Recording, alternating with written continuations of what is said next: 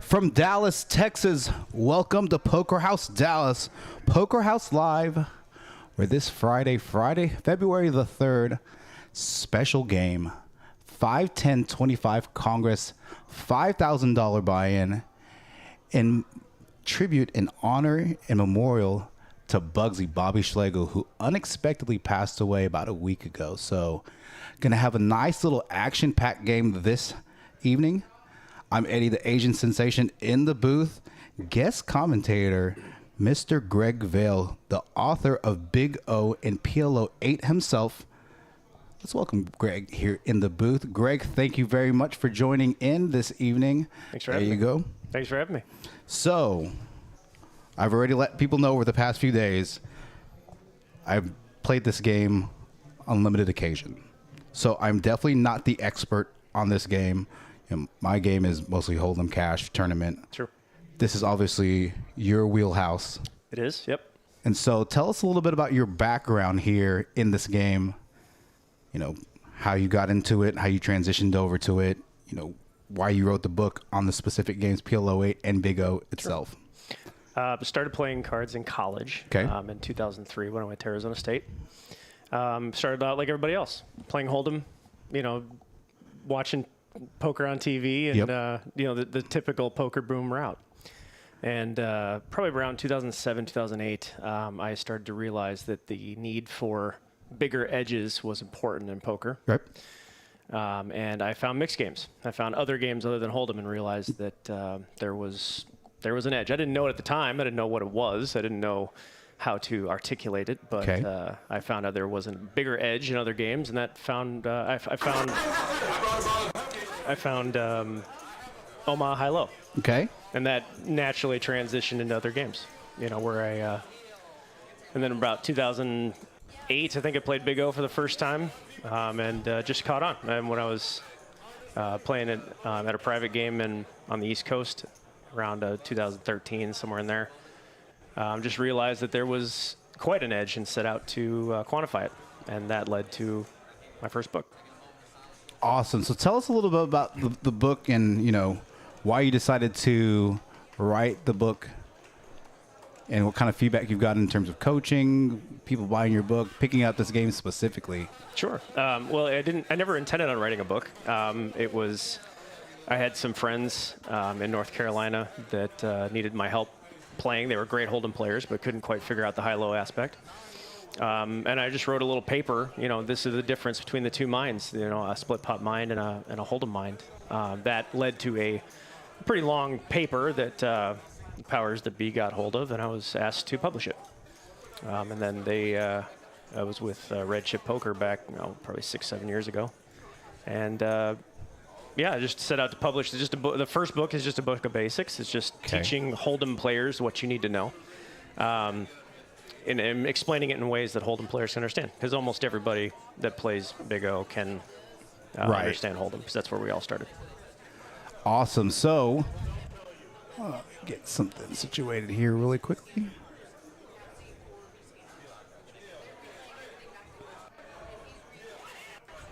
All right. Had to fix the ticker real quick. Let's get that going.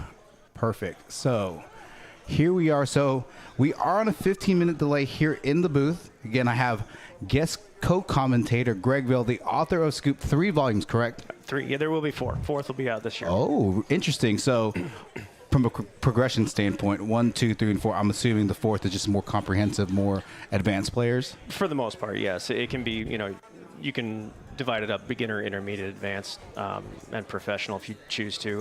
The books are meant to be one body of work. If you start with 2 or 3, you won't know what I'm talking about. Gotcha. Yeah, so I know there's a lot of players that were very interested in this game, obviously, before Bugsy unexpectedly passed away last week.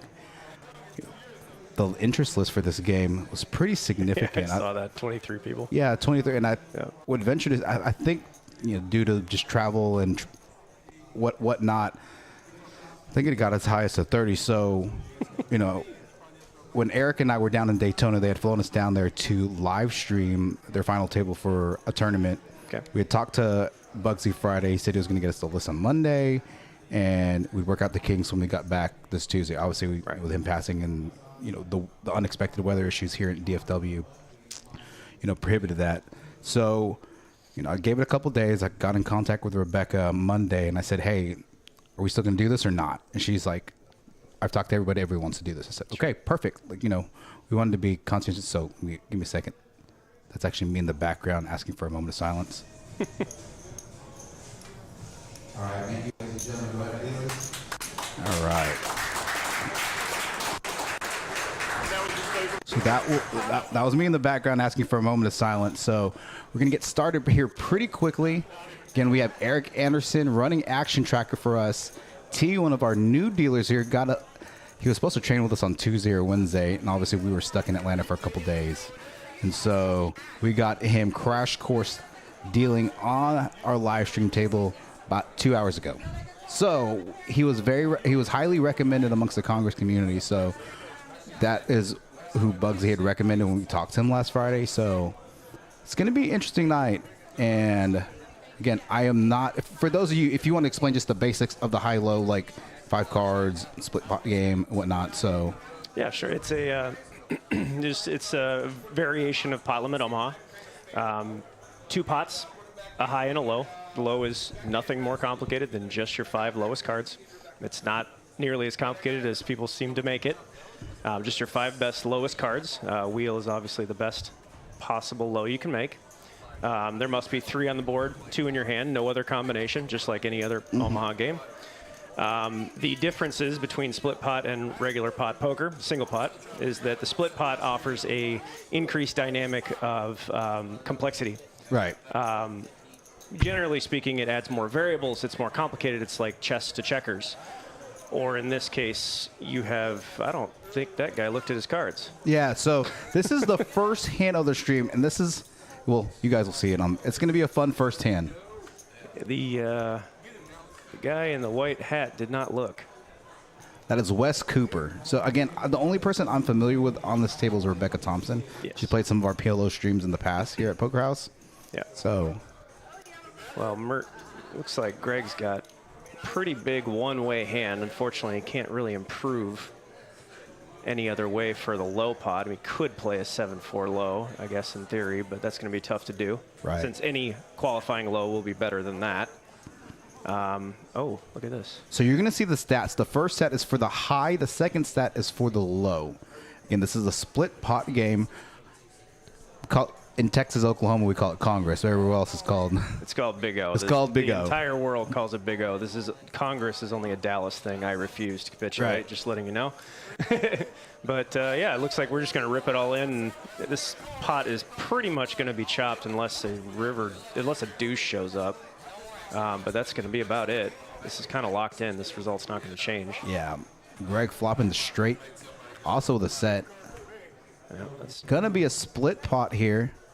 And here, this actually is a really good example of why this game is so much skill. As you notice that both players are listed as profiting around $80. Right. Where one player who flopped about as big as you can flop for the high, flops a nut straight and top set, has almost no way of winning a low. Right. And so you're locked in for half the pot heads up when 50%, okay. and 1/2, those two fractions So equal each other. So what's the best hand? Like ace, king, ace, king, deuce, 3 double suited? You're looking for like, 3 wheel, 3 Broadway. Right, gotcha. The best, cliche best starting hand is going to be ace, 2, 3 double suited.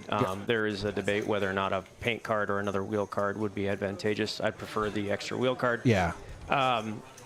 But this isn't a pre-flop game. Right. That's why it drives a lot of Hold'em players nuts, is that you can't study pre-flop hand charts. They won't do you anything.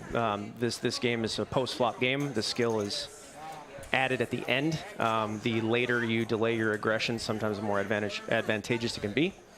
And it's a game of posturing, maneuvering. There's no blunt force trauma being caused. At least there shouldn't be. Gotcha. So in this game, I'm going to try to relate this to Hold'em, try to relate this to PLO. How important is position in this game relative to, other poker variants? It's of paramount importance, right? Okay. Out of position is as out of action as the old euphemism goes. However, being in position in this game provides you with some added advantages that don't exist in other games. For example, bluffing for half the pot. When your opponent cannot have a low or cannot have a high, you can bluff for half. This is easier in position. This is not something that comes up in other games very often. It's just one example. Now, if you're in position, let's say cutoff button, is it recommended, not recommended, to play high only cards? Because there's always going to be a high at every hand. Sure. There might not be a low. Yeah, and so you can actually quantify this mathematically. I do this with plenty of my students. Okay. That the chances of flopping 2 highs and a low or 3 high cards is about the same as flopping a deuce when you have an ace-3. Gotcha. We call it flopping a key card. I know that's a summary, right? I'm not going to give the exact math, but it becomes about the same price as needing one specific key card to flop a favorable hand with a high only hand. So what you need to do is be getting the right price to treat that as a draw. Gotcha. So if you were having an ace 3 4 5 6 hand, you'd need to treat it like a draw at a deuce, because you're going to need a deuce to win the pot. You're going to need a deuce to make the nuts. So in that situation, as long as you're getting, I'm going to summarize it, it's about 3 to 1 on your money. You can treat that as a correct draw. Granted, there's exceptions to every rule. But generally speaking, you're looking to make sure that you're getting the right price to draw. You're not going to want to play those hands under the gun or early with no information coming behind you. Gotcha. Think of it like a small pair and hold them. Gotcha. You don't want to go too nuts with the 3s and 4s under the gun, stuff like that. So in a scenario like that, do you, because a lot of times when I'm in EP, especially like a 1, 2, or 2, 5, if I have a hand like pocket deuces or pocket 3s, a lot of times I just kind of let those go, because you could have maybe implement like a limp calling strategy. Sort of. Okay. I go with sort of. Yeah, I'm not a big fan of limping in general. Okay. Neither are mine. Hold'em. So again, it's my area of expertise. Yeah, that's one way of doing it. The problem is that polarizes your range down to something very specific. It will not take long for a good player to pick up on that. So if I see a player limp call twice and they turn over a high hand, I know that's it. Like, Gotcha. You're not going to be able to get away with that. That opens the door for me to, anytime there's low cards, if you start doing that, I can bluff away. So it's a kind of a catch-22 if you want to go that route. Got it. Again, for those of you new in the chat, tonight is a tribute memorial to Bugsy, better known as Bugsy, but Bobby Slagle, who passed away unexpectedly. He had put this stream together 2 or 3 weeks ago. This is a 5, 10, 25 mandatory straddle, so we're treating it as a 3-blind game. There's no actual straddle, so they can't put the 50 on, but you can blind raise under the gun. Everybody bought in for 5K, and this is a match the stack. So look for the pots to get big. Look for these player stacks to get big throughout the evening. Again, I'm in the booth. I guess I'm co-commentating tonight because you are the expert in this. And again, have Mr. Greg Vail, the author of Scoop, the only authored material on PLO 8 and Big O, correct? As I'm aware. Okay. I'm not aware of anything else right now. But it is a 3-volume set. I have been contacted recently, people that weren't aware there was a 2nd or 3rd volume. Okay. But the 4th and final volume will be completed by the end of the year. Yeah. And they can look for this information. So you do offer coaching. Yep. And Yep, sure they can purchase these books on your website, doublesuited.net. Is that correct? That's correct. Yeah, and I will post that in the YouTube description. It's either sometime during the stream or post-stream. So obviously this is going to be recorded forever. So if you guys are interested in some Big O PLO 8 coaching or are interested in buying Greg Vail's book, please check it out on doublesuited.net. I also have a instructional video library that has about 250 videos on there. Okay. With stuff like this. I take live streams and use them for instructional analysis. I basically teach the professional mind. I teach Gotcha. to change people's thinking to focus on profiting rather than winning. Okay. They're different things. Right. And treating it like a science. Our goal is to get better. Our goal is to bring in more money than we brought. It's my science. That's how I teach it. And it makes things, it's a good balance of mathematics and theory. Awesome.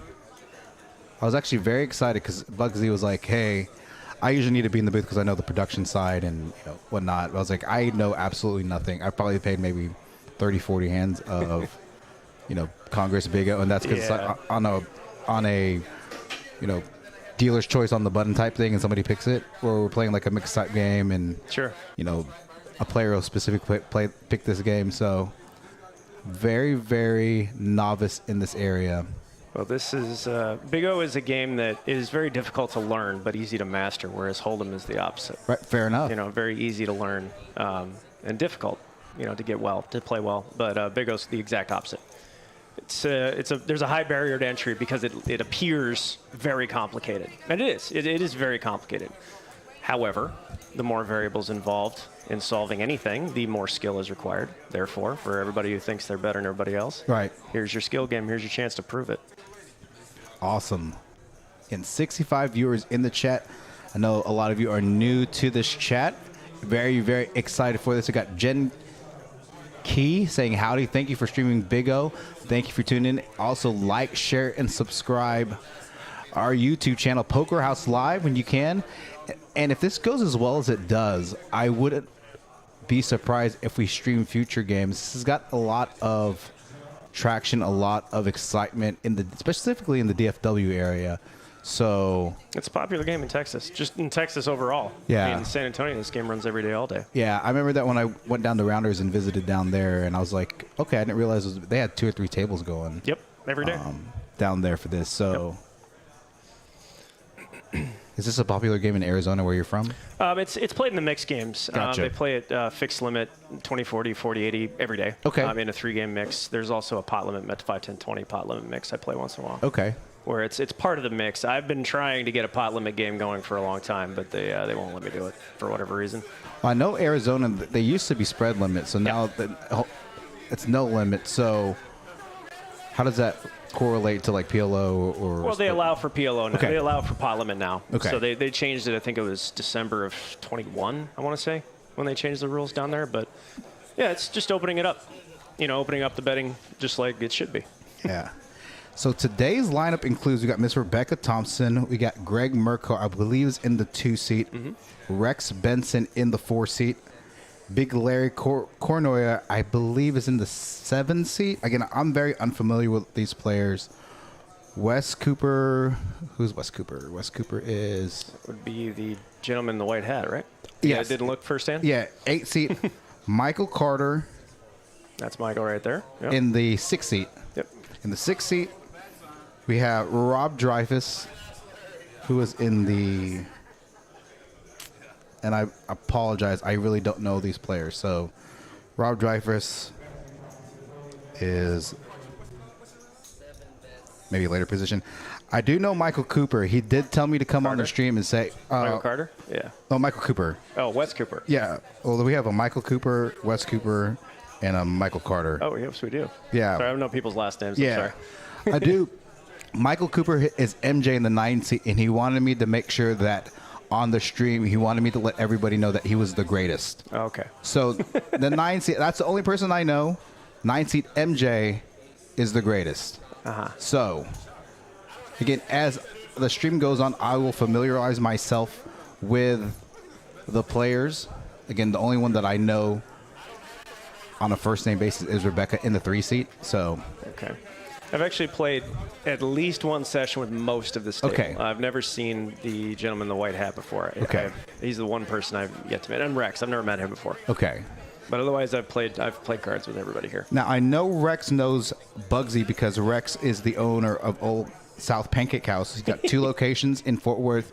About a year ago, he teamed up with Bugsy and did a fundraiser for the American Cancer Society. Sounds like Bugsy. Yeah, and had a very great turnout in terms of a turnout and what was donated. So if you go to our Facebook page, I believe it was Matt or Eric that posted a nice little collage pictures. And you'll see a picture of Bugsy handing a check over to like the marketing department of the American Cancer Society here in the DFW area. So all right, that story checks out. Yep. That's the kind of guy he was. Yeah, so MJ, the greatest in +1 with 3 kings. That's not a good, right? That is not a good hand. If you're playing Dramaha, this would be a decent starting hand. Be above average. But You're looking for cards that all play together, Right. that need the least amount of help. You know, you just do the same thing and hold them. Yeah. You know, your 10-6 suited is not going to have nearly as much power as your 10-9 suited. You're looking for cards that play 3-wheel, 3 Broadway. Okay. You know, ace 2-3, king queen, ace 2-4, jack 10, et cetera, et cetera. Suited. Yep. You know, you want to. In a game where you're playing 8 hands, you're dealing out 40 cards. Okay. So there's 45 total cards. This is an 8-handed game, obviously. Gotcha. So They go dealt out somewhere that are Gotcha. used. So if there's a better hand, you're going to have to make it. now this hand with Rebecca has, she's got pocket aces, 2 diamonds, so she's double blocking the nut low and also having a deuce in her hand. Yeah. How strong is the hand with having with 9s in her hand? So the 9s are going to be the most unused cards. 9s and 8s get unused. Right. The middling cards. Yeah, the middle cards. Generally speaking, you're going to want to have those cards when you get a mega multi-way, you know, a 7-8-way flop. Gotcha.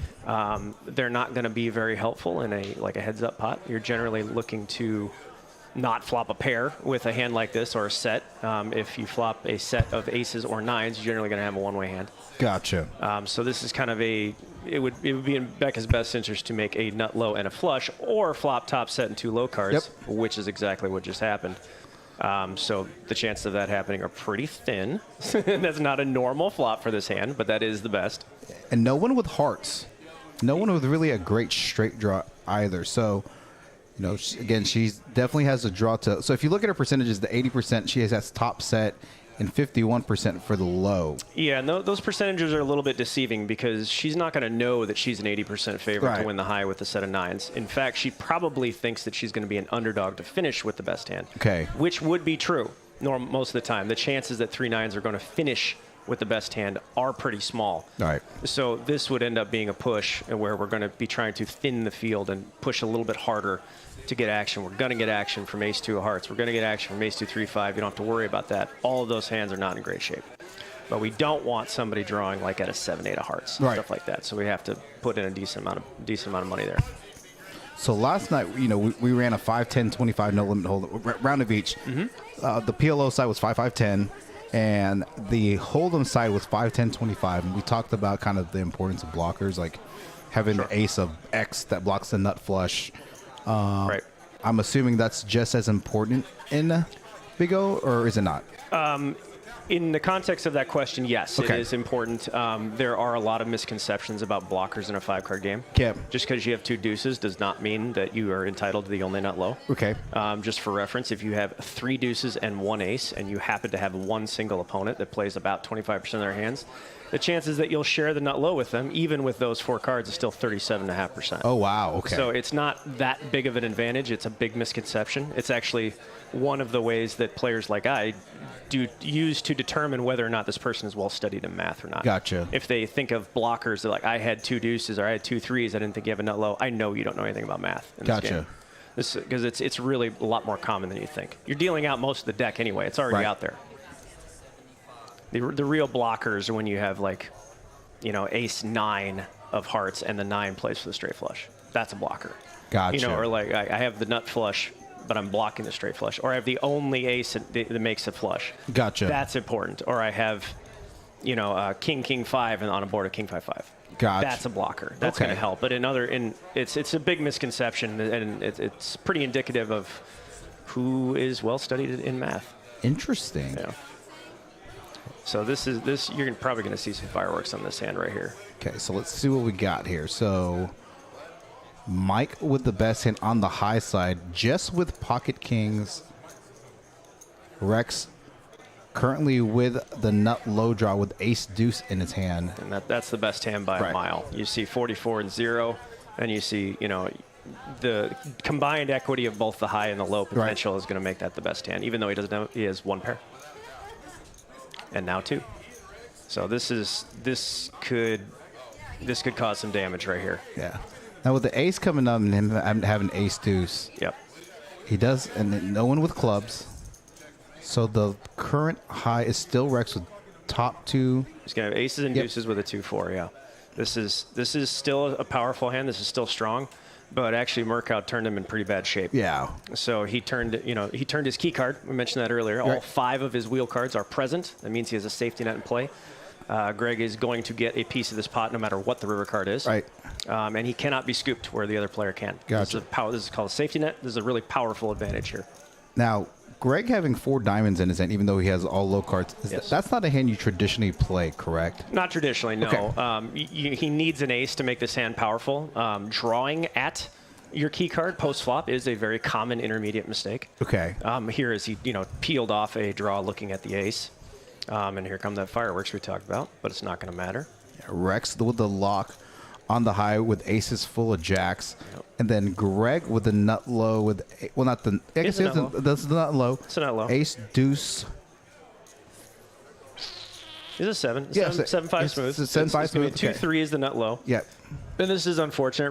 Rex had a really huge hand. This is, I know it sounds weird to Hold'em players out there. This is actually a pretty bad run out for his hand. Yeah. Running back aces full. That way he's going to have the nut high, not the nut low. Yeah. He actually had a better chance of making the nut high on the flop than he did on the turn. Gotcha. Because there's more cards to make a bigger hand. What he really would like here is if he had turned a 3 or an 8, and Rex or the other Murkow would have turned 2 pair or an inferior straight or a secondary low or something that made it a lot easier for him to make an inferior hand both ways. But turning the ace kind of locks this one down. Now, with this being a split pot game, other than if you get somebody to the fold, if it gets to showdown, from a percentage standpoint, how many times is it a chop pot? If it gets like heads up to the river. I don't know that number off the top of my head, but I would say it's more than half. Okay. Slightly more than half. That's a lot of people like to complain about that. I don't like chopping pots. Well, you're doing it wrong. Yeah. Okay. We're not trying to play for just chop pots. However, the ironic thing about that is that split pot aspect is what creates such a big advantage. Okay. Because like in this last hand I showed you, or that we just saw here, the 2-3-4 could not lose. Right. No matter what, he has half the pot locked up. Yeah. On the turn. On the turn. Right.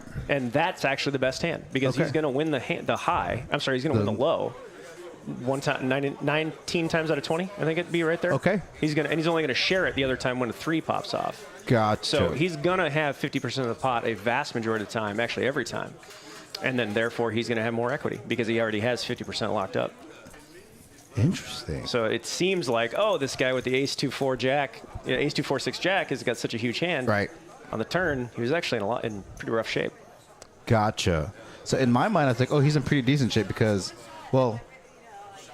he had top 2, right? Top 2 in the second nut low, yeah. Second nut low, okay. But he still needs his key card of a 3, which he needed from the beginning. He didn't get that and couldn't make nut.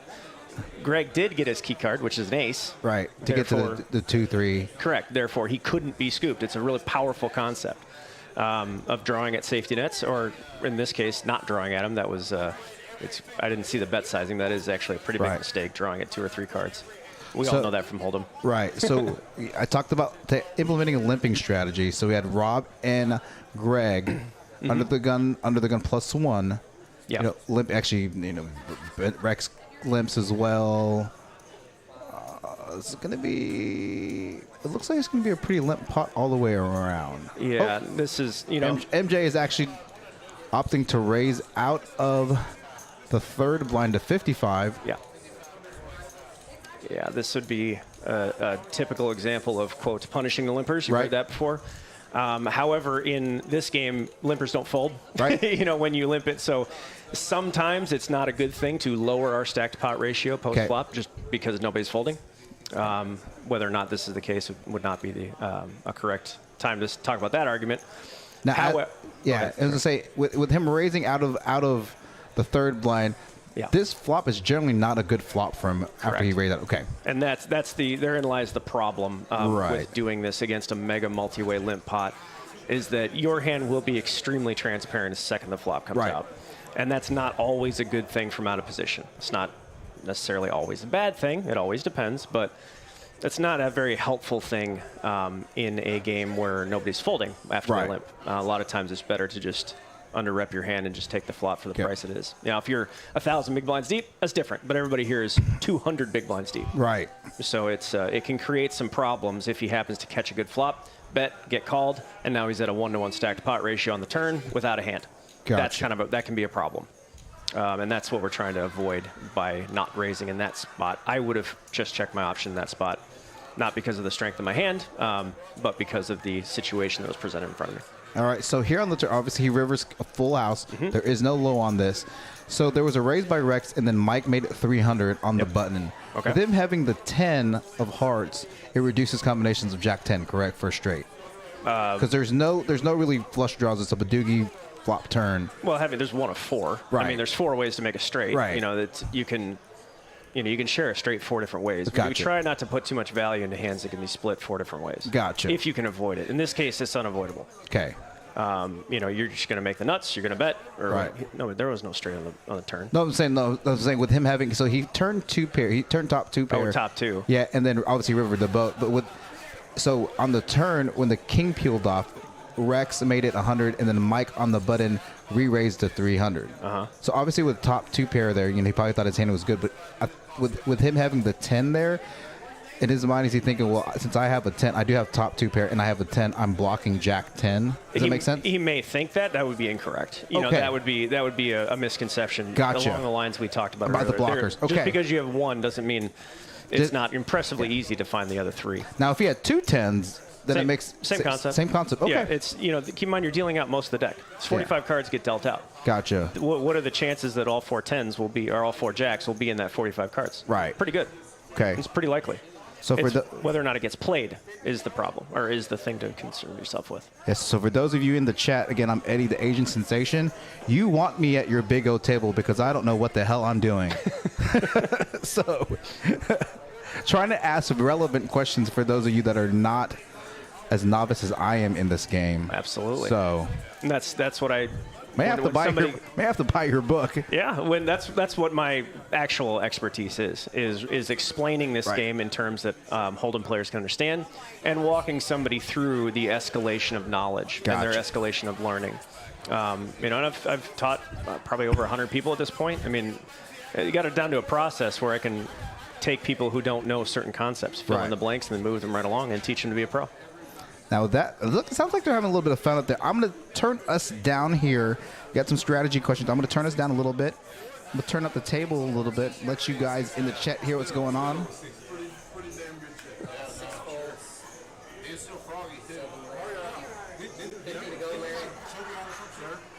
Now, I do have my phone in my pocket, and I don't usually have my phone. I'm going to step out and put it in the box out there.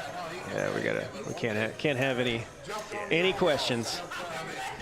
Some people ruin it for the rest of us, Yeah. So Yumi, which is Lexi, watching at work. Oh boy. So Rick Brown, I am in the booth with Greg Vale. He is the authority on Big O and PLO 8, the author of Scoop. I will be posting the link in the description and the link to his website and to his books. Lord of S'more says, buy Greg's book. That's my brother. Yeah, that's your brother? That's my little brother. Yeah, hi, Alec. Yeah. This is Does your brother play? No, neither of my brothers do. Gotcha. You're the only DJ in the family. Yep. Yep, sure am. Fair enough. This is a pretty big hand right here. This is MJ has what you're looking for. Unfortunately, he found the turn card he's not going to like. And he's going to have to make a decision whether he wants to likely draw at half. But he's currently not drawing at half. But it's hard to know that at this point. Yep, and he has to give it up. So Greg with the best high with a set of 4s and trip also 4s. Yep, trip 4s. Yeah, trip 4s, and then also has a flush redraw. Yep. And there's no low. Oh, this is a dangerous bet. He's going to get away with it, but this is. Oh, it's the other way around. Sorry. So he's assuming that that Murkow was drawing, and he's going to fire out here, hoping that he was drawing. If he was drawing, he will fold, or if he has a 4 and wasn't full, he will fold. This is pretty good bet. Gotcha. Double barreling is rare in Big O, but that was how to do it. Okay. So to answer your question, Flamethrower, this stream will be on YouTube forever. So you guys are getting a little free lesson here. If you want lessons specifically on this game, contact Gregville at doublesuited.net. He does offer coaching lessons. In addition to his book, may have to definitely buy this book. Try to give this game a shot. So I'll step outside for just a second. Put my phone in the box. Absolutely. Do you need anything while I step out? No, sir. Okay.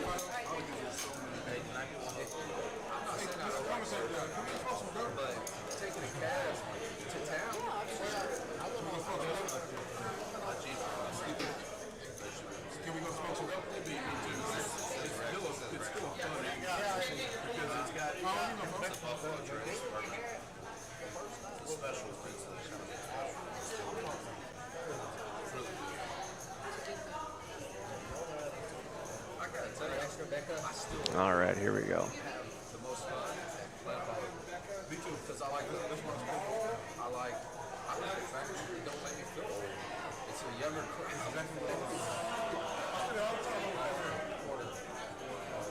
All right, Rex is going to limp in here from early position. A lot of players like the king, queen, 2-3 combination. Now this being limped around and checked an option is not typical. Usually there is one open and a bunch of calls. That is the usual thing for this game.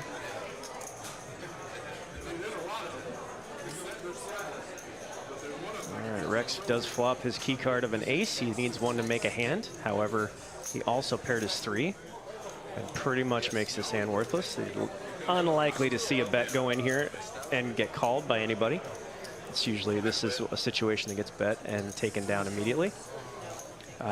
This is, in this game, a lot of times when the board is paired and everybody checks around twice, the first person to make a bet is usually the person to take it down. Very few people check monster hands 2 or 3 times. You do see that sometime in other games, not so much in this game. And to flamethrower out there, is it grinding my gears to be in the booth rather than the felt? No, it actually isn't. I thoroughly enjoy teaching, coaching, and doing things from an administrative part. These live streams allow me to help my students and those who subscribe to my video library to get better. It provides more material at no cost to anybody.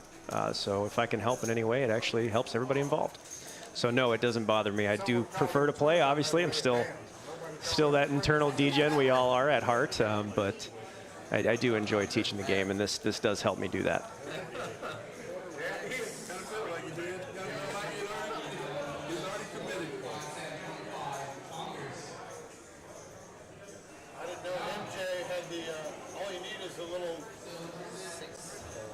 All right, we should see a raise here from Wes. This is a typical opening hand. Most people open with aces, most people. Oh, I think he just limped in. No, there we go, there's the raise. Okay, we got a limp and then a raise in front. It is important to take control with a hand like the ace 4-5. Yeah, because you have a high draw and a low draw. I mean, you do have 3 hearts, which is not as good, but the fact that you have some low cards and some wheel cards as well as a Broadway card as well makes it slightly better. Yes, to quantify it in a shorter statement, you can make better hands. You can make bigger hands easier. You know, it's no different than ace king suited and hold'em. It's easier to make a bigger hand. Okay. Or aces, kings, queens, etc. And we got a walk. That is very unusual. The ace is raised and took it down. That is very, very rare in Big O. We don't get a lot of walks.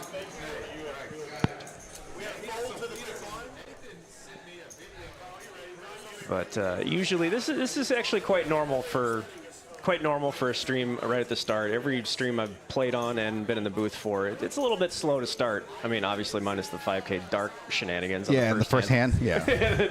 All the money that went in without looking at his cards. I think Wes had planned that the whole time. Probably. For the past couple days. Yeah, probably. It's actually a normal thing. People generally that aren't accustomed to playing on this environment play a little bit tighter to begin with. Nobody wants to look like full on camera. But then once things get loosened up, people start to forget the cameras are on them. They go back to their normal. And then you see Terrell going around offering up the booze there too. Why not? Right? As if these players don't need that already. Having a great time in honor of Bugsy.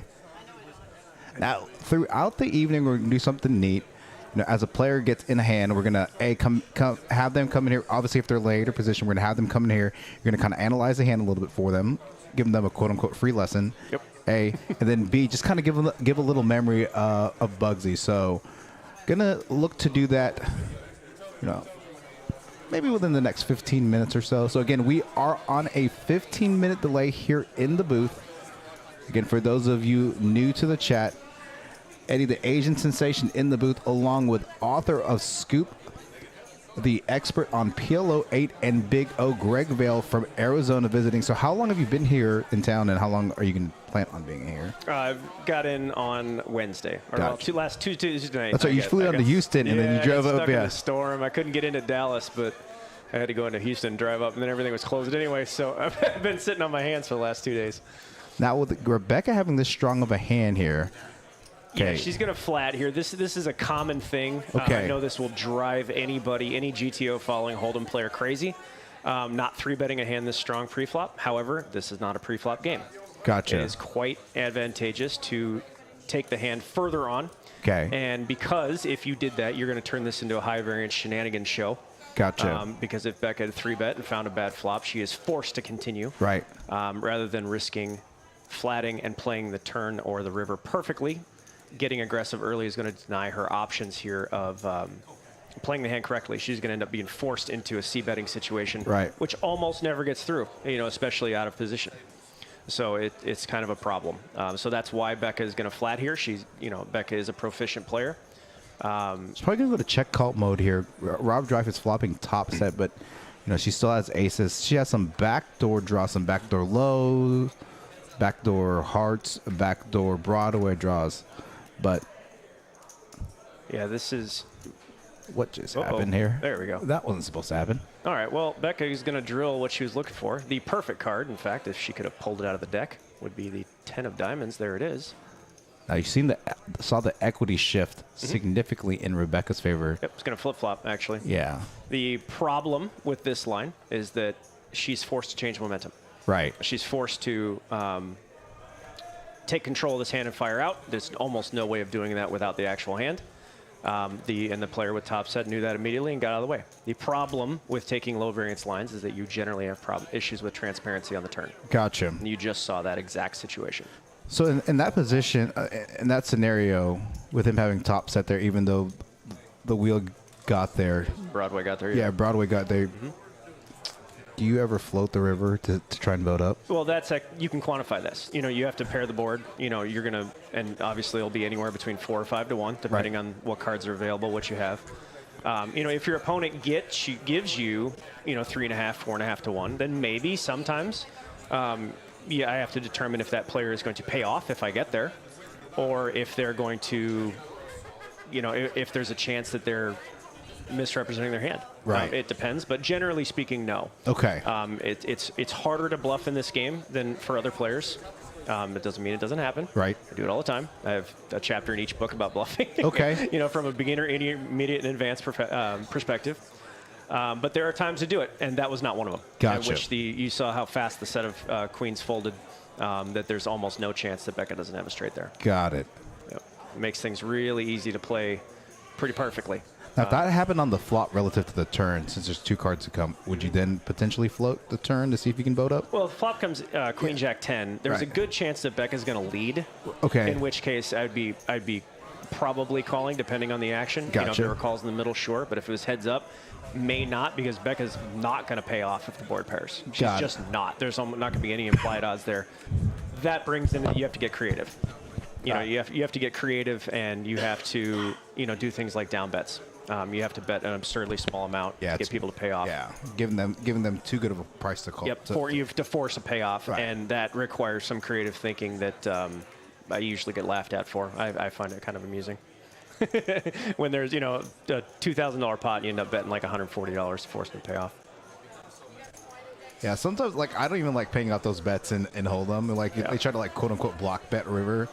And I'm like, dude, there's a K in the pot. Why are you going to bet 75? It forces you to take. It forces you to take a certain action. I have to call the top 2, but I know you have Broadway, whatever it is here. That's the point. It forces you to take a certain action, and if you choose to take a different action, they're all advantageous to the person making the bet. Got it. So it's really putting you in a vice, and it's a lot of people find it to be quite embarrassing. So Rex here has the high. Yeah, but he doesn't know it. Yep, he's going to get away, show the bluff. Yep. That's 2 now. He's gotten away with both of them, by the way, were proper. We're in the right spot with the right line. It made sense. Both of them were. Got it. You can bluff. There's 2 examples right there. And this player did it both correctly. And you see, you can get people to fold some pretty powerful hands in this game because it is very difficult for players not to have it. Whereas in other games, it's difficult to have it. You hear the cliche, oh, it's hard to make a pair or whatever nonsense people say. In this game, it's hard not to. Okay. It's hard not to make a big hand. So it's pretty easy if you tell the story right to show that you have a big hand. People also don't make a lot of hero calls in this game with like middle pair, second pair, even 1 pair, top pair, over pair. These are all considered bluff beaters. Right. You know, these are no hand at all. So generally speaking, unless you make a 5-card hand, it's pretty easy to move somebody off a hand. But it's not always the case. It depends on the player. It depends on the board. Depends on a lot of things, as with all games. Now, a lot of the questions that I'm going to ask you tonight, I would probably say that 85% of the viewers are Hold'em players first, and quote-unquote other game players, you know, when it's offered or whatnot. So a lot of my questions are going to be directly related to Hold'em just as a comparative analysis. Absolutely. So do you have scenarios that we kind of talked about the thin value bet, you know, in Hold'em when you get to the river, you know you have good hand and you're trying to target X. Yes. Right? You're going to want a thin value bet, maybe like 30% pot, 35% pot to, you know, just, thin value bet. Do you do a lot of those types of bets in Big O or PLO? Okay. Yeah, I do a lot. I deal with this in coaching, is that there's always an equilibrium point between the bet size and the effect it has, meaning the hand that they will call with, the hands they will fold with. You can slide those up and down and achieve your goals. You know, if you want them to call less, then be a larger bet. If you want them to call more, then be a smaller bet, based on their range of cards. Got it. I know that's a very long-winded explanation of yes, I do. Gotcha. So this hand, Greg is making it 150 in the cutoff with ace, king, queen, 6 deuce, 3 diamonds. Now, let's say that 6 was like a 3. That makes, 3 of spades. Pretty powerful hand. That would be a super powerful hand. Yeah, so any ace deuce with 3 Broadway is going to be a real powerful starting hand. And so look, here we go in the scenarios. Flop, a draw to the nut low, correct? Yeah. Here's a draw to nut low, a 6 high straight draw, backdoor diamond draw. However, this is probably not going to be bet on the flop. This is likely going to be checked around. Greg does not want to get check raised, but he doesn't mind, apparently. He's still going to bet. What's tough about this is if you get check raised, there's a good chance you're drawing at half. Right. But firing out here forces your opponents to take a certain action, and we can adjust to that action. Now, I do like the bet in this situation because people are generally trying not to look like a fool on camera. The chances of a C-bet getting through in the first hour or 2 is going to be pretty high. So just as a mathematical reference, the chances of somebody having a 4 there with 2 players are about 35%. Okay. Probably actually it's going to be a little bit higher since it's a wheel card. So as long as he makes a bet with that in mind, those 10 cards that he's up against cannot contain a 4, assuming that both players fold to a bet, which they usually do. It's going to be in about the upper 30% that a player has flop trips or better. That includes full houses. Interesting. Yeah. So let me ask another question relative to Hold'em. A lot of times when you're out of position, you don't want to bloat the pot. Correct. Right. Yep. And then when you're in position with a strong hand, you want to build the pot. Comparatively speaking to PLO 8 and Big O, same conceptually? Yes or no? Yeah. To a certain extent. Yeah, to an extent, yes. That pretty much expands. It's a simplified version of what we said earlier about you don't want to take too much aggressive action from out of position if you can avoid it. Right. If you can avoid it. There are times where you can't. For example, that hand where MJ raised out of the blinds with an aces combo, I would argue that was not one of those times to bloat the pot from out of position. But there is a direct linear relationship between, an inverse linear relationship between how aggressive you should be versus how deep the stacks are. Got it. So the shorter they are, the more aggressive you need to be. The deeper they are, the less aggressive you need to be early in the hand. You generally want to avoid anywhere in the middle. So super short, like a tournament, you need to get super aggressive all the time. You need to accept that variance. And again, I went through your website. You are not a tournament player. I am not. Okay, so you're strictly cash. I dabble in tournaments when I get bored. I play about 2 a year. I will play the Big O event at the World Series this year, though. They just released a schedule yesterday. Yep, so, and they finally have a Big O bracelet. Finally, yeah. They have a bunch of new bracelets too. Yeah, they always do. Yeah. But yeah, finally, I will be breaking my boycott and going to the World Series this year because they're finally running a Big O bracelet. What's the buy-in for that? I think it's 1,500. Okay. I think it's on June 17th, if I remember correctly. So you're not that far from Vegas. So. No, gosh, no. I'm like a 4-hour drive. It's real easy.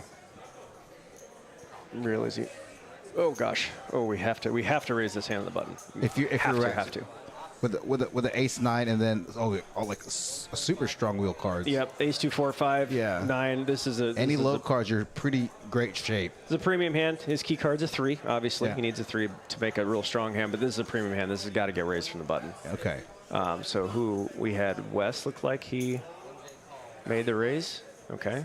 Scott Friedman, we're on our third deck. An hour, about 45 minutes in. All right, so this is more typical action here, where there's a single raise and a bunch of calls. Right. This is the usual. This is the norm. Is that a Texas thing? Because I noticed that in PLO as well. No. Okay. I've seen that's Strategy. pretty standard. I mean, granted, you play, a 25-50 game with 6 pros. That's not going to be the case, but Right. it's a little bit different at this level. All right, well, we see Rex flopped his key card. He is Right. going to have a high chance of making a strong hand. You can see the chance of him making a low is 72%. That's what happens when you flop your key card. Yeah. You're going to make a low about 3 out of 4 times. And equities from the high perspective are pretty, I guess, not want to say even, but they're not significantly spread apart. Correct. But you also notice the hand with no pair that flopped his key card has Right. the highest equity Yeah. at the moment with no pair. And this game is a drawing game. Yeah. You focus on the chances of making a hand, not finishing with a hand, Right. not what you have right now. So this is going to get, we have a bet and a call. Okay. Board pairs. Now this is going to force Wes into a 3-barrel bluffing situation, which is going to be dangerous if he chooses, but he decides to let it go. Also standard. All right, now Wes is going to have a really hard time playing this hand. Oh, man. If you were Rex, would you pot it there? Knowing that? Well, yeah, I'm probably going to bet the turn. Okay, bet turn. actually, as a bluff, because there's almost no chance that Wes is going to bet the flop with a 10, Right. make trips, and check. Right. So it's almost no chance. So I'm probably going to bet the turn most of the time. If I don't bet the turn, I'm definitely potting the river, since that's a bluff for half, as we talked about earlier. Okay. It's a bluff for half. And then sometimes, as it would right here, it works out as a weird quasi-value bet. Because if Wes had found a call, he would have been quartered on the pair of 4s, Right. I believe. Yep, I believe that's what happened. So, yeah, this is a very complicated, but that's where you can find all your skill edges there, is that Rex on the button should have won this hand in a few different ways. Interesting. Yeah. Again, for those of you tuning into the chat, about an hour into our 5-10-25 Congress, it is a mandatory straddle, so treating the game as a third blind. Tonight's game is in honor tribute of Bobby Bugsy Slagle, who passed away unexpectedly last week. So this is a 5K minute. So everybody was required to buy in for 5K. They couldn't buy in for less. Now the feeder table that's feeding into this table, we dropped the minimum to 3, so the feeder table is 3 to 5K. I don't anticipate anybody on this table busting and not reloading unless they just get completely wrecked for some reason. Every single person here probably bought two or three reloads. Yeah, for sure. Yeah. So there was one play I don't want to say who it was. It was like, hey, I know it's 5K, but can I just go ahead and get 20K in chips? I'm like, dude, it's your chips. You can do whatever you want. You can do whatever you want. So, That's the joy of cash games. You can do whatever you want. So far, it's been a pretty action-packed game. At least in my opinion, I feel like it's been kind of action-packed. I don't know, and you're not quite action-packed. Well, it's that's a relative statement. Fair enough. It's relative what you're used to. If you're used to hold'em games that go heads up every time, there's a bet and a 3-bet, and you play a heads up pot, boring, whatever. Then yeah, there's gonna be a ton of action because you're gonna see 5 to 7 way flops every hand. You almost never see a heads up pot in Big O. You just don't. So the action is really second to none. Okay, let's see here. And what I do, especially when we're playing these big PLO games, I just look at the equities. Yeah. To see who's got potentially what, and then I go from there from an analysis standpoint. So for the high Looks like Mike's kind of, and again, like you said, this is not a pre-flop game. Not a pre-flop game. It's a post-flop game. The pre-flop equities mean almost nothing because no matter how you slice it, when you put 5 cards together, it's all basically the same. You know, it's not really going to make that big of a difference as to who has what pre-flop because you can't exploit these kind of equities. They're so thin, you can't exploit it. It is a post-flop game. It's like chess. You know, you can't really checkmate your opponent in the first 2 moves. Right. I mean, it takes a minimum of 4. So this is a really good flop for Rex here. It appears that way, yeah. And the problem is he's going to get free rolled pretty hard.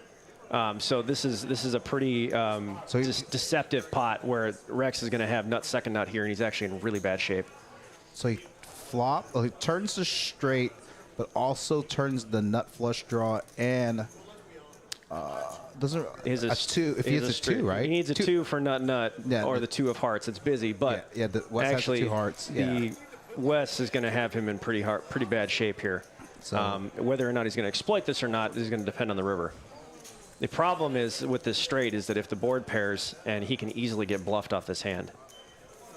So 6 diamonds. That's probably not going to change anything. It doesn't change too much, I believe. It's not going to change anything. He gets demoted from number 1 to number 3, but he still has 3rd nut, you know, nut low. And this is a time where right here, you can put some pressure on your opponent here. Got it. When they very clearly have a straight, like no momentum on the flop. Turns a 4, 6-5 is the nuts. Now he fires out. 6-5 wasn't the nuts. Now he checks. Pretty obvious what he has here. His range is going to be, this is basically the top of his range, ace 3, 6-5. Gotcha. And so this is a time where you might want to take some free advertising. You know, go ahead with the ace 2 and fire out a pot-sized bet. And if he wants to make a hero call, great. You chop anyway, more than likely. I mean, obviously, it's not going to win with a pair of 4s. But if the 6-5 wants to make a hero call, then they can make a hero call. But the point is that if they call, you chop. If they fold, you scoop. So there's really no risk involved in this bet here. This is where a lot of these little skill edges start adding up, you know, and what makes this an exceptionally low variance game when you're good at it. Exceptionally low variance. I'm taking, like everybody probably else in the chat, I'm definitely absorbing everything. I'm actually going to go back and watch this stream. You know, take my stab at it, probably punt a little bit, but. And this is what I do best is I take these videos and I'll put them in my library and kind of cut them up and to show different concepts for different situations so people can learn from them. Yeah. And hopefully get better. We got Donna in the chat saying, nice to have Greg Vale in the booth as well. Thanks for the commentating. Thank you, Donna. And you're most welcome. But yeah, it's a very skillful game. It is difficult to luck your way to a win in Big O. It is difficult. It's not like we're in Hold'em. Anybody can win in any day. Can have like a sucky run. Yeah. Even anybody. Even the fish, the whales can have a winning. Yep. You just get there on the river. Anybody can win a tournament. Anybody can win one day at Hold'em. Big O, not so much. This is a skill game. You got to prove it. I know you got some viewers in the chat. Going to gamble up these DGen fake points. I'm going to give you guys, oops, that's not correct. Give you guys about 2,500 free points. I'm going to go here. Give me 1 second. Here, another typical hand here where it goes mega multi-way with as soon as somebody starts this limping cascade effect, it generally ends up limping all the way around. But somebody came in for a raise. Carter comes in from raise from the cutoff with the 2-3 King-Jack-Jack combo. A lot of players like these. From late position, these are kind of a sneaky hand. This is kind of like the 5-6 suited, the 9-8 suiteds of Hold'em. Pocket 3s, pocket 4s. You know, it's kind of no set, no bet in Hold'em. The same way here, no key card, no bet. That's exactly what he flopped. Do you see a lot of like 3-betting, 4-betting in Big O PLOA? Not as much. If you're talking pre-flop, not as much because it does not take. Post-flop, totally different. Yep, it takes. The better you get, the less you like to get aggressive early in the hand. That's not where your skill is made. So both players needed a key card of an ace. They both got it, and this is how big pots are made right here. When both players get a key card and we battle with the rest. So obviously the 2-3-4-5 combo is way the best hand here. Way the best hand. So one has risk, one does not. And this is something that the math is not going to show you. You know, you're not going to be able to see that in real time, that these are about even mathematically. But in practicality, the 2-3-4-5 is way the better hand. way the better hand. Really? See, that's...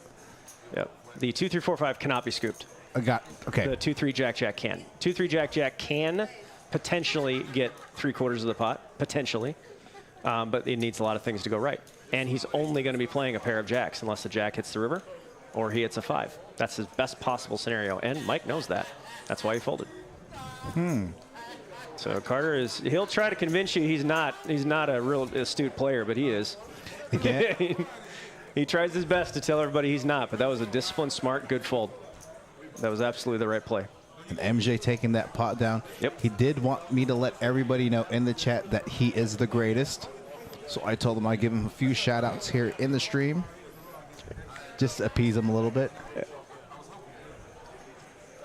And I know when Bugsy said he was going to put this game together, a lot of these players were very excited. Like apparently the list, from what I'd heard, he had hurt some feelings because some players didn't, get a seat on the live stream table. Oh, for God's sakes, whatever. Yeah, poker players are the biggest babies ever. Biggest babies. We are on the biggest earth. babies ever. Oh my God. So it's like, Bugsy had even told some of those players that didn't get a seat on this live stream table that the outer tables probably had a chance to be a better table. It's usually the case. Yeah.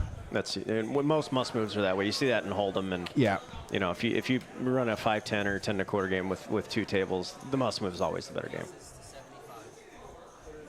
So Becca's coming in for a raise here. This is going to be a standard open in a game like this. With very little 3-betting. You're going to open with pretty wide range of Broadway and cards here. The 8 doesn't do a whole lot for much, but this is a standard open. Okay. You're probably going to see this called in almost every spot, which is also standard.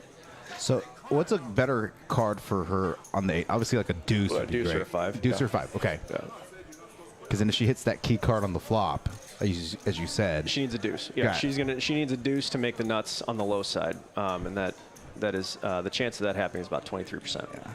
Now we're heads up. Texas heads up 6 ways to the flop, and I'm trying to figure out who has ace deuce. If anybody has ace deuce, nobody but Becca is the one that opens, so she is the one that can represent this. If she chooses to make a bet that tells the story right, no, she didn't do it. Okay.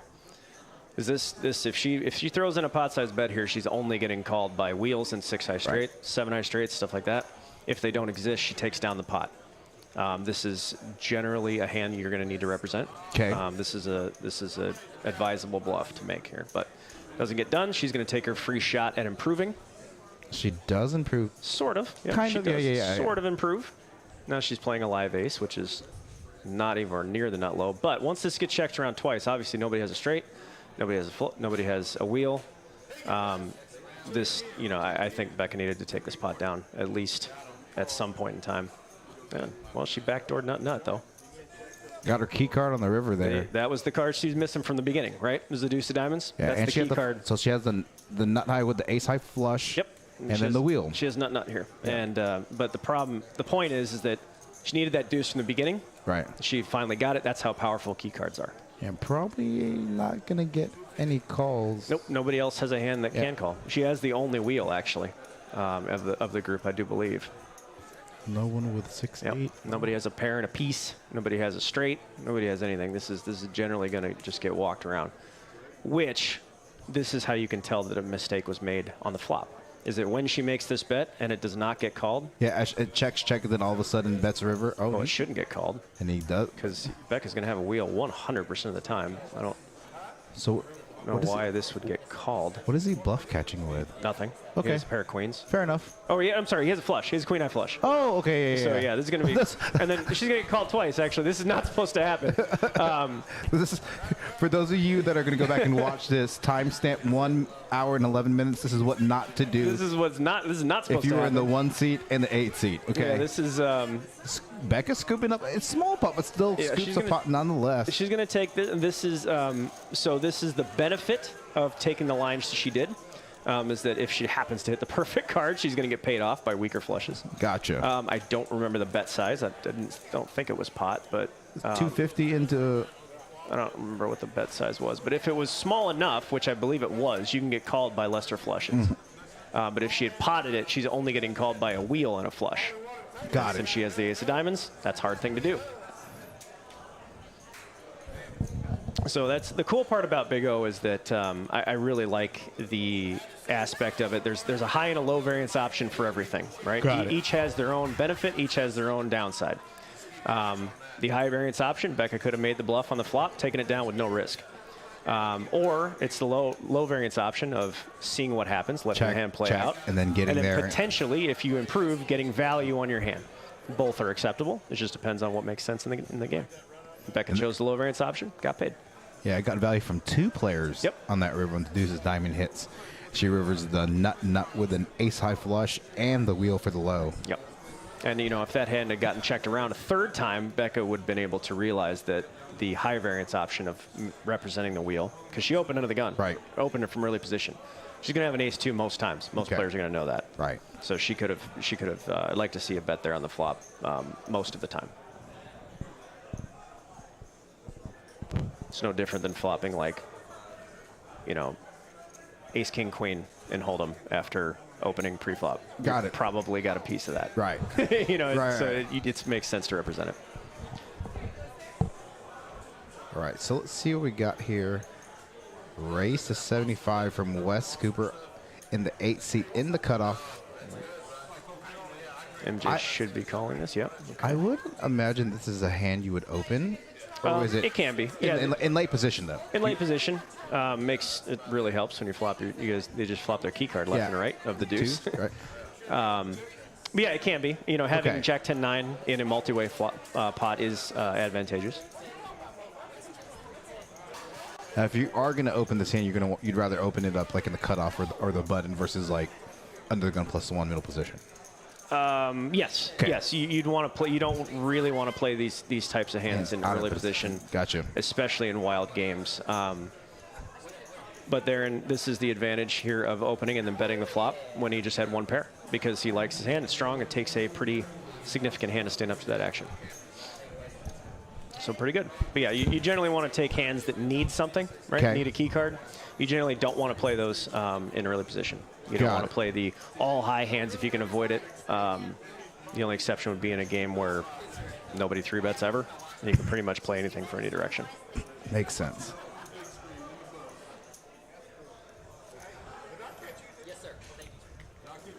Busy night here at Poker House Dallas.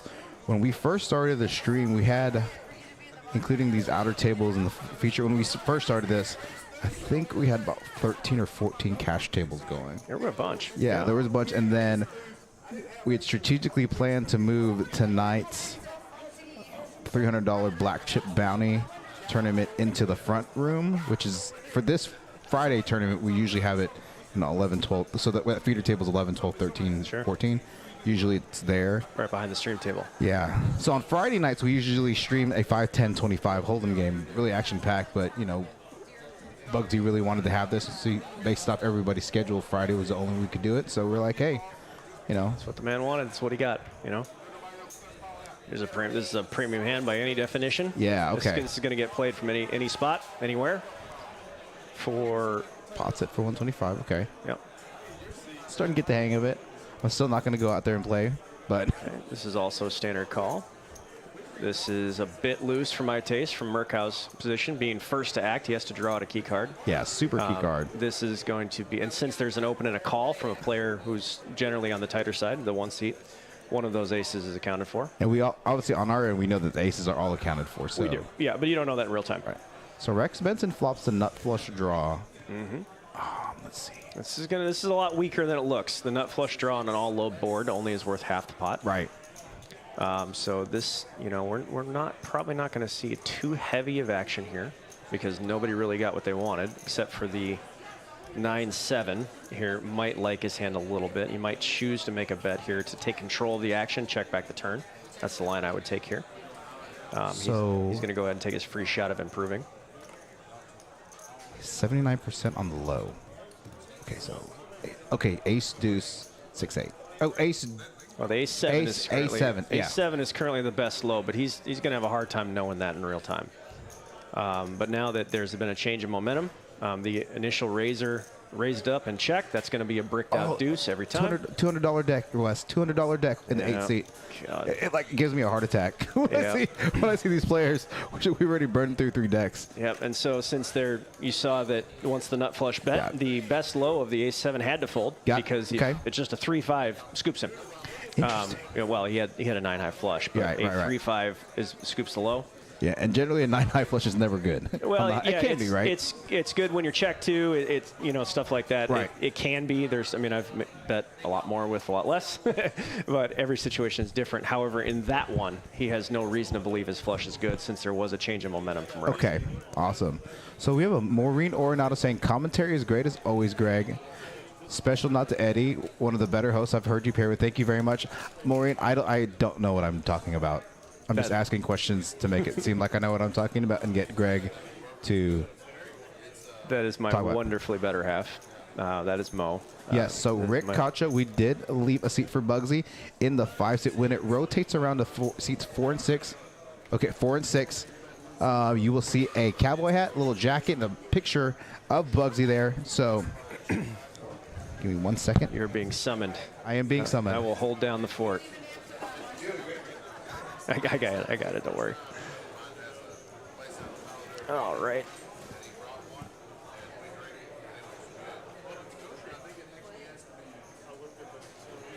Pardon all the background noise here while we take care of a little technical issue.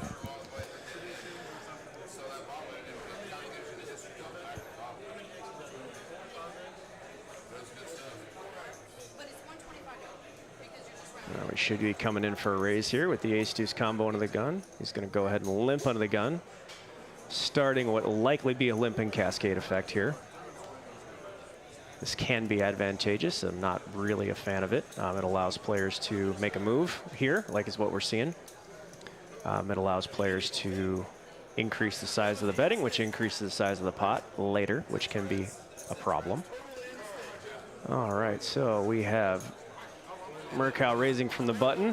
This is what we in the poker world call a dumpster fire, the king, queen, queen, 6-4. But it will probably cause everybody to call, which we see here. All right, so we take a 5-way flop.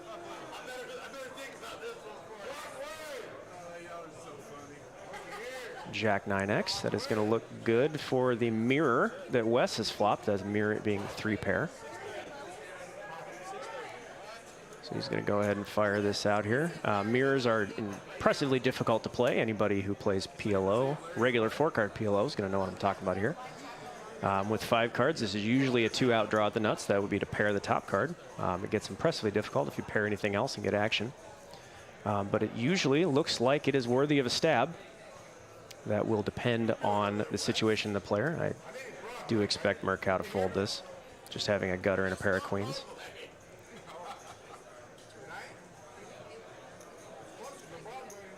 He could choose to peel and try and take the hand away later, but he's going to decline that.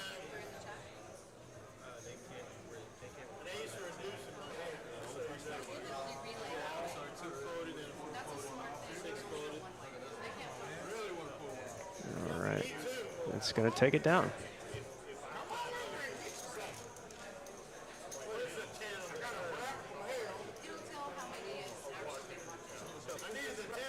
Getting a single bet on the flop through that many players is a little unusual in Big O. It just happened to work out that nobody had much of a draw or anything. The advantage for Murkow of raising the button with a not so good hand, just like in any other game, is you can control the action if you choose to. If the field checks to you, you'll have that control. However, if somebody wants to change momentum into you, it gives everybody insight into what they are doing and can save you a c-bet, which so Murkow was able to take advantage of that. I see in the chat, somebody said, I have 2 of your books still reading. They're great. I appreciate that. There is the 3rd out now. That's the one with the red cover. 4th one will be done this year. Are you selling action for the bracelet event? I am not. I do not sell action in tournaments because I don't play them. I very rarely play them. I don't think it's a good investment for anybody. And I have some fundamental disagreements with selling action to begin with. I think if you're a winning player, you should have your own action. That is obviously not true in every situation. There's always places to sell action, sell pieces, be staked, etc. Everybody knows that. But no, I am not selling action. Not for a $1,500 tournament, that's for sure. But I will be there. I will be there to play, and I am looking forward to it already. I will also be playing the other Venetian tournaments this year as well, the Big O events. All right, here we see a 2-3-4 6-10 combo being raised from the cutoff from Greg. This is a standard raise with a 2-3 combo. This is above average as far as 2-3s go. Rex is going to call. These are mostly standard calls. I'm not a fan of this call from Rob. This is a little bit loose for my taste. All right, Rex is going to flop top set from out of position. He's either forced to change momentum or go for the trap. He chooses the latter.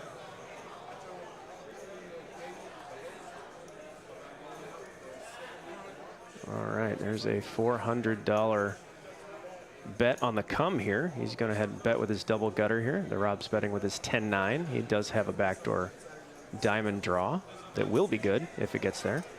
And Rex is forced to take this low variance line of check call with top set, and he is going to pay the price for that. Sorry, he is going to pay the price right here, where he is forced to either get crazy with his second nut straight, or he is going to force to flat call again and try to pair the board. Either are kind of a problem.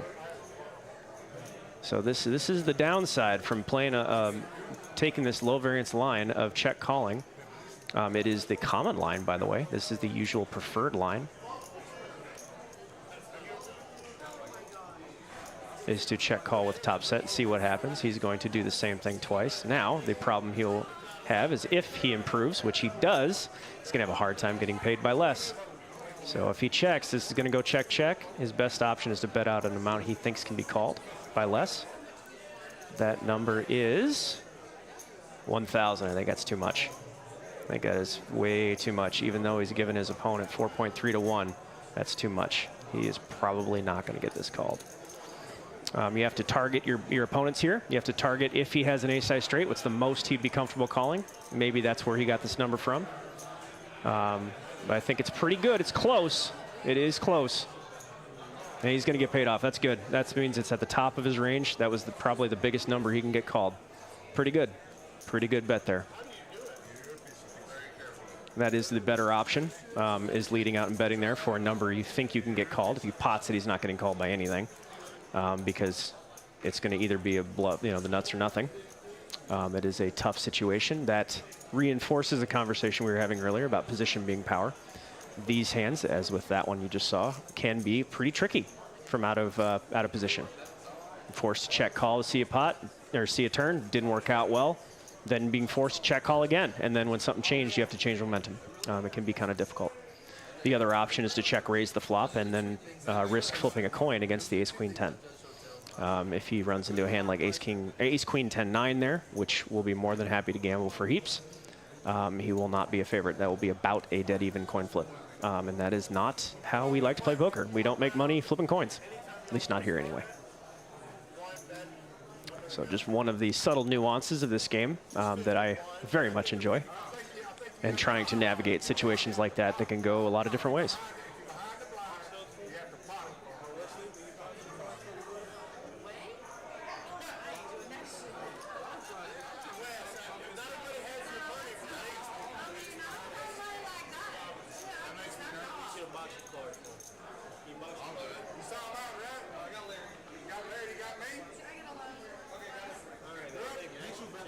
Showing all the cards to the camera. We already got it, but we appreciate it, Rob. Thank you.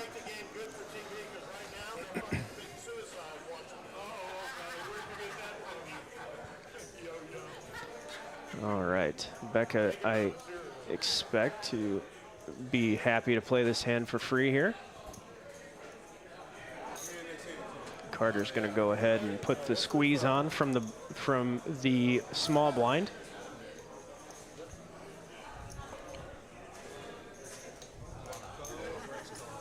All right, 3 ways.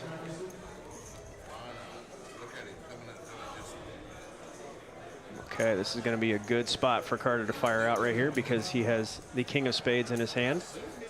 He does flop top pair, but since he raised pre-flop, this is a very easy position to put out a C-bet here because it looks like it'll be a set of aces. Yeah, and okay. you should get a walk there every time. Good hand. Interesting. Don't show him. Don't show him. Don't show. Yeah, it's you've heard the euphemism in Hold'em where if you raise pre-flop and then flop an ace, you're supposed to bet the vast majority of the time. Yeah. Same kind of thing in Big O. Gotcha. Flop an ace after you raise. Set of aces is squarely in your range. You need to be, generally speaking, you're going to need to be betting there. Gotcha. So conceptually, relative to Hold'em, you're quote-unquote C-betting your entire range. Or not necessarily. Well, C-bets in Big O accomplish certain goals. It's not always we just bet trying to fold. Right. Where in Hold'em, a C-bet means you don't have it. In Big O, it's a true continuation. Got it. You are continuing the momentum for several different reasons. You are trying to accomplish a certain goal. Where Hold'em, you're just continuing and hope they don't have anything. Got it. All right, turn this table. I know the drinks are, when I stepped outside the run action tracker for a bit. Oh, it is. The booze is flowing the booze out. is flowing. It is loud. I can hear him through the door. Yeah. We're in the quiet room and I can hear him. Now, pretty cool in the future for the live stream. We're going to upgrade some of the cameras, be able to have like a camera crew and zoom in, zoom out kind of thing. Yeah. Going to keep this booth as like the action tracker camera booth, and then move commentary to a different part of the. Oh, okay. Yeah. So. That's probably a good idea. I can hear him through the. Right. I can hear him through the door. This place is going to be loud. And when we put this live stream together, I was originally not part of the production team. Yes, thank you, God. I was waiting for that. I was waiting for coffee. that. Yeah, I was waiting for coffee. But there's 14 cash tables going on and like 3 tournament tables. So there you go. For a Friday, I mean, I definitely know that this game has a lot to do. I mean, this game is accounting. When I say this game, Congress, there's a smaller Congress game out there. Yeah. But this is accounting for 3 of the tables. Nice. So. You did just see our first 3-bet pre-flop of the night by the ace-ace 2-3 double suited. Now, this is one of the better hands in the game, obviously. Having 2 nut suits. He owns all of the black flushes, should they happen. The problem with 3-betting from out of position here in this game, in a showdown game, is that his opponent's going to know exactly what he has. Right. He's going to know that's aces, that's likely a deuce. It could be ace-ace 2-3. It's very easy to play against. Gotcha. It's no different than in Hold'em if somebody only limp 3-bets with queens plus. Right. You know exactly what they have. Right. You're not going to get in trouble. You're gonna stack them for heaps. Right. When you beat it, they're going to lose nothing. Right. Or you're going to lose nothing when you don't. Right. So they risk everything. You risk nothing. That's what you just saw happen. It is very difficult to play against better players when your range is that thin. Yeah. When you only 3-bet with this specific range. It's funny. I was actually playing a little bit of Hold'em earlier today. This guy hadn't been playing a ton of hands, and our tables, I wouldn't say loose. They're more like limp callers. Yeah. And so he limps and somebody raises, and then he just limp back raises. Yeah. And then like everybody folds, and he like aces. Like, yeah, bro, we know what you got. Like, congratulations. Yeah. You pick up some dead money, but but I get it. I also hate winning money too. Yeah, it's I had the theory line of, and you've heard this before, I have the best hand, therefore I need everybody to fold. Is fundamentally flawed.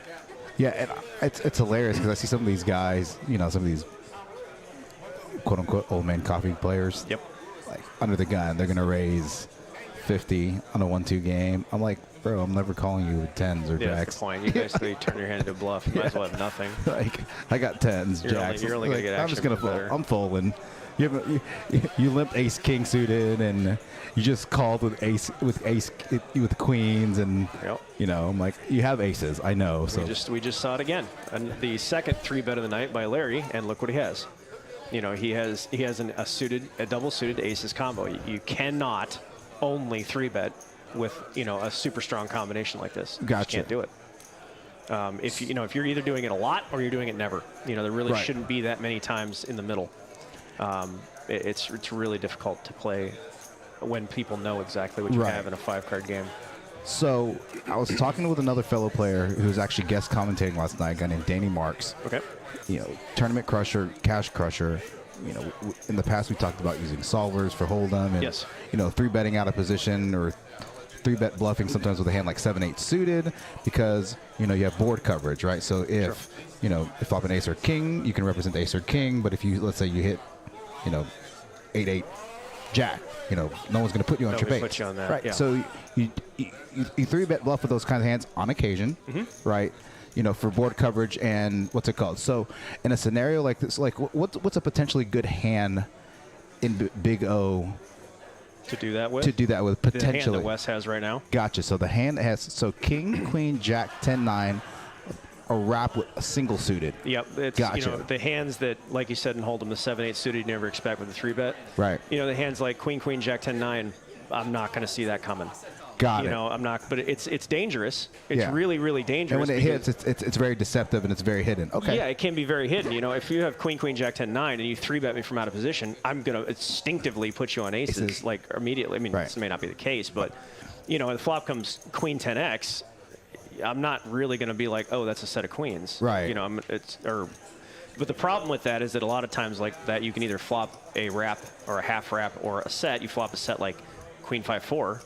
You're not a favorite. Yeah, you just because won't be. Ace 2 3 6 is going to be a favorite over you immediately. That's assuming no flush draw. If they have a flush draw, they can be as miles much ahead. as much as a 2-1 favorite without a pair, and you don't want that to happen. Okay. So it is exceptionally dangerous. It's no different than doing it with a 10-9 suited flopping top pair and you got floated by jacks. Right. The same thing can happen in other games. Okay.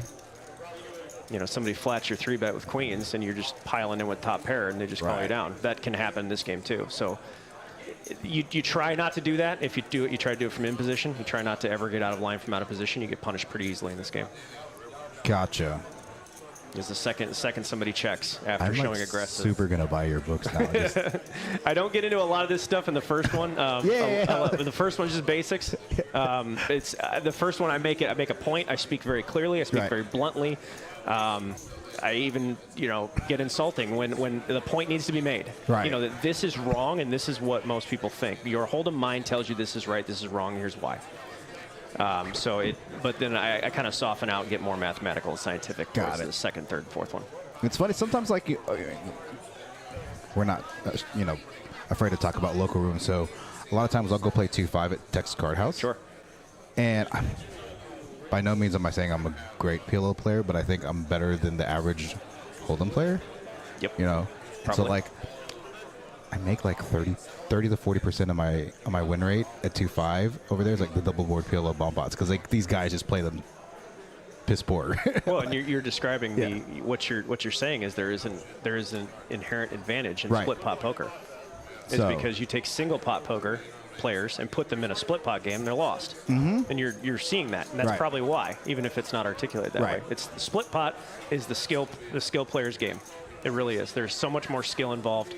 If you think there's luck involved, and it's too much variance, you're not doing it right. Got it. It's a statement of ignorance. This is like saying chess has got too much variance in it. Right. No, it doesn't. That's definitely not true for chess. I know that for a fact. No, there's no variance in chess. Yeah. But this is the best player is always going to win in chess. Yep. But generally speaking, yeah. And in this game, it's analogous to that. Okay. I like that analogy. Yep. So those who fancy themselves more skillful than their opponents, here's your challenge. Prove it. Play this game and win. Now, after this game's over, there's a feeder table. And I'm getting in. Yeah, okay. That was my question, Greg. Okay. Yeah. He's like, okay, I'm watching these guys. I'm going to get on this. That was my first question when Beck asked me to come do this. I was like, as long as I can play after. She's like, yeah, all right, fine. All right, this would be a huge flop in PLO. This is generally a nothing burger in Big O because almost nobody has 10s and 9s. Right. But we're going to see a pretty good action flop here with Richard has with a straight and then top 2 pair and flush draws, and this could get heavy. See who has the best nut low. So it's as funny as it is, MJ.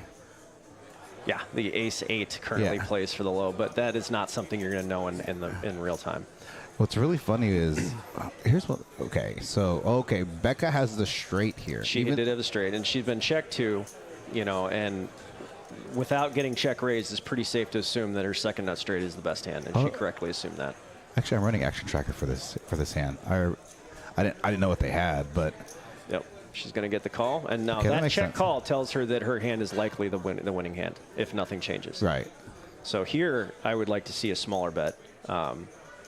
On Becca's part, she probably should bet somewhere. She's not going to get it. She's going to scoop, but I think we need to throw in a value bet there. He's not check calling with the nuts twice. Right. Now, do you ever implement check raises in Big O? Like absolutely. Okay. Because I know in in Hold'em you can, check raise to induce a bluff kind of thing, blah, blah, blah. Yeah. I didn't know if that was a conceptually something that occurs. I mean, it does, but it's subtly nuanced, whereas in Hold'em, it's kind of a blunt instrument. Got it. It's hitting somebody with a club, over the head. In this game, sometimes that's not the best option. Sometimes you can profit more by inexplicably changing momentum instead of check raising, where check raise is highly polarizing. Got it. You generally have it. It's almost never done as a bluff. Okay. Almost. Never. In Big O. Big O or Pilo. Gotcha. Almost never. I have a book full of examples Gotcha. of check raise bluffs. But, it's... There are sometimes we can accomplish our goals better. Check raising in Big O is not generally something that gets done as frequently as other games. Gotcha. That's in Volume 3 or Volume 4? I think it's in Volume 2. I have a chapter that says check raising, you're doing it wrong. Gotcha. Which is exactly the topic of that in this conversation as well. Is that here's the right way to do it, and here's the wrong way to do it. It's generally not helpful. Yeah. A lot of times. It's not as helpful as it would be to come up with a different line.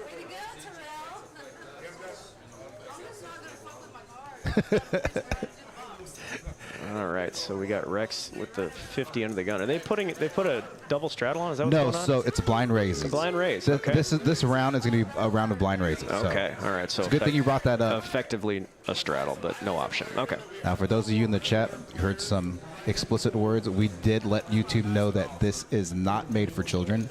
So we are in an adult establishment, my friends. Yeah.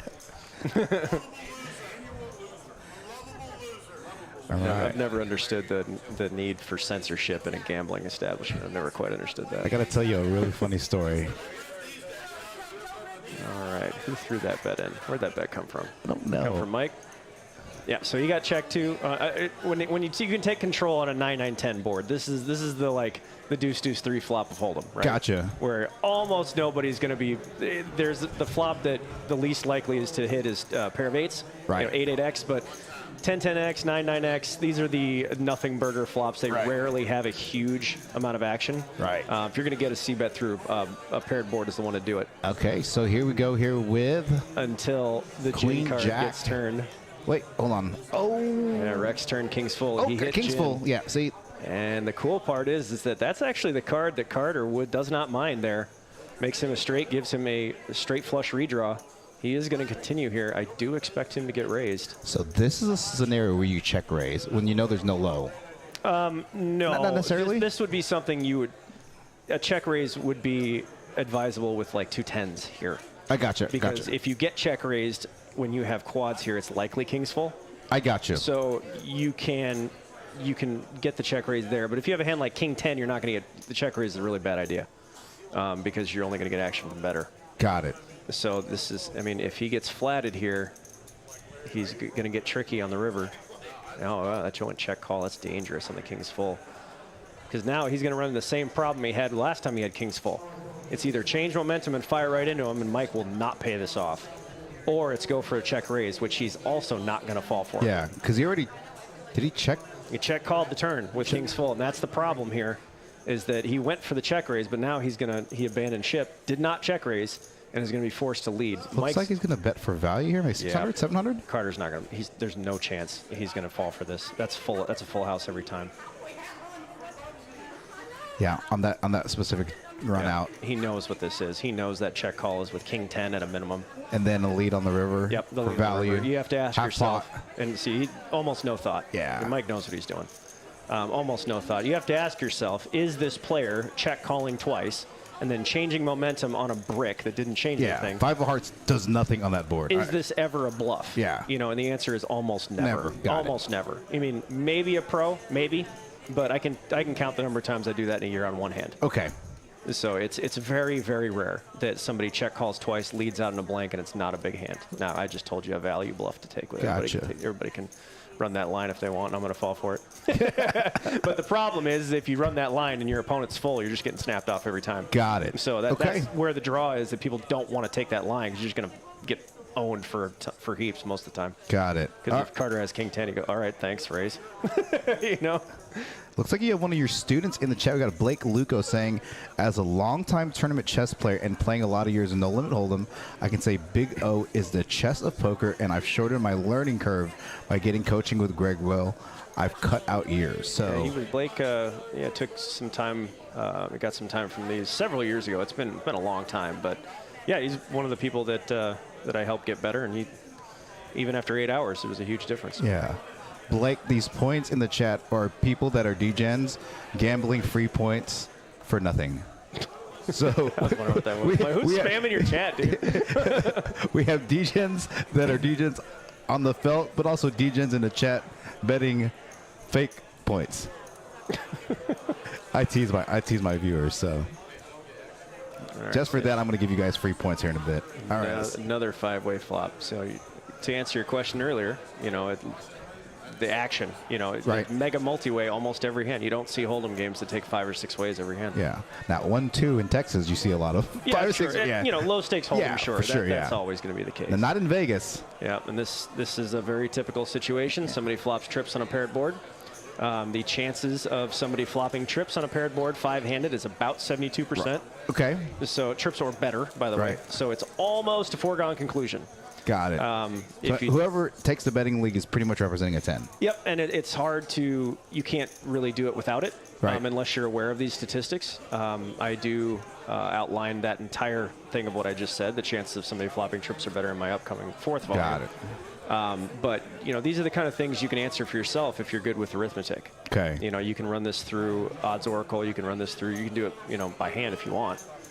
I may actually, if took some time to study, as I'm Asian and I'm also a CPA. Oh. So math. Yeah, math's my thing. No, it's like when Bugsy he's like, you're gonna be in the booth, right? I was like, well, I generally have to be in the booth with a guest commentator just because I'm just really good at conversing somebody that's not used to being in the booth, and if something happens here, then I can fix it. But I was like, I told Bugsy, I was like, I don't know jack about Conquest. He's like, that's okay. That's why he invited you. Yeah, that's Bugsy for get your ass on the table. Yeah. So one of my No Limit Hold'em coach is actually out on the feeder table. Oh. And I met them in Houston. So, and I used to joke. He used to joke with me when I've only been playing for poker for about 2.5 years. Got divorced. I tried to figure out what I was going to do, whatnot, blah blah blah. Okay. And I was really a terrible player about 1.5 years ago. Like, just super punter. It's a good thing it's past tense, yeah, huh? A super punter. And I used to joke with him and his wife to be like, hey, Ed, open seat? I'm like, oh, I get to play with Hayden and Kim. This is great. Now I know why they invited me. Yes. Now we saw it again. We saw now it's the 3rd 3-bet. It's an ace deuce combo. There you go. And this is a problem. You cannot, if you're going to be 3-betting pre-flop, you cannot be doing this with just ace deuce. With ace deuce. Right. It's so transparent. It's so easy to play against. And when a flop comes down like this, you're not going to win the pot. Because somebody's going to fire right out into you. They're not going to give you a free card with aces. Gotcha. And this is where you'd bluff. Like if I got 3-bet, I called, the flop comes 9, 10, 10, they bet into me, they're going to get raised. Right. Okay. Because good luck having a 10 if you 3-bet me with ace deuce. Yeah. If you got it, great, but you're going to have to prove that one. Now, on that scenario we talked about with a hand like, King, Queen, Jack 10, whatever, and you 3-bet that hand as a quote-unquote semi-bluff, and you bet and you lead this flop, chances are someone with like ace deuce maybe like call you a king. Somebody with aces will probably float you. Yeah, you probably get floated. Because there's no way this guy has a 10. Like on that last board, it was like I think 10-10-3. Yeah, so 10-10-3. Yeah, so there's not much to have. Yeah, this guy never has a 10 on his 3-betting range. Unlikely. Yeah, unlikely. Yeah. Yeah, unlikely. But this the problem that is now that the aces is floated that bet on the flop. Now what? Got it. So okay, let's see here. Greg is going to continue to bet his 10. He is correctly deduced. He's the only 10. He has spades, the only 10. Yep.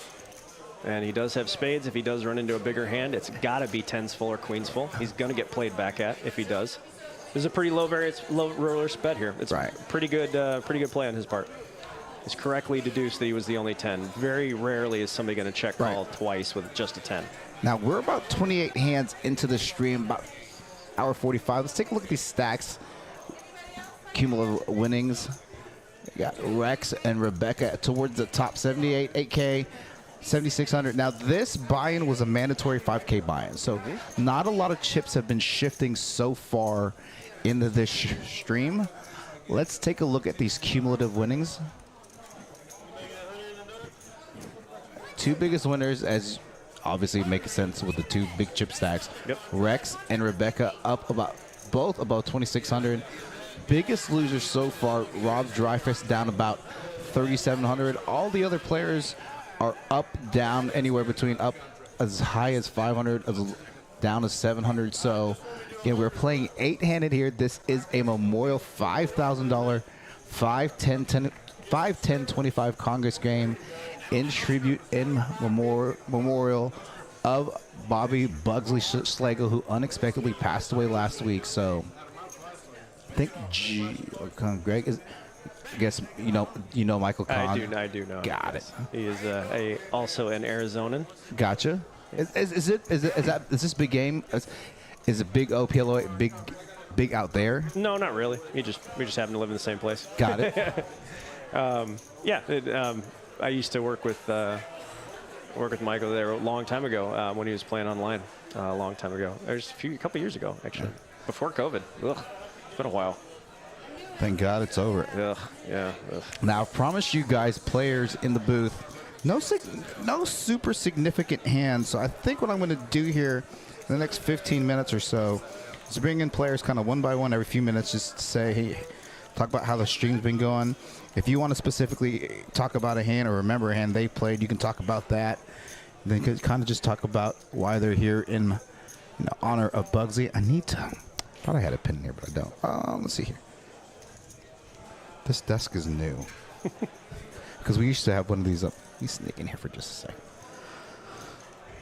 I have a notepad, but I don't have a pen. Camera. Okay, interesting. Well, if anybody in the chat wants to hear somebody's take on a specific hand, let us know. Right. We can ask.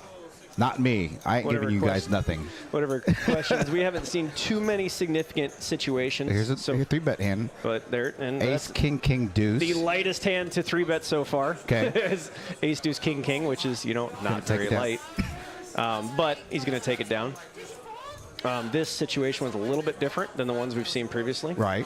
He only had to get through the late position players. They are less likely to have a stronger hand than the ones in early position. And he went and put some pressure on them, and they didn't want to partake. The threat of aggression early is actually quite the deterrent against better players. Got it.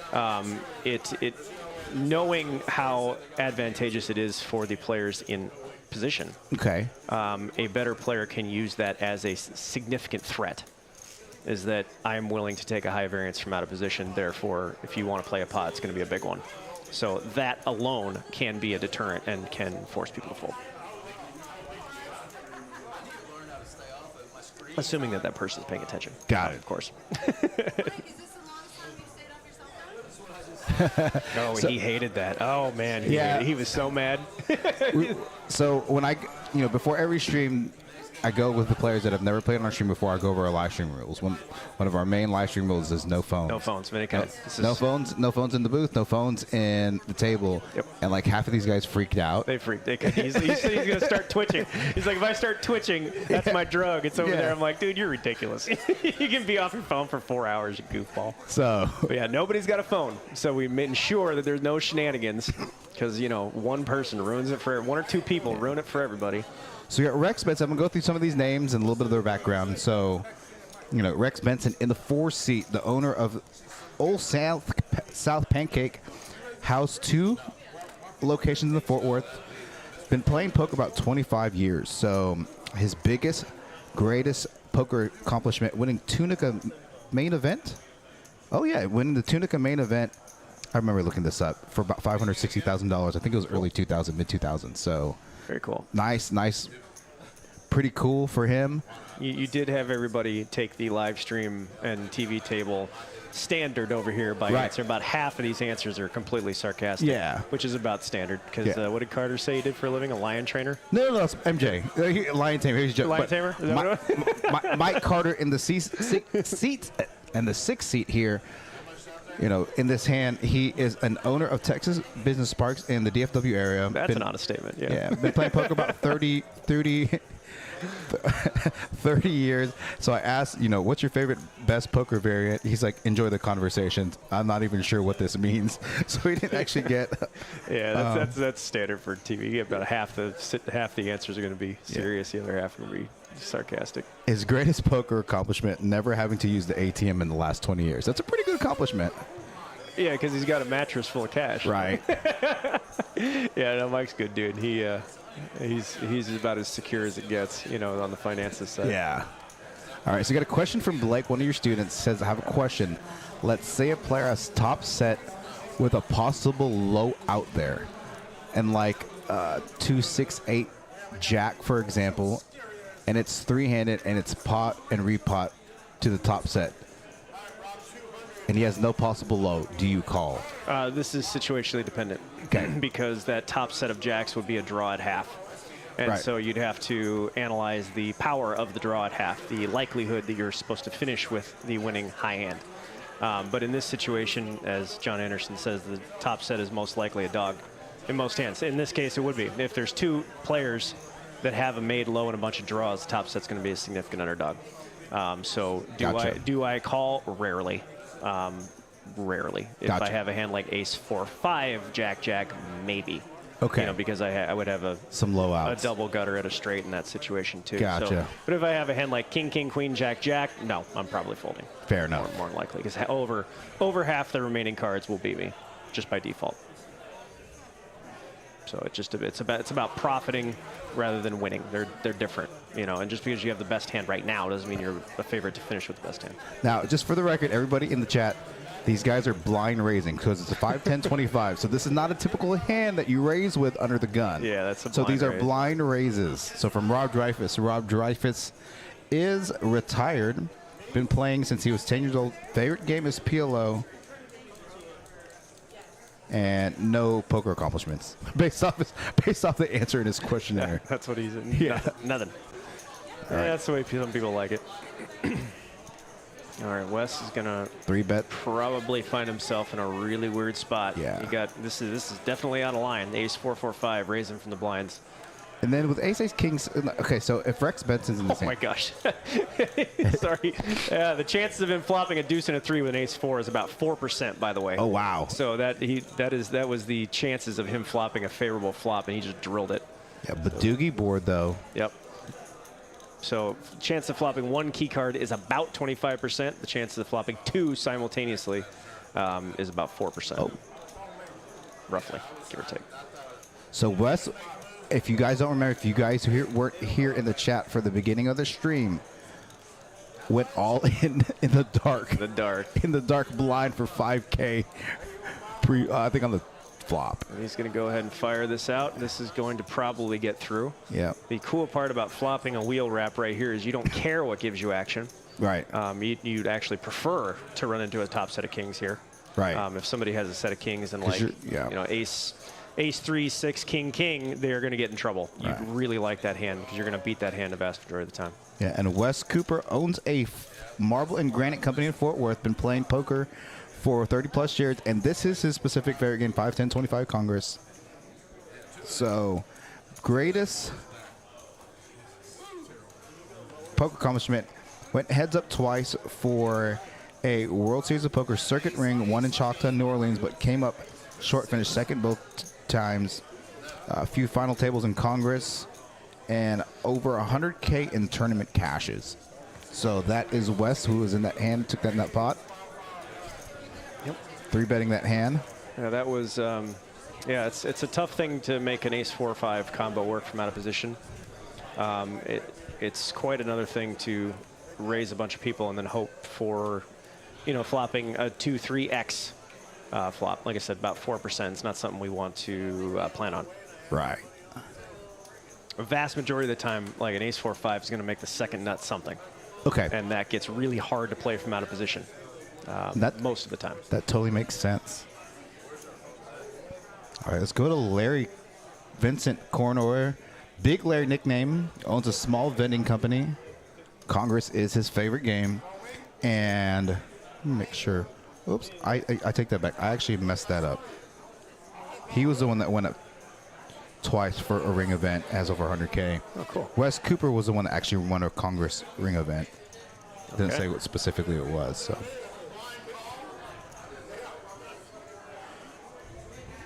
I don't think we've gone over Greg. Greg's in the 2 seat. Murkow? No, we did go over him. He's a funny dude. Yeah.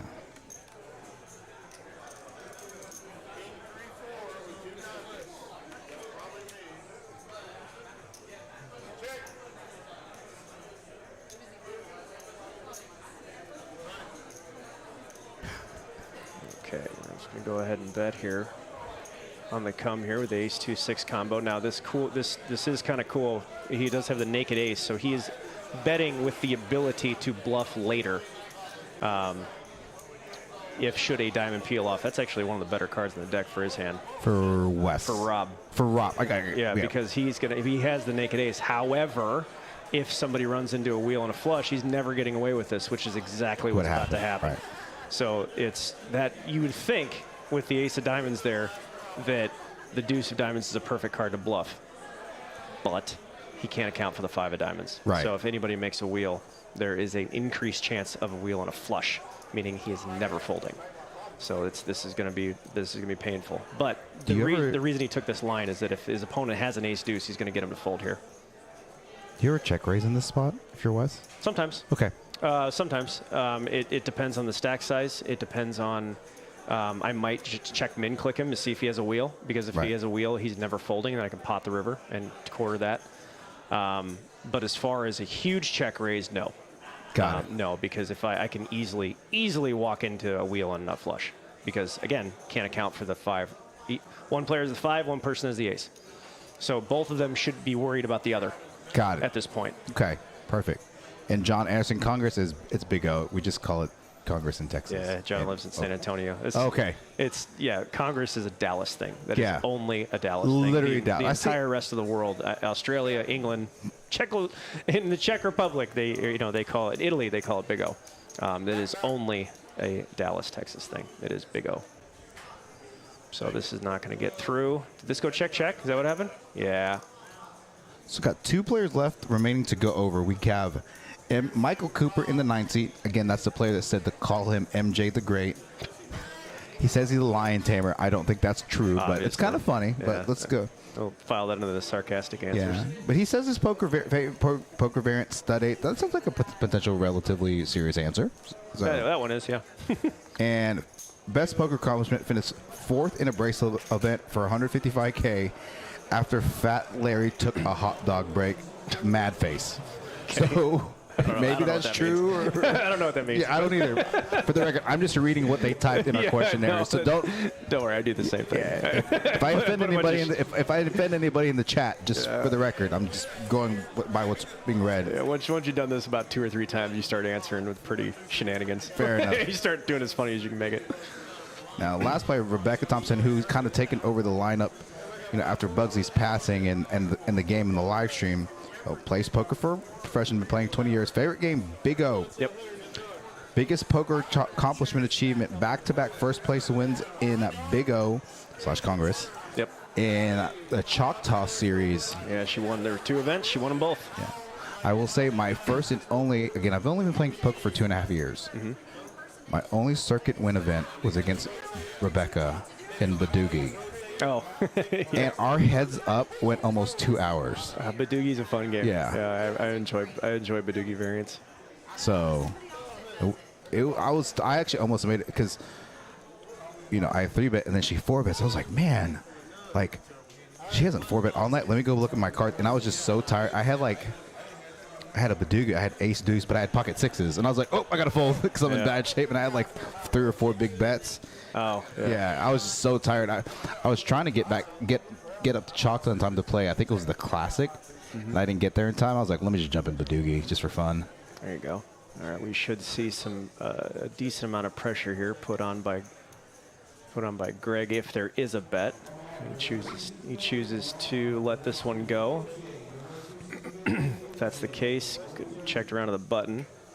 He might elect to take a stab here on the com, but nope. I agree with that decision.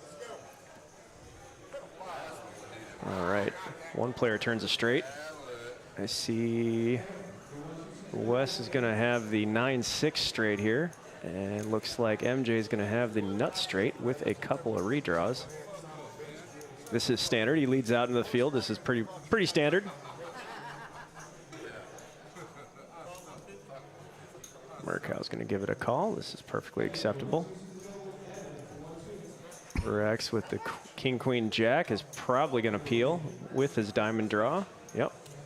This is standard in this game. You're going to see a lot of times when there's a straight mate on the turn, every draw that's available is generally going to be out there. Gotcha. You're going to have to fade this entire deck. And, you know, MJ's about just slightly over 50% to finish with the nuts. Be actually about close to 60. Oh, there it is, 60% right there.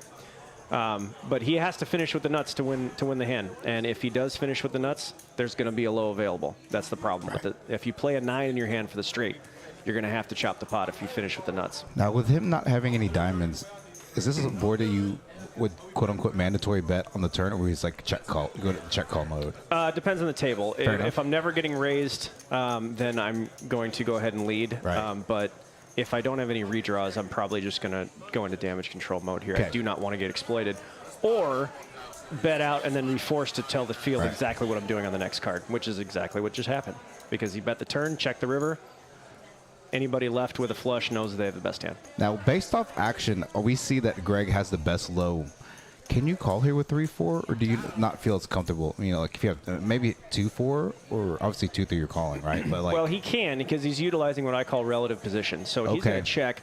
Rex to his left is going to bet. The entire field is to Greg's right. So he gets to see what the whole field does before he acts. Gotcha. So when this gets called, which it probably will by Wes because he has the same problem here. He has a decent hand both ways. Right. He has a bad low and a bad flush. Well, not decent, but he might choose to look him up here. So if this goes call fold, then Greg's probably going to fold his hand. Gotcha. But if this goes fold fold, this is actually a pretty easy call. And if you're Greg, if it goes fold fold, this is a pretty simple call. I don't know if he'll make it or not, but having a 3 of diamonds in his hand is kind of important. Got it. Because his opponent's not going to be betting deuce 3 of diamonds. He's not going to have deuce 3 king of diamonds. That removes a lot of the combinations. That's an important card, having a 3 of diamonds in his hand. So now that this fold took a while, this is going to increase the chances that Mirko's probably going to call this bet. Got it.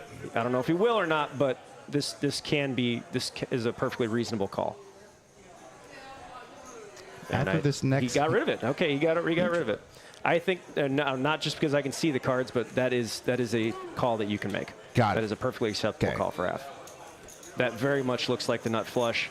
Is that a tank call or like a tank call or a snap call? Well, if I'm in Greg's position, I'm going to be watching how the players fold, what they do, how long it takes, and then I'm also going to be watching how Rex behaves. You know, if he's really, really watching the action, he might only have a one-way hand. But if he's checked out in his mind, watching TV, turning around, doing it, he might have it both ways. You know, I might. But if he's really, if his body language tells me that it might be just a one-way hand, I might throw in that call. All right, in just a few minutes, I'm going to step out of the booth, going to grab Rebecca, going to be our first quote-unquote interviewee here. Okay. Now, she's played a bunch of our streams, played a lot of Texas Card House streams, played a lot of our streams, played some of our PLO streams. I know the multi-card variant of poker is kind of her quote-unquote wheelhouse, so she's not a big fan of the 2-card game. Most of us who play 5-card are not. It's boring. Hold'em is the simple version of poker. If you want to strip it down and play basic poker, that's what we play. Yeah, and it was funny last night because we were 3 in the booth last night. Okay. And that was our round of each guy. Where we 5-10-25 for the Hold'em side, 5-5-10 for the PLO side, and obviously the PLO side, it was super action table. Yeah, but and the PLO was just bang, bang, bang. I mean, like you know. A guy that's kind of quickly become a really fan favorite, guy named Meow, just super action everywhere. And then the Hold'em side, just like, man, this sucks. yeah, it's not the most exciting game. It's once you start playing other variants, you know, it's like the person who gets a good meal cooked for them the first time. You've been eating junk or box stuff your whole life, and then you get a real home cooked meal. You don't really want to go back. Right. It's a tough thing. Once you've been accustomed to playing with more complicated games. All right, I'm gonna grab Rebecca real quick. So All right. 1 second. All right, so MJ is going to be in kind of an interesting spot here with basically a naked nut low, and he's been bet into. This is going to be a damage control mode. He's just pretty much going to let this hand develop. He should, anyway. Should be letting this hand develop. There's nothing wrong with taking a card off here. Folding is bad. Raising sucks even worse.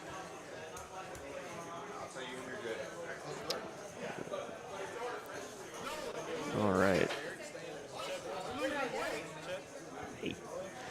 Welcome, welcome. All right, we have Rebecca in the booth. Going to put us here in the chat. Going to get a little picture. I know you guys have a little bubbly in your systems, so We're all drunk. yeah, everybody. It sounds like everybody's having a good time out there. So, webcam. There we go. Let's transition this over. All right, we're all on the cam here. So, Rebecca, tell us, how's it going out there? You guys having a good time?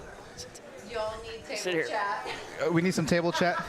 Yeah. It's a lot of fun. Put this down so that everybody can hear. You don't have the mic on. There we go. I got you. There we go. Is this? Oh, it's on backwards. Yeah. You're really drunk. if you There have we it on go. backwards. Shots are flowing there. How about that?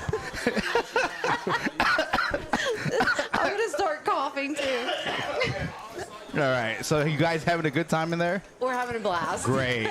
All right. So we're trying to bring everybody in, kind of do a little, your favorite Bugsy moment, and why don't you let everybody in the chat know, when you. I look drunk on that screen. Well, I think a majority of you guys look drunk in the screen. We're doing shots all the time Apparently- for hey, Bugsy. And we're okay with that. In honor of Bugsy, that's fine. Yeah. So, with this unexpected passing, you kind of took the torch on this game. Yes. You've done a phenomenal job. Thank Kind of, you. been working with you and Eric on this. So, I've played with most of these guys Yeah. for years in Fort Worth. so tell me what it means to you to have these guys come out here with the feeder table, this live stream table, in honor of Bugsy.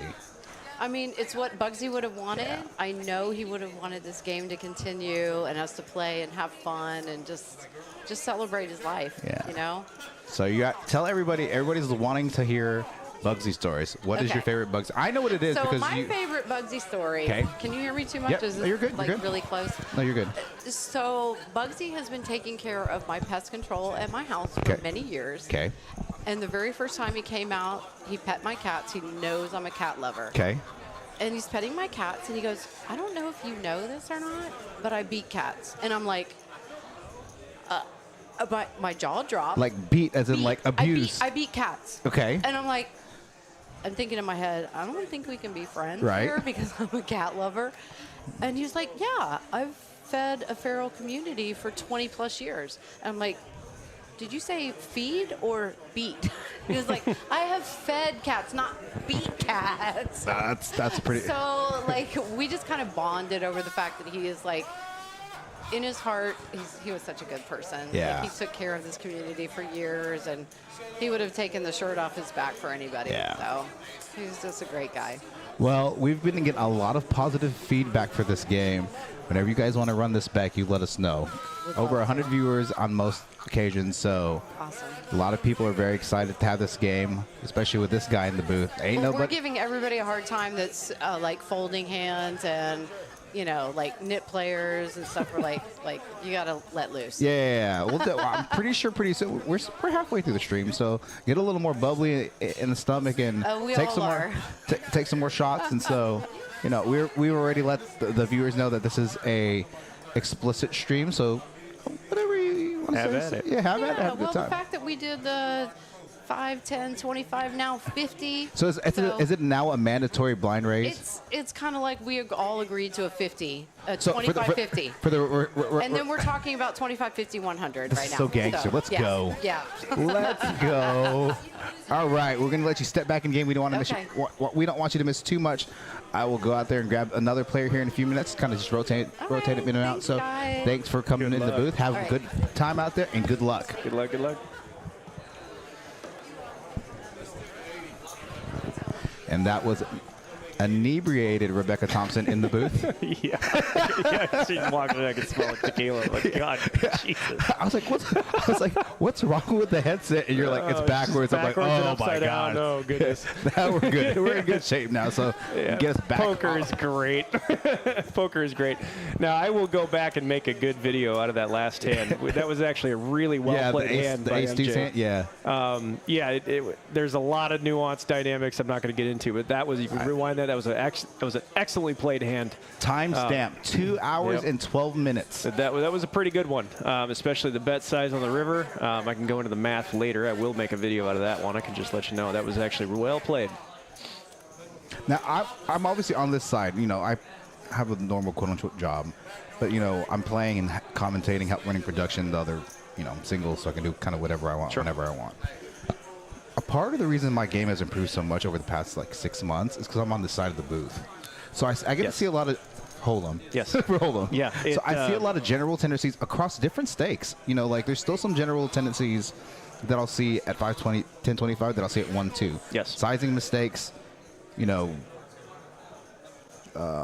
sizing mistakes, value betting mistakes, floating mistakes, things of that nature, and just, you know, even live tells, right? So I just get to see a lot of it, and, you know, for players that are wanting to improve their game. So three key things if players that are wanting to learn this game. Obviously, besides purchasing your book. Sure. Yeah, that's the Shameless answer, right? plug. Shameless plug for Greg Bell and Scoop. Volumes 1, 2, and 3. Volume 4 coming out when again? When I finish it. So I really want to get it out by the end of the year. Okay, I am very close to finishing the first draft of the manuscript. At that point in time, it's 6 months to open until it gets released. 3 key points that, like, if let's say they're going to play this game for the very first time. 3 key points that you would want a beginner to take going into their first Congress cash game. The first answer is what is on the first page of Volume 1. Fair enough. Because that is a very distinct, definitive answer. Okay. Is that you must redefine what you think of as the best hand.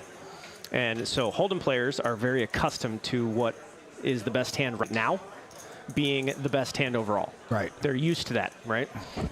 And that is most certainly not the case in most poker. So we in poker understand equity, right? Those percentages. Oh, I'm an 80-20 favorite. That means when you run it all the way out. That doesn't mean right now. Right. Right now, yes, but if you have to actually run that out. In Hold'em, you don't actually run it out that much. You just are used to these numbers. You don't actually play the hand to conclusion. Right. In Big O, almost every hand gets played to conclusion. Okay. So you have to plan for that inevitable outcome of being forced to turn your cards over to win. So what the best hand is the hand with the best chance of winning. Not the best hand right now. Okay. It's the hand with the most equity that has the chance to win the most amount of money by the end of the hand, not right now. So before you get to points 2 and 3, what's the importance of backdoor equity? Post, like, after the flop, going into the turn and river. It's a lot easier to backdoor hands with 5 cards than 2. It's, you know, when you have 5 cards and you're up against one opponent with 5 cards, you bring out a flop. There's 741 possible runouts. Okay. Right? 741 possible turn and river cards. That is a large sample, but it is a finite sample. We can quantify that.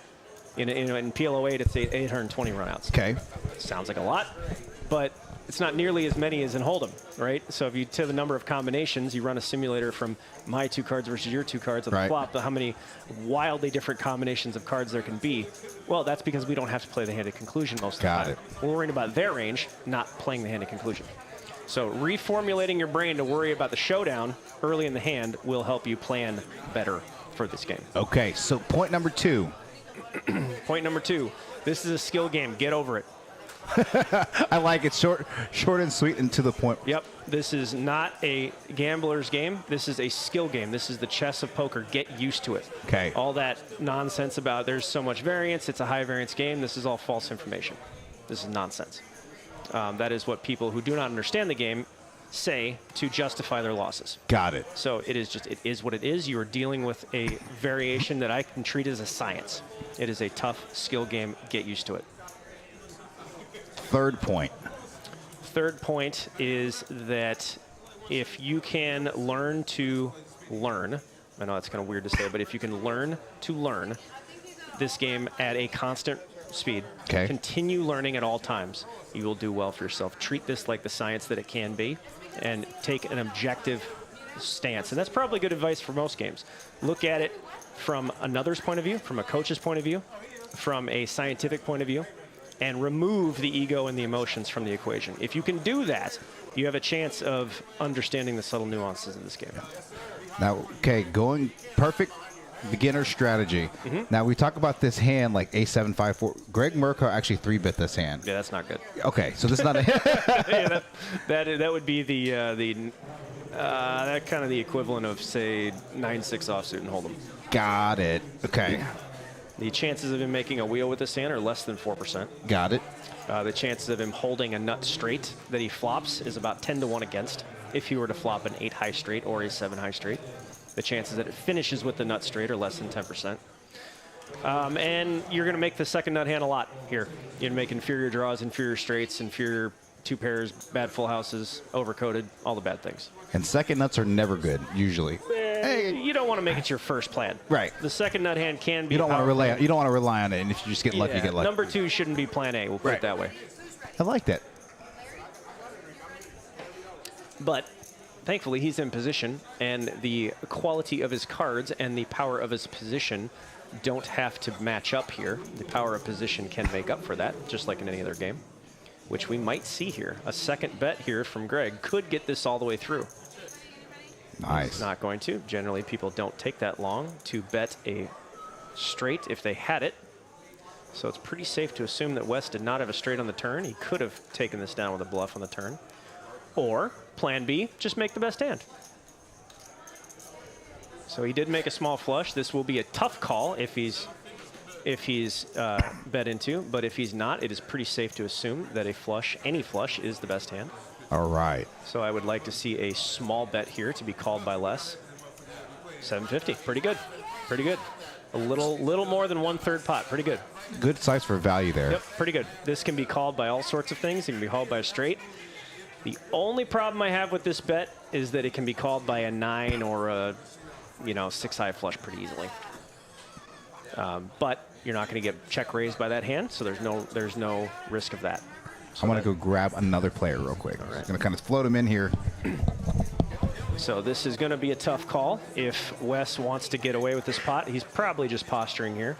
He's not going to call. He could be considering a raise, but very few players check raise as a bluff here, since it is very, very likely that Greg has a flush here. This is a pretty overt flush. He's going to show it.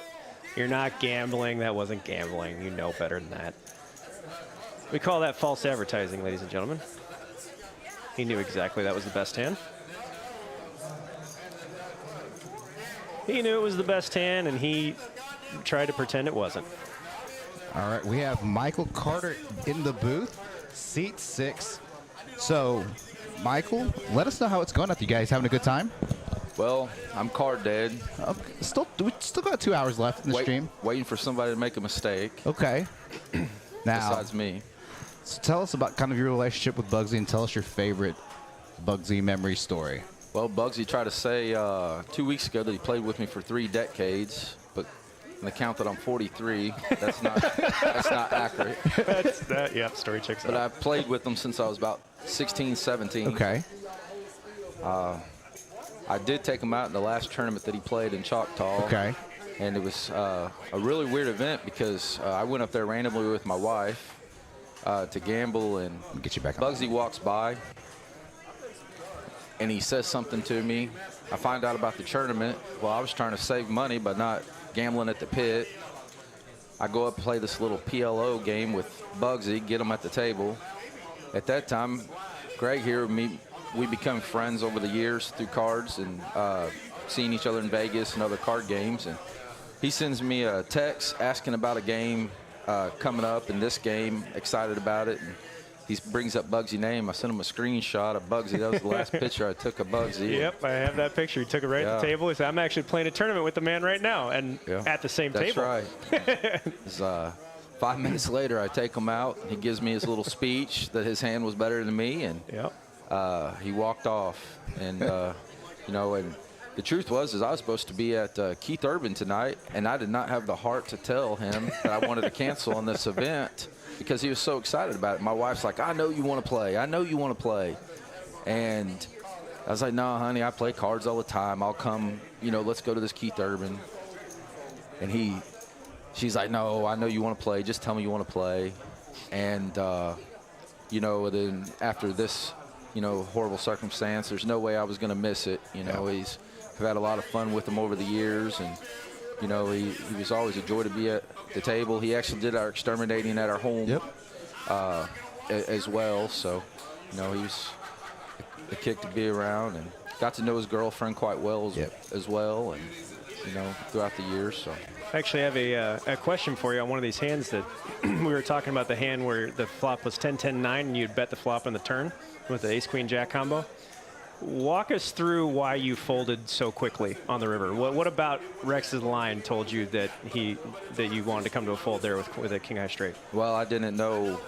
I don't know what Rex ended up having, but I know what I had.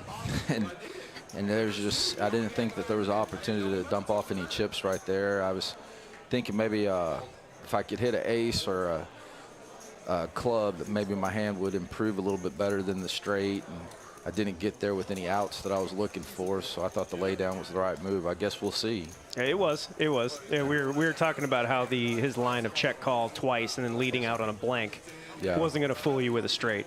And you're not. That's not a line that you're going to fall for. We had a sequence of tens just hitting the board and in people's hands like crazy, and I'm trying to pick up a low hand here for the high-low, but not too many are coming my way, so I'm trying to make do with what I got. Well, thank you very much. You go out there, catch a little sun run between that, have a good time. Yeah, and appreciate y'all doing this. Yeah. Hope we're providing some entertainment for Definitely. the people. And, we're a big promoter of this high-low game.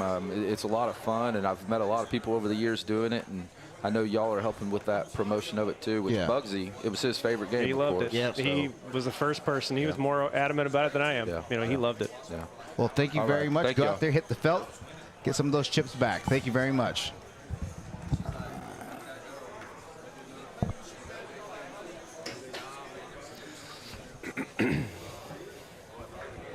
Now, Cutter never tells you anything. yeah. He never tells you anything about why he's thinking what he was. I was trying to trap him. I was trying to get him to actually explain a hand once in a while. He never does. As you're watching the play, are you seeing some common mistakes that quote-unquote recreational players make? Oh, yeah. Okay. Limping far too much. Okay. I mean, I have one of the chapters in Volume 2 is limping is losing. Okay. It's not a particularly helpful way of playing cards for a million different reasons. I get into it in the books. There are some exceptions. It requires an extenuating circumstance, which not always the easiest thing to articulate. But it should be. There's a specific reason why I didn't open here. I don't want to get 3-bet by this stack or whatever. If it's not articulated, I don't care for it. I am seeing that quite a bit. I'm also seeing people not take the initiative on places to steal. Okay. I have noticed that the one steal attempt we did see was somebody trying to naked ace bluff on when the low is available. It rarely works. Okay. That's about the only one I've seen. But I'm seeing a lot of careful play, which is easy to play defense against. It's also easy to steal from. So this, I would expect a little bit of action on this one. Oop, where'd our board go? There we go. There it is right there. All right, so everybody's got a little bit of something. 1 nut flush draw, 2 half wraps, 1 set, and 1 full wrap. So this could get pretty heavy if somebody tries to throw a bet in, which Greg should do with a set on this really weak board. This should be a full pot bet. Yep, that's what happened. So this is called a push, where you're trying to minimize the field. You're betting for value and also trying to reduce the field. Your hand plays better against fewer players. Right. So you're trying to minimize this as far down as possible. And he's in position as well. That's right. He is. Yep, he is in position as well. Now, he might get some resistance here. Actually, I know he will. At least from Wes. I expect Wes will not be folding. I'm actually surprised the Queen Jack. Somebody had Ace Queen Jack in this hand and folded. It is a particularly tight fold. If that's done, it's done because of the presence of the flush draw. Any wrap is immediately reduced by 4, 6, 3, sometimes a number of outs, depending on the board when the flush draw is available, since your straight draw can't be a heart. Experienced players don't fall for that too often, so that is a good sign. I don't expect this to be a fold. He might be considering a raise to get it in, and yep, just call. Okay, just call. Do you ever check pot there? Sometimes. Okay. When I don't want to check call the turn, like when I'm not check calling all off on the turn, I just get it in. The problem with check calling from out of position is if you do get it, you have the same transparency problem we've been explaining earlier. He is forced now to bet at least half the pot at a bare minimum. Pot is too much. He's never getting this called. Yeah, that's what he did. Do you ever bet small here or no? Yep, you have to bet an amount that a lesser hand will want to call. And he bets pot here. But you cannot give them the right price to draw. So you just can't give them, around 4 to 1 or better.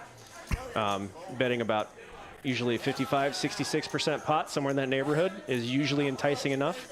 Give them about a little better.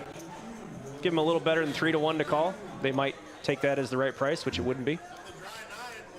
The dry nine. Yeah, this is meaning he's either going to gamble to try and pair the board, or he's just going to get out of the way, and this is just posturing. I think it's probably going to be the latter. Yeah, and obviously with tens, not good. Let's say he had kings here. Do you ever peel or no? No, not for a full pot Okay, not bet. for He's getting a full pot bet. He's betting, Right. 30-70 into 30-70.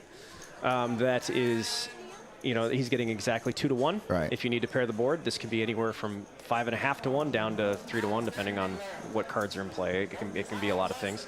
Standard, it's just better to assume about 5 to 1, Okay. roughly.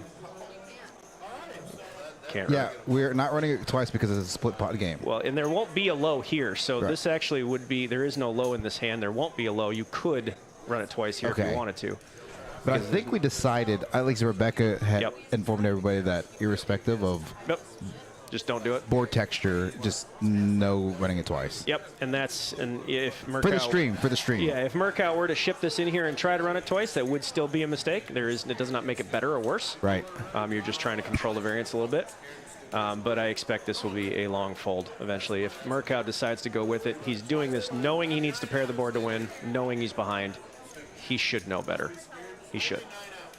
All right, I'm giving everybody 2,500 points to gamble fake points. Degen away. 2,500 points. 30-70. This is probably going to be a very long fold. He knows the answer here. He knows he's supposed to fold. He even said it when he said he has 9 outs, not 10, because he paired his queen. And so that's one less card. Right.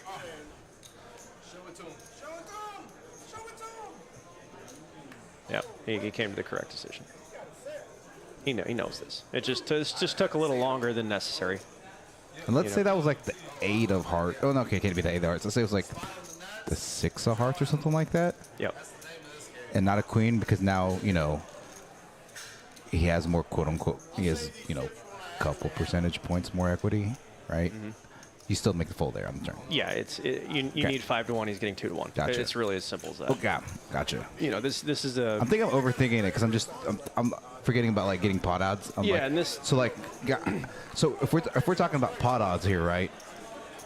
Because the equities are a little, are they? I want to say necessarily closer, but you still have to think of it relative to hold them. Like, okay, I'm getting 4 to 1 to call. I need to be X. I need to be right X percentage of the time, or. Because you don't think it that way. You don't. Yeah, just make sure I ask this question correctly.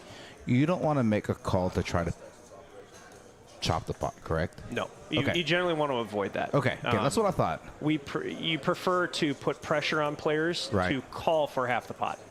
To call for half the pot. Make them call for half. You don't want to be the one calling when, your best case scenario is 50%. Right. You don't want to be in that situation if you can avoid it. But it is a good, fun one to put people in. It is very advantageous to stick people in that spot, and I do that quite routinely. I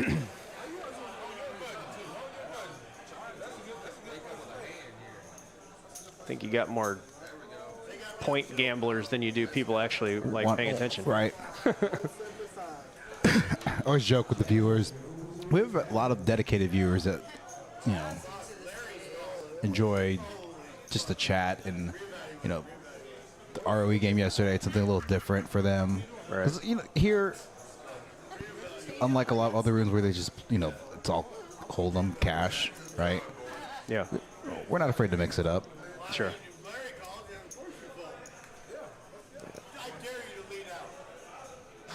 I dare you to lead out. Now, see, this is, for those of you who don't play cards out there, this is called goading. This is trying to make your opponent do or think something that's advantageous to you. It's all nonsense. It's all shenanigans. Don't listen. Those of us who play for a living only pay attention to the things you do, not the things you say. We use the things you say against you, but we don't really take much to heart. That, by the way, on that note, that verbal throwing, splashing pot kind of action is not indicative of strength. However, it is a semi-bluff, since Murkow does have the best hand here with a full wrap, but he doesn't have it, and he would prefer his opponent fold at this point. So this is how we use body language to determine what our opponent is doing. Poker is a lot like the Miranda rights. Everything you say can and will be used against you. Touche. I like that. Yep. And in that case, that was a very good example of how we can use what he said and did to determine exactly what he's doing.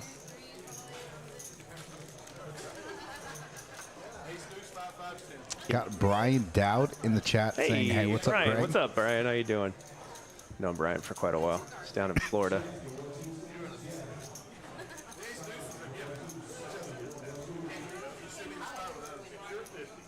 Got Ed in the chat saying, been a fun week for me, minus the Bugsy news. Visited Poker House on Sunday for the first time and had a blast. Now I'm watching the stream for more than 10 minutes. I'm gonna take that. I'm gonna take that. I'm gonna take that as a compliment. We will. We will. So Larry saying, first time I've seen Congress played. I think it's an interesting variant from a live stream perspective. Now, Maureen, he did talk about some combos that you 3-bet pre for balance. Yeah. Want to go out? Yeah, and so again, Mo is my partner. Okay. My wonderful, way better half, that's for sure. But what the point she's making is that when you do, want to 3-bet for other things, other than, what I said, the ace deuce combos, ace 2-3, a lot of times. A lot of really face up. Yeah, a lot of times you don't want to do that because there's a lot of different reasons. I could take up the whole stream talking about that. Right.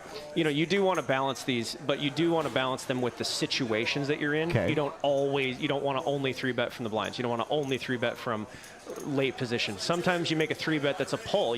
Somebody opens to 20 and you're 3-betting to 55. You're not intending on anybody folding. Right. It has to accomplish something. Okay. And so, if you're pulling and still needing to 3-bet, you can. You just have to be really deep to make that work. Right. And it creates, the more aggressive you get in this game early, the more problems you create later. Got it. Or another way to put it, the fewer options that you have later. So you're sacrificing your options later by getting aggressive early. Okay. Sometimes that's the right idea. Okay. Sometimes that's the best plan. It's not the only plan. Where people who worship at the GTO altars of Hold'em, they're going to pretty much tell you it's the only way, and that is wrong. Gotcha. Now we've heard you use conceptually the words push and pull. Yes, that is a concept that I guess I named it. I don't know. It's just the best way I can do to explain. Right. So talk about the difference between that for the viewers in the chat that have never ever played this game. So this is a thing that gets done in other games. Okay. Right. It's not something that anybody is unaware of. Okay. So pushing means we are trying to reduce the field. We're trying to bet for value with a big hand, but we're trying to apply force to the field. Our hand plays better against fewer opponents. Okay. Our equity goes up. We get a bigger piece of the pie when fewer players are involved. Everybody knows this is isolation. Whatever the thing may be, but everybody's aware of this concept in single pot games. Pulling, however, is not so prevalent in other games. Pulling means your hand plays just as good against 7 as it does against 2. Okay. Therefore, we'd prefer to have more players involved. I got you. So we have to balance the I'd prefer more people with still making money. So you have to take an action, a bet or a raise, that does not reduce the field. If you are pulling and you get folds, you have failed. If you are pushing and everybody calls, you have failed. Got it. I so like it. It's a balancing act. And you can use that conceptually even relative to Hold'em. Absolutely, I use it in I other like games. that. I use it in other games. Drives people nuts. Okay. I actually like it. Yeah. I never thought of it from that perspective. Yeah, so. it makes a lot more sense in high-low because there's plenty of times where you're locked into half the pot. You can only win half the pot, and you know it, and there's a bet in front of you. Yeah. And so a lot of times you have to call as a pull because that's the only way to profit from that situation. You Got have it. more people to call. So raising doesn't, you get zero. You raise, you chop, you get nothing. You call and it pull in everybody else to make more dead money. Looks like somebody in the chat says, AZ has pot limit Big O now. Yes, I'm aware. I live in Arizona. I play the mixed game, the pot limit mixed game there once in a while. It's a 5, 10, 20 game. Where, talking stick or? Yeah, it's a talking stick. Okay. The public one there. There are games, a few games here around town. Or there around town, rather. Actually, that was the last session I played before I came to Texas this week. Okay. Played 2 of those mixed game sessions.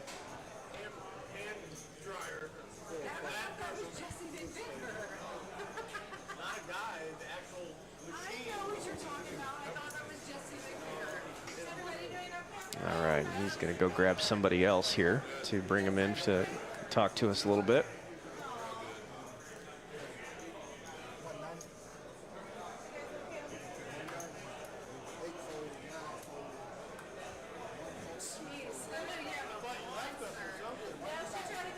All right, Larry's going to come with it with the ace, queen, queen, 10, 6 from the cutoff.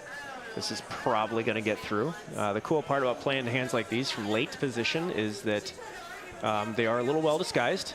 Generally speaking, players don't expect you to have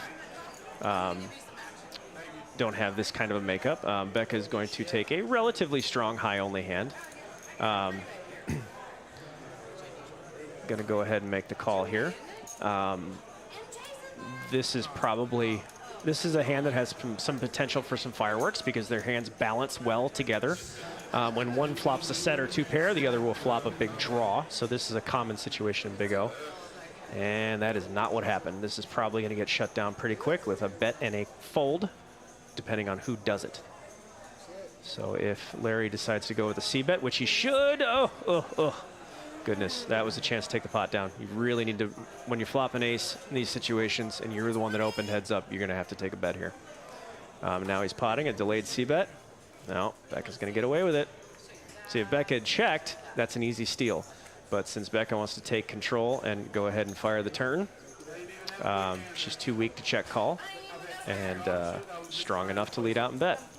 But as we said on the flop, the first person to make a bet here was probably going to win this pot. It should have been Larry.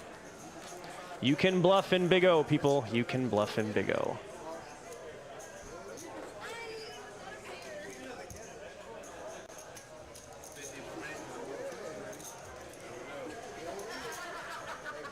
Larry says, Ed, my buddies are trying to get me to start a monthly game. Do it. Start a regular Big O game.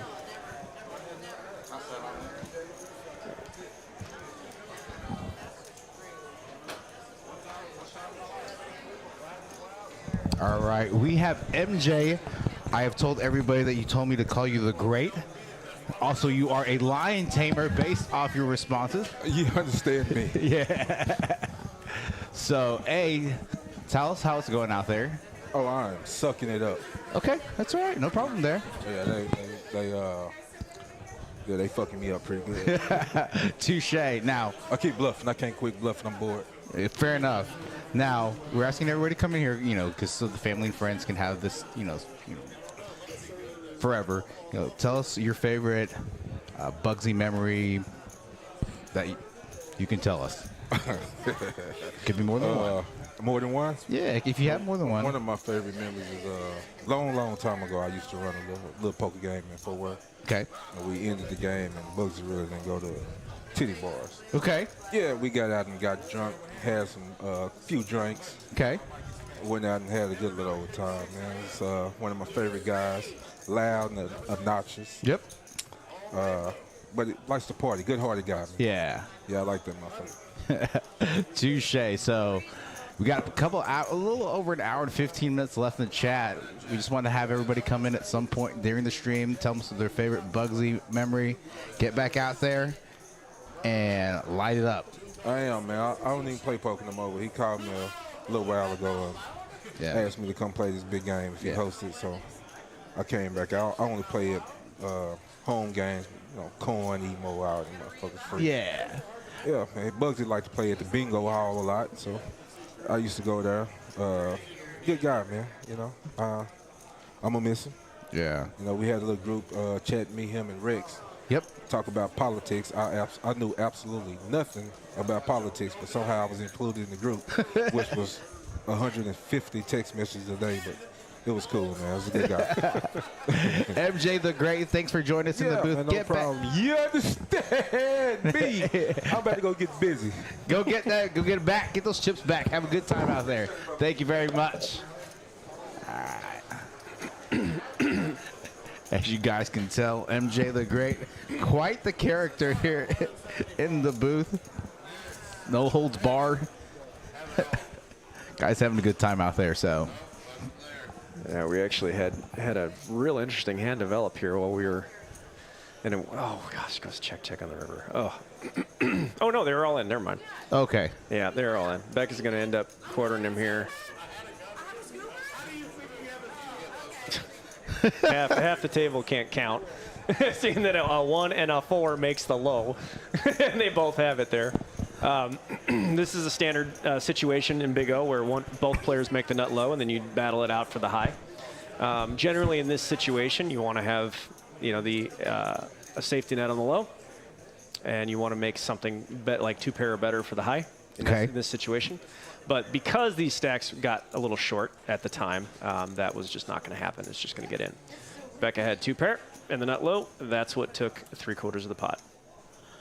And that was against, who was that against? Greg. That was against Greg Okay. Markow.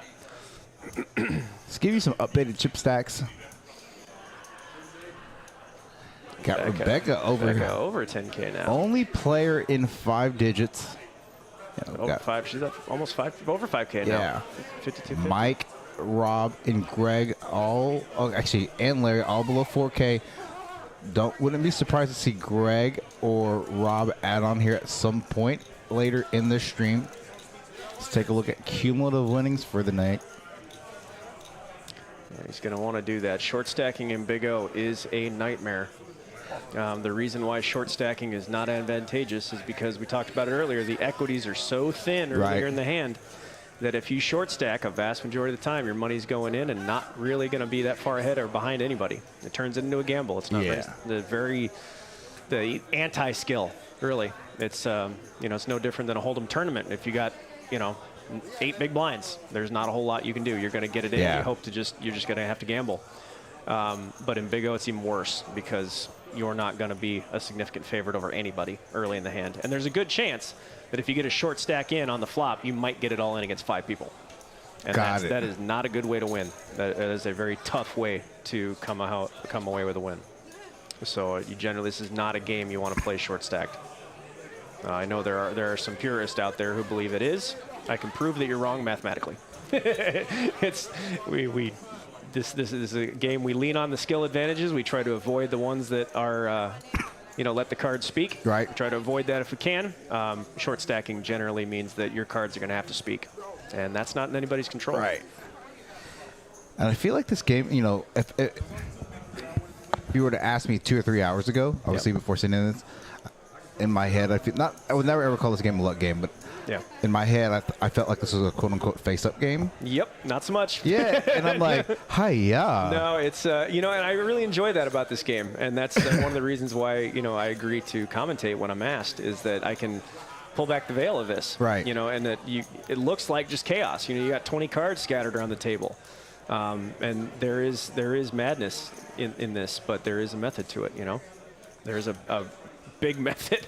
It's like saying that it'd be like the equivalent of saying tennis is just smacking a ball over across the net. Right. There's a hell of a lot more to it than that, or that golf is just smacking a ball with a stick. Nope. That's a great analogy because I used to try to golf and I never played golf. I participated in golf. Yeah. And it's one of those sports that when you hit a great shot, you want to keep on playing, and then you hit a bad shot, you just want to break your club over your leg. Yeah. So golf and poker have a lot of similarities. Yeah. They're one of the better mental game coaches out there is a former golfer.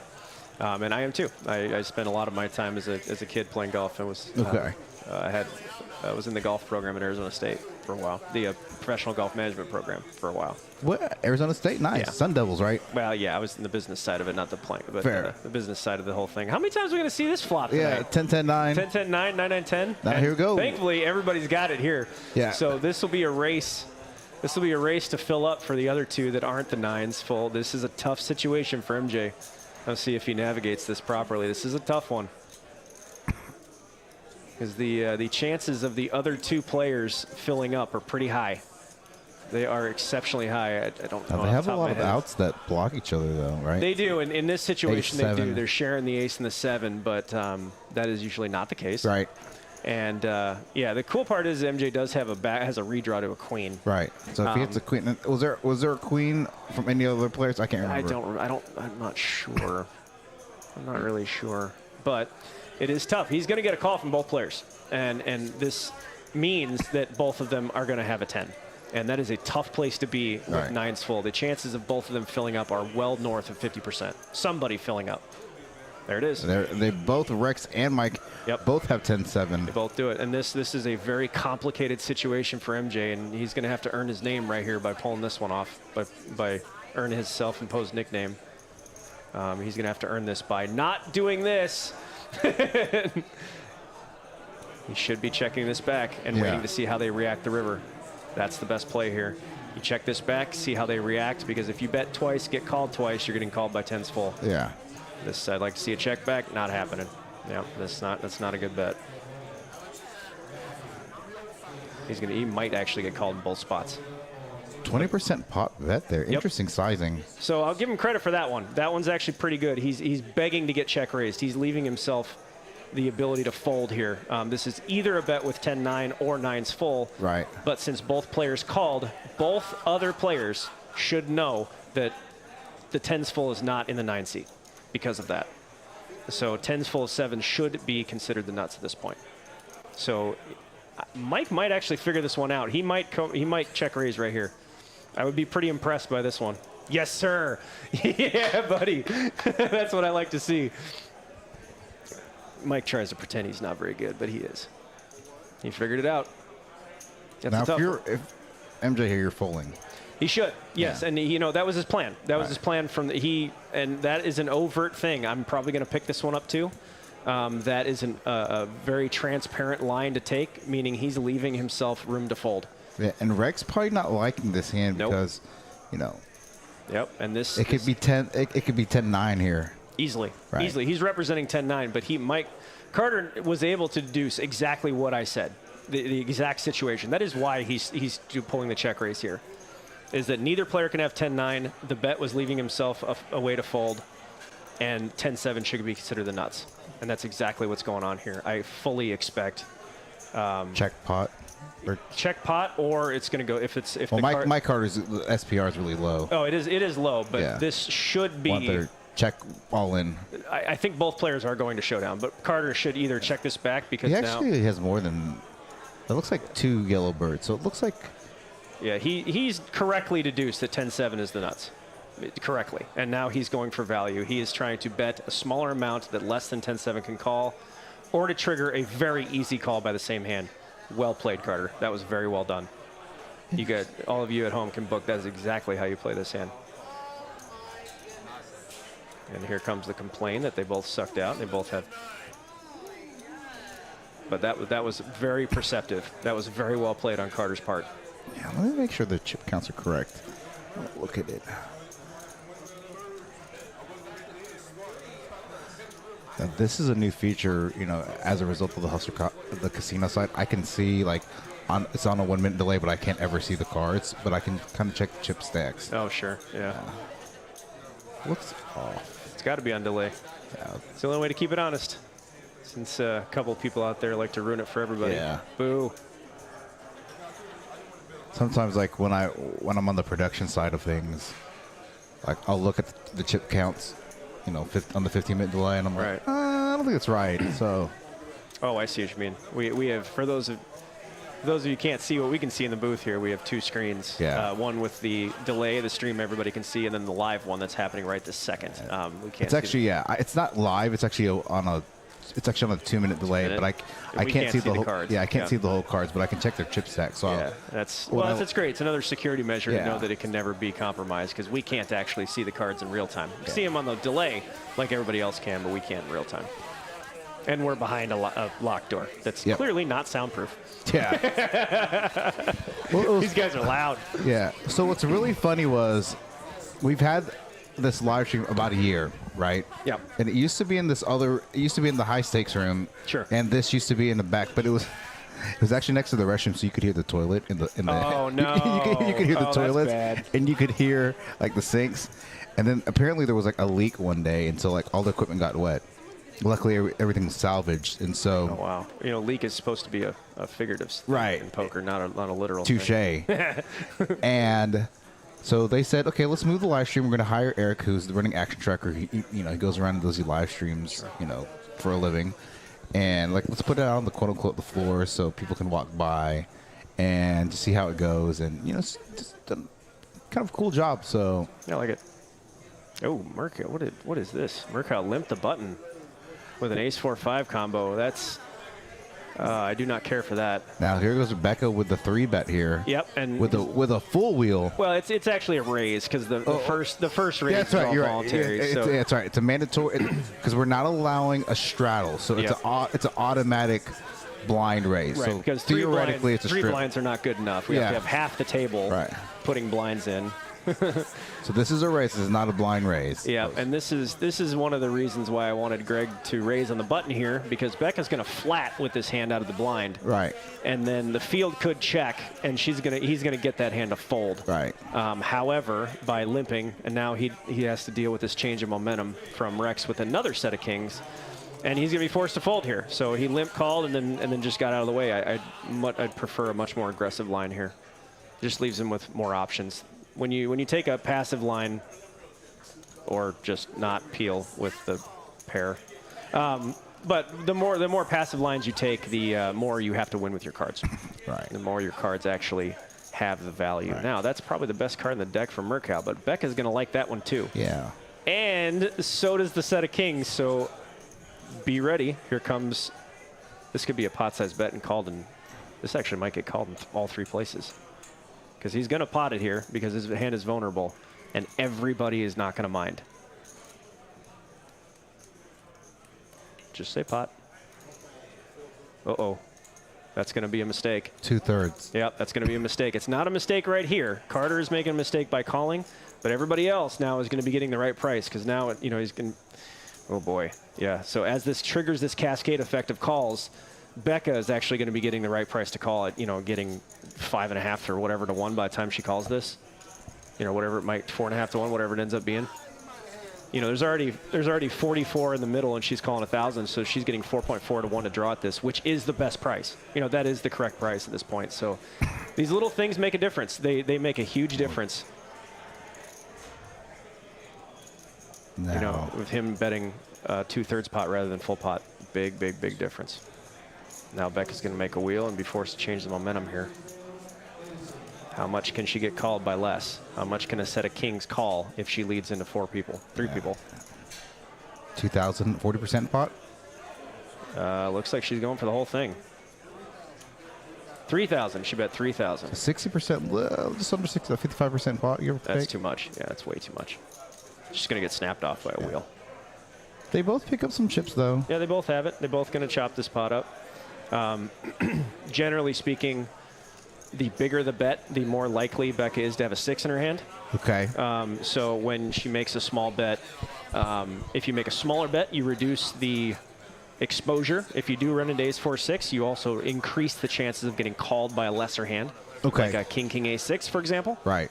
But the bigger the bet is, the less that chance becomes. Makes sense. Yeah, and so you have to always balance that sliding scale of action, but based on what we're trying to accomplish. And those little things, like we just said there, that when you're playing a mega multi-way pot, betting 2/3 versus full pot, he bets 2/3 there. Carter makes a mistake by calling with a nut flush and a gutter, barely, but the next two actually get the right price. Gotcha. So, do you ever re-raise it for him if you're Michael Carter? Or Michael? turn? Yeah. With a flush draw? Yeah. Oh gosh, no. Okay. He doesn't have a hand because like the since he doesn't have established a- high hand hasn't changed, right? The established high was a set on the flop. It was a set on the turn. So when there is no change in action from no change in the board, Right. there's no logical reason to assume the action is going to change either. Gotcha. So if the set of kings bet the flop, nothing changed, they bet again. Okay, that makes So sense. this is highly indicative of a hard hand, like a non-5-card made hand, like a set or 2-pair. Since that didn't change, his action won't either. Okay. So raising there has almost no value. Right. Okay. Might not be a bad semi-bluff. Like if Right. he had a hand like ace, 4, 5, queen, jack, or something like Yep. that with 2 flush draws, then we wouldn't mind. 'Cause Right. then he can go. Then it's not a it's not a bluff. It's a value bet. Because that would actually be the better hand. Now, since I think was that hand like 5 ways or 4 ways? 4. So- So went to the river 4-handed.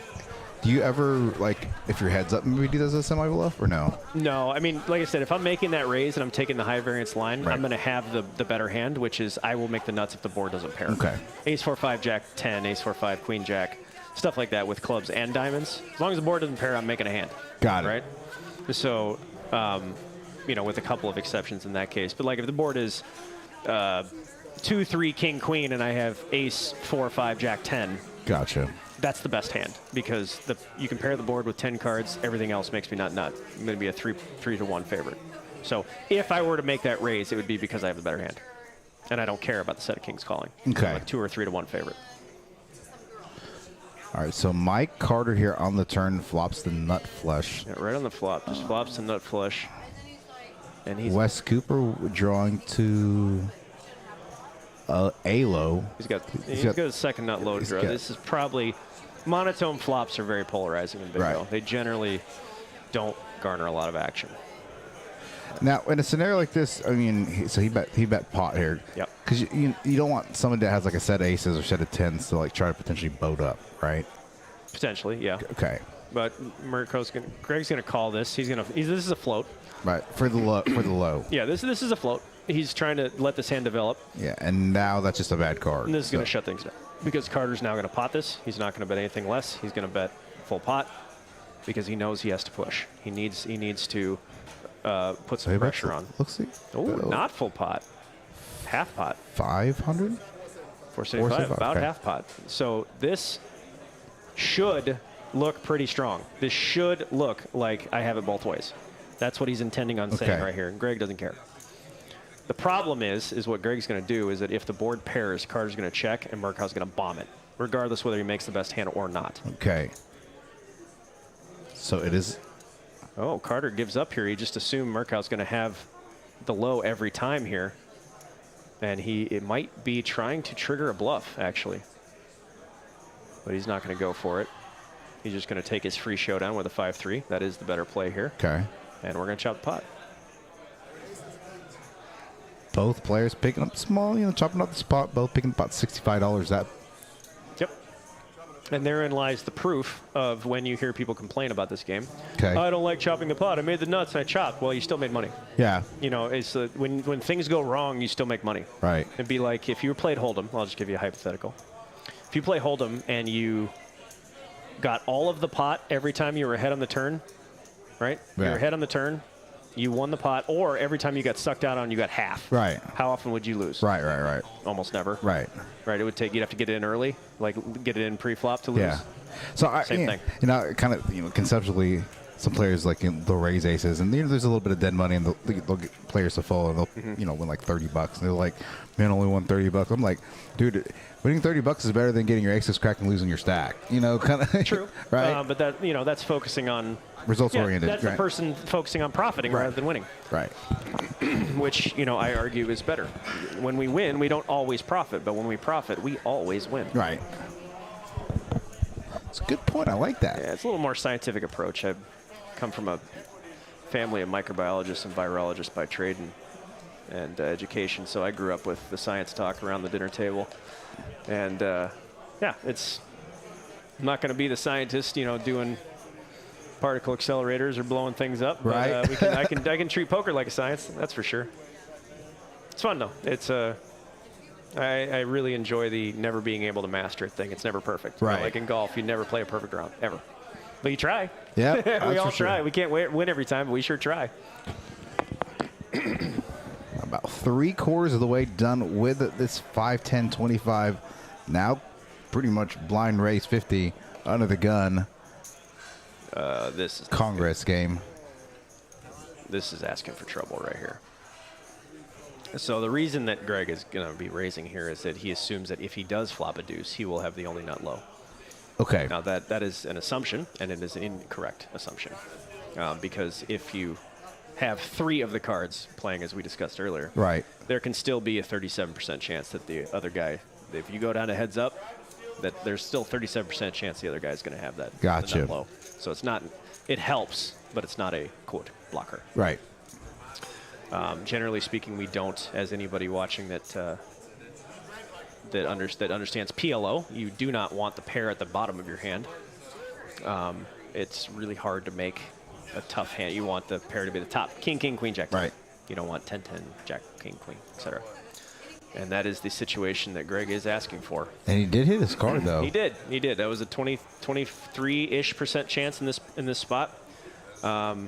When facing a raise from the blinds, which was Carter. And Carter chose to check and give up that momentum. Yeah, and Rex here flopping bottom set, but doesn't have a ton of backdoor equity. Yeah. So This is a tough one. This is a maybe hand just that peel one. this is a hand that most players get away from. Most better players get away from bottom set here. They have been drinking for 3 hours straight. Yeah. Any astute player would know you are an underdog to any reasonable draw. Now he's going to actually have the better hand, which you can see by the check mark. Right. He's going to have he's going to be a favorite to win the high on the turn. But Murkow is going to continue bluffing and blasting. The 10 of spades really doesn't change. You know, it brings in a backdoor spade drop potentially, but in terms of any change of cards, It got 8-7 there. Yeah. It got 8-7 there. okay, 8-7 there, but you don't really want to be in the pot 8-7 anyway. No, Should it? the Doesn't mean- real pressure of this is that there are 2 flush draws now for this bottom set. And this puts him in a really tough spot, is that even if he is ahead right now, half the cards he's not going to like. Actually, more than half. You have all the spades, all the diamonds, and all the cards 8 or lower. Okay. Well, that's 72% of the deck right there.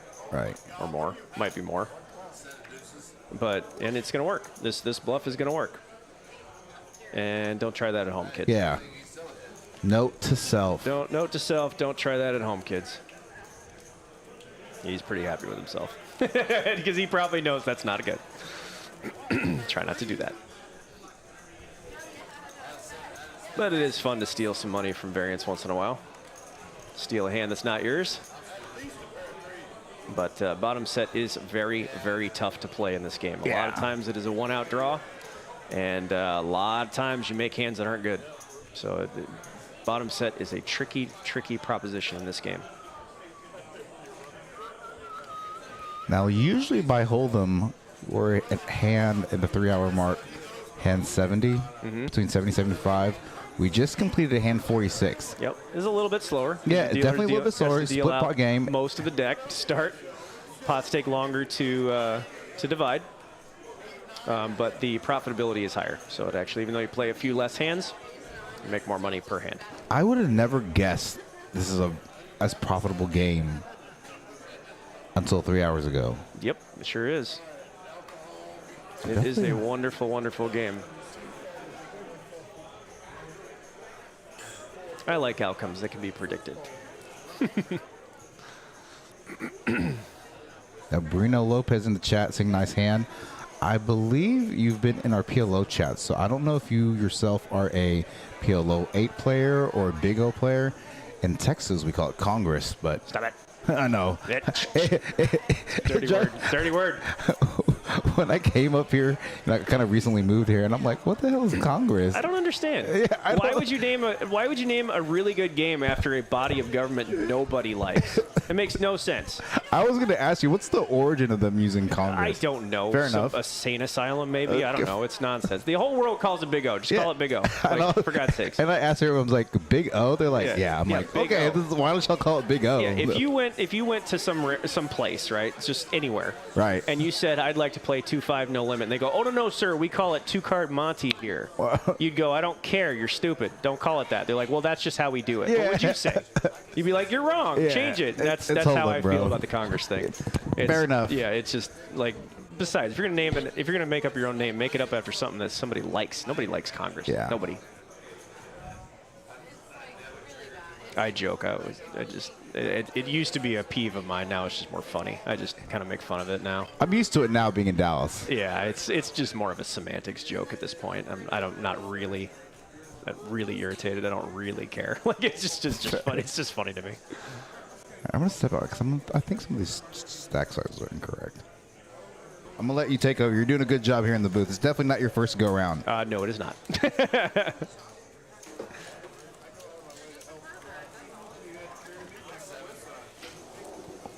All right. So Ed says Texas is a bigger world.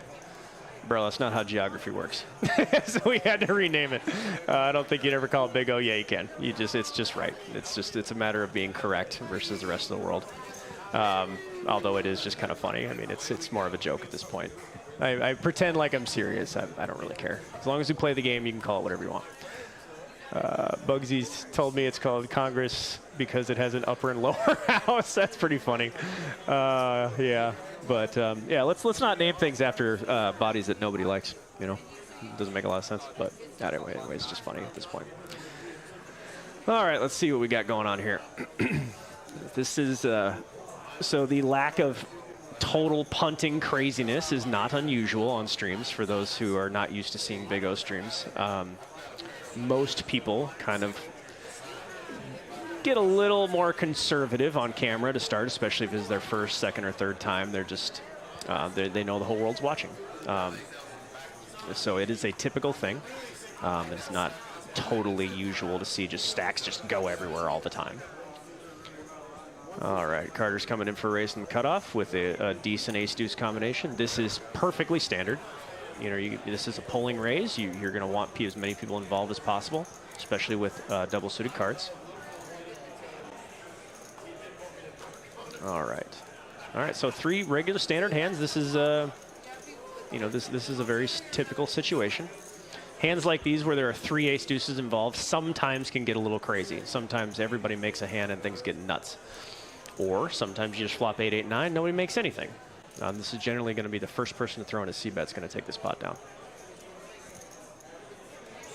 For those of you out there, a flopped 2 8s is the least likely flop for a player who plays 30% of their cards or less, as in 30% VPIP or less, to flop trip 8s. The number of quote-unquote premium starting hands that contain an 8 are minimized. So therefore, a 8-8-9 flop is a good one to c-bet, and that's what Carter is doing here. It is highly unlikely that players who play on the tighter side will have an 8 in their hand, especially if they have an ace-2. The least common hand in all of poker, of all of Big O, to make with an ace-deuce is quad 8s. So Carter knows that. Maybe he might not be able to articulate it mathematically, but he's well experienced enough to know that and knows that he needs to c-bet. And took it down. Well done. If WSOP called it Congress, then it is official. Yeah, you're probably right. That's probably a losing. It's probably a losing battle if that had gone that way. But since that's not the case, that's not reality. That's not what happened. So Big O, it is, ladies and gentlemen.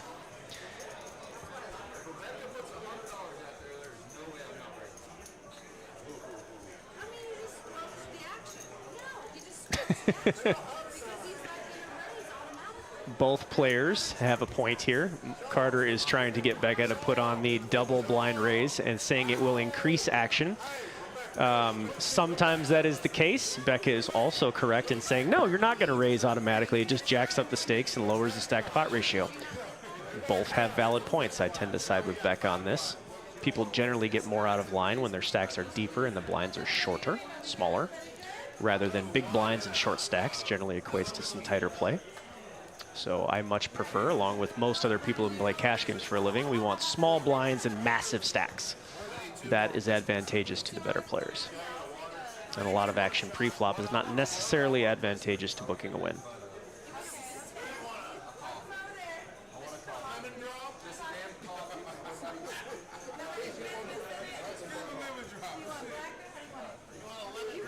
And you obviously know you have a good game of Big O here when there are 3 separate conversations going on at the same time. It usually means the drinks are flowing and so are the chips. Tends to happen in a Big O game. you do have a little bit more downtime in Big O than other games because of the split pot nature sometimes. All right, Rex coming with it with the ace, deuce, deuce, 3. He would really like to have that ace suited, but that is not the case in this point. All right, 4-way flop. Here we go. Queen 9 deuce. All right, Queen 9x, King 9x. These are the hands that generally get through when a c-bet is made. But I don't see a change of momentum happening here. Rex does have the naked ace of hearts. He can fake the nut flush draw if he chooses to. That would be a small bet on the flop and a pot-sized bet on the turn should a heart come down. That is faking that line. Generally works, generally is believable. The big wrap here, the ace, king, jack, 10, 8, makes a pretty obligatory call. Fairly obligatory call, rather.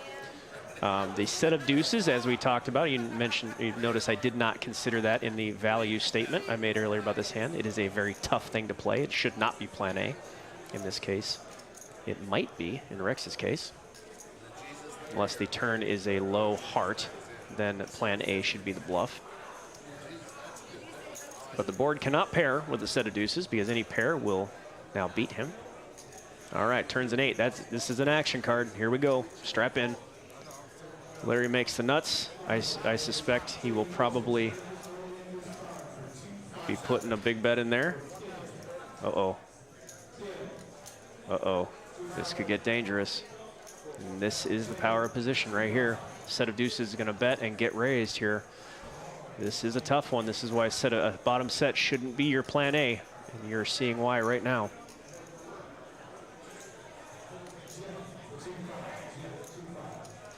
I don't see Becca calling this bet. I do see Larry probably raising here. There's 1,500 in the pot. He has just over 3K in his stack. There's just over a 2-to-1 stacked pot ratio. He should be ripping this in here. There's no excuse to do anything else. There it is. He got it in there. He min-clicked him. That's, no, that's not right. 3X. Not a fan of this. This is going to be an easy call. We don't want this to be an easy call. He should have just ripped all in. He's too short to do anything else. He's going to hope to get lucky, and he did. All right, so this is going to be a chop pot. All of it. I like it. I like it. So, now, this is pretty indicative of a nut low because he just flatted the raise on the turn and then bombed it when nothing changed on the high side. This player's going to have the nut low every time. This is a very easy call with the nut straight, obviously. Never folding the nuts in this situation. But Larry does not have to worry about getting quartered because he did not get in on the turn. I don't know why this is not a decision. I don't know why is taking so long here. If you're raising the turn and nothing changed on the river, why are we thinking about it?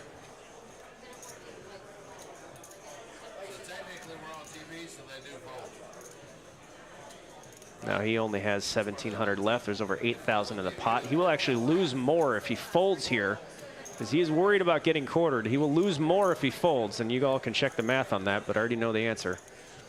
He has to call here. He has to, even if he's getting quartered. Yep. I don't know why that took so long. He's never getting quartered here because he didn't get it in on the turn. If that $1,500 raise had gotten snap shoved in, then he might not like it, might get quartered. No, you're not. We already talked about this, but that is the fear. It may seem rather nitty or may seem like I don't understand at home, but there was a good reason for that, or there was reason for that, not necessarily good reason. The fear of being quartered by Larry there was a little bit illogical. But that is a good illustration of why we don't want set of deuces, bottom set, to be plan A. Very routinely goes wrong and puts us in tough spots.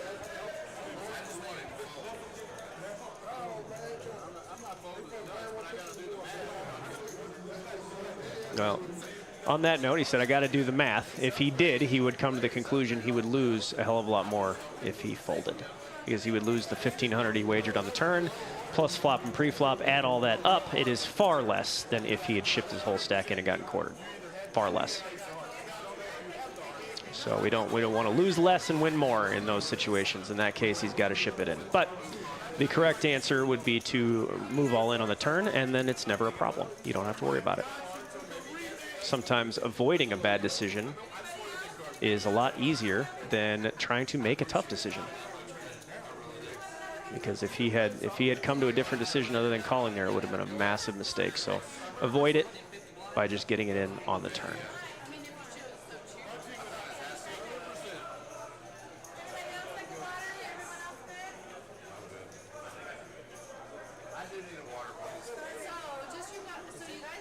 All right, we'll see how much how aggressive Carter's getting.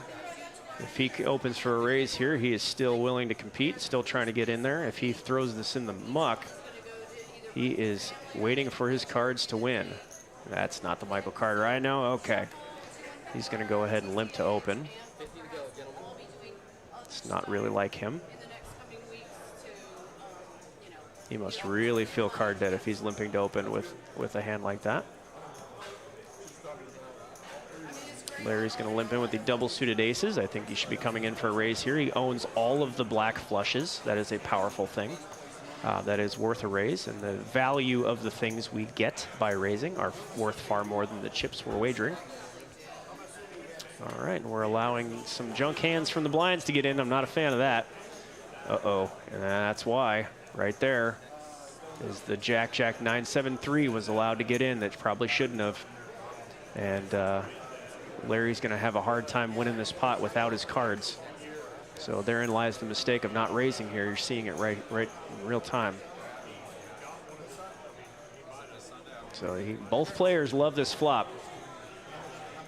And both players shouldn't, because Murkow should not be in this hand. And that was a direct doing from Larry by not raising. All right, Carter's probably not going to peel here.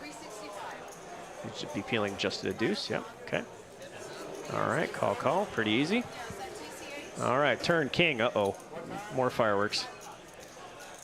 So you see how this mistake that Larry made pre-flop is going to come back to haunt him, because now he's on the defensive when he should be on the offensive.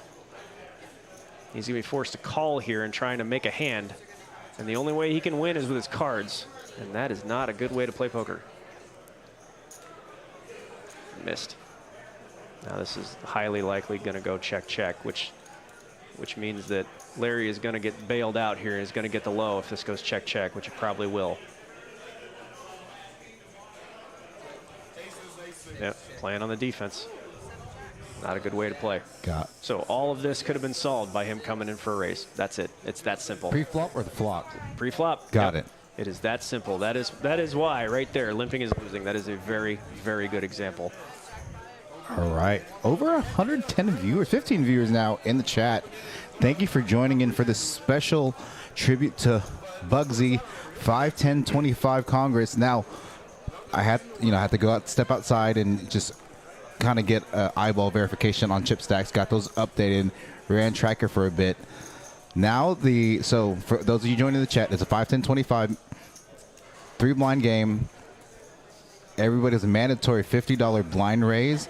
Now it's the 100 blind raise is on. The 100 on? The 100's on now. God, you degen. So they're not making the game any better. They just want to tell everybody they've played a 50-100 game. Now, I've had a number of people in the chat, especially in the DFW area, want to get Congress game going. If you guys ever want to get a Congress game going, we're very, very, amendable to that and very want to accommodate players. We're a room in the DFW area. We'll love to, we do some unconventional things here. Well, not say unconventional, like in terms of live streaming, we'll stream like this, and, we'll run a round of each or kind of a weird round of each 3-hand on the bomb pot table. So for those of you that are really wanting to learn this game, want to play this game, let us know. We can definitely put together some games on a weekly basis, whether, like every Thursday night we can get a couple tables going, or, what it is. Just takes effort. Yeah. That's all it is. Just put in the effort. Poker players are naturally lazy. We just are. That's for sure. So put in the effort. The game won't go unless you guys do it. If you want to play, you got to get down to the card house. You got to put your name on the list. Put in the effort, build it, they will come. So you heard that here first. Poker House Dallas Would love to get a Congress game going on here on a regular basis. We know a lot of rooms don't like to do that. So Well, the first thing you can do is just list as Big O. Right. Start with saying start a Big O game. Big O I'm just game. kidding. I can't help myself. No. I'm sorry. I can't help it. no, you're fine. I still now. I'm just so used to calling it Congress. When I hear know, Big O, I'm all like, It's just a "What's joke. Big O?" Don't take me Yeah. seriously. No, I'm just you're kidding. good. This is another common situation you can see where somebody has an unimproved aces and another player has flop trip tens or has flop trips. It is a tough thing to play. You're generally only Loading getting up one here. or Nope. 2 streets of value. You're never getting 2 streets here. You're only going to get 1 with Yeah. the tens. Aces are only going to get 1 by less. Sacrificing a street here is going to be the easiest way to make these pots happen. Now we have about 45 minutes, so about another 30 minutes actually out on the live table. About 45 minutes left in the stream. So for those of you in the chat, thank you for joining in this Friday evening for this game. Also, thank you very, very much to Greg Vale, owner of DoubleSuited.net, the owner of Scoop Volumes 1, 2, and 3, and hopefully by the end of the year, Volume 4. Hopefully. I hoping to get it done in Yeah. time. I've been a wild couple of years. Yeah, and one of the only, if not the only author of a specific book related to PLO 8 and Big O / Congress. As far as I know. Yeah, as far as I know. I know there's other material out there with a couple of the sites. But Right. as far as printed copies, I'm not Right. sure. I'm not aware. Specifically dedicated to this game. You know, there may be some like small material, but Yeah, there's like parts of books. There's Right. a couple, and there's some really old stuff. Like there's some book from like '04 that Okay. has some point system for the whole cards. I think that's wholly worthless. But it, a lot of information doesn't age well. now In poker's everything changes so well. your books are available on your website. It's doublesuited.net. DoubleSuited.net. Doublesuited. Pretty much anything will get you to my website. DoubleSuited.net. They are available on Amazon if you want to go that route. However, I'm not a fan of Amazon. They're thieves. Right. They take about 52% off the top when they buy it there. Yeah. So I would greatly appreciate it. It's Buy both my direct- site. Plus, they're also 20% cheaper on my site.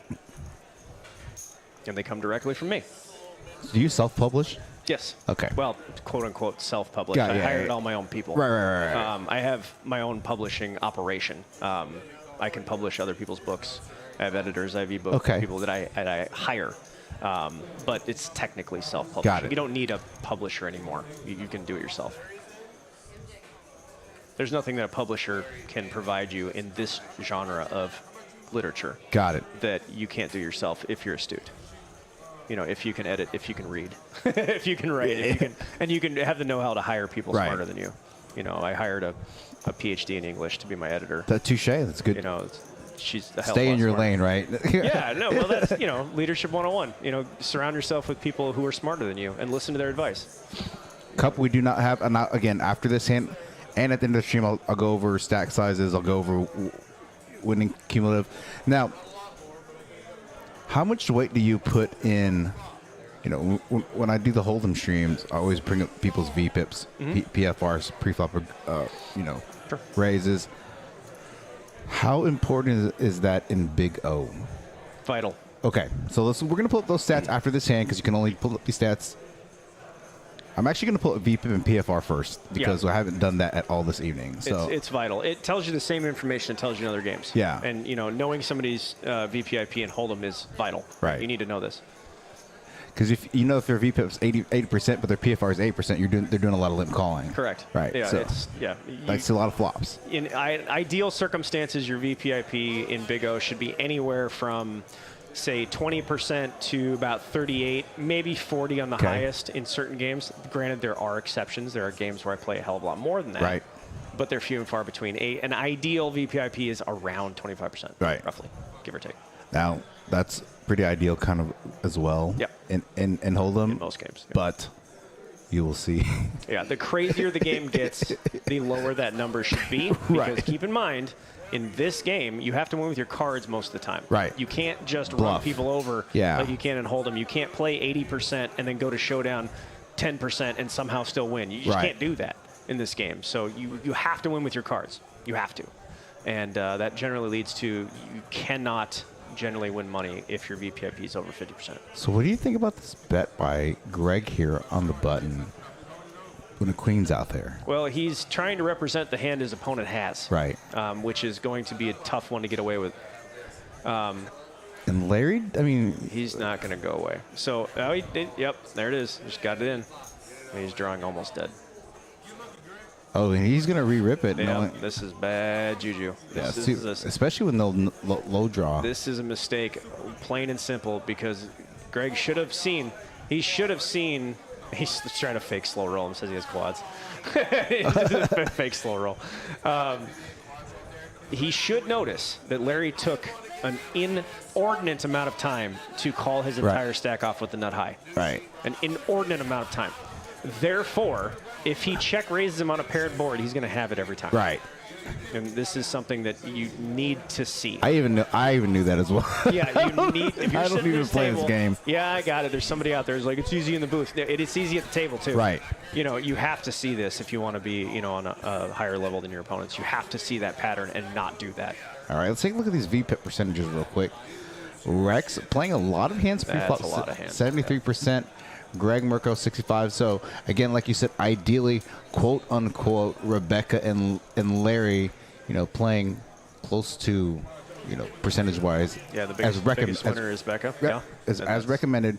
And Larry himself is, he's up about 3K. So there are two bigger winners. So let's take a look at. We're gonna switch over to cumulative winnings. Yep. So there is a direct correlation to Rebecca and Larry having the most cumulative winnings with also the relative low VPIP. So let's take a look at that. You look at you look at Murkow has one of the highest, and he's also the biggest loser. Right. Now, granted, a vast majority of that number is from the last hand. Right. The one mistake the one major debacle that he's got himself into that I've seen was that one.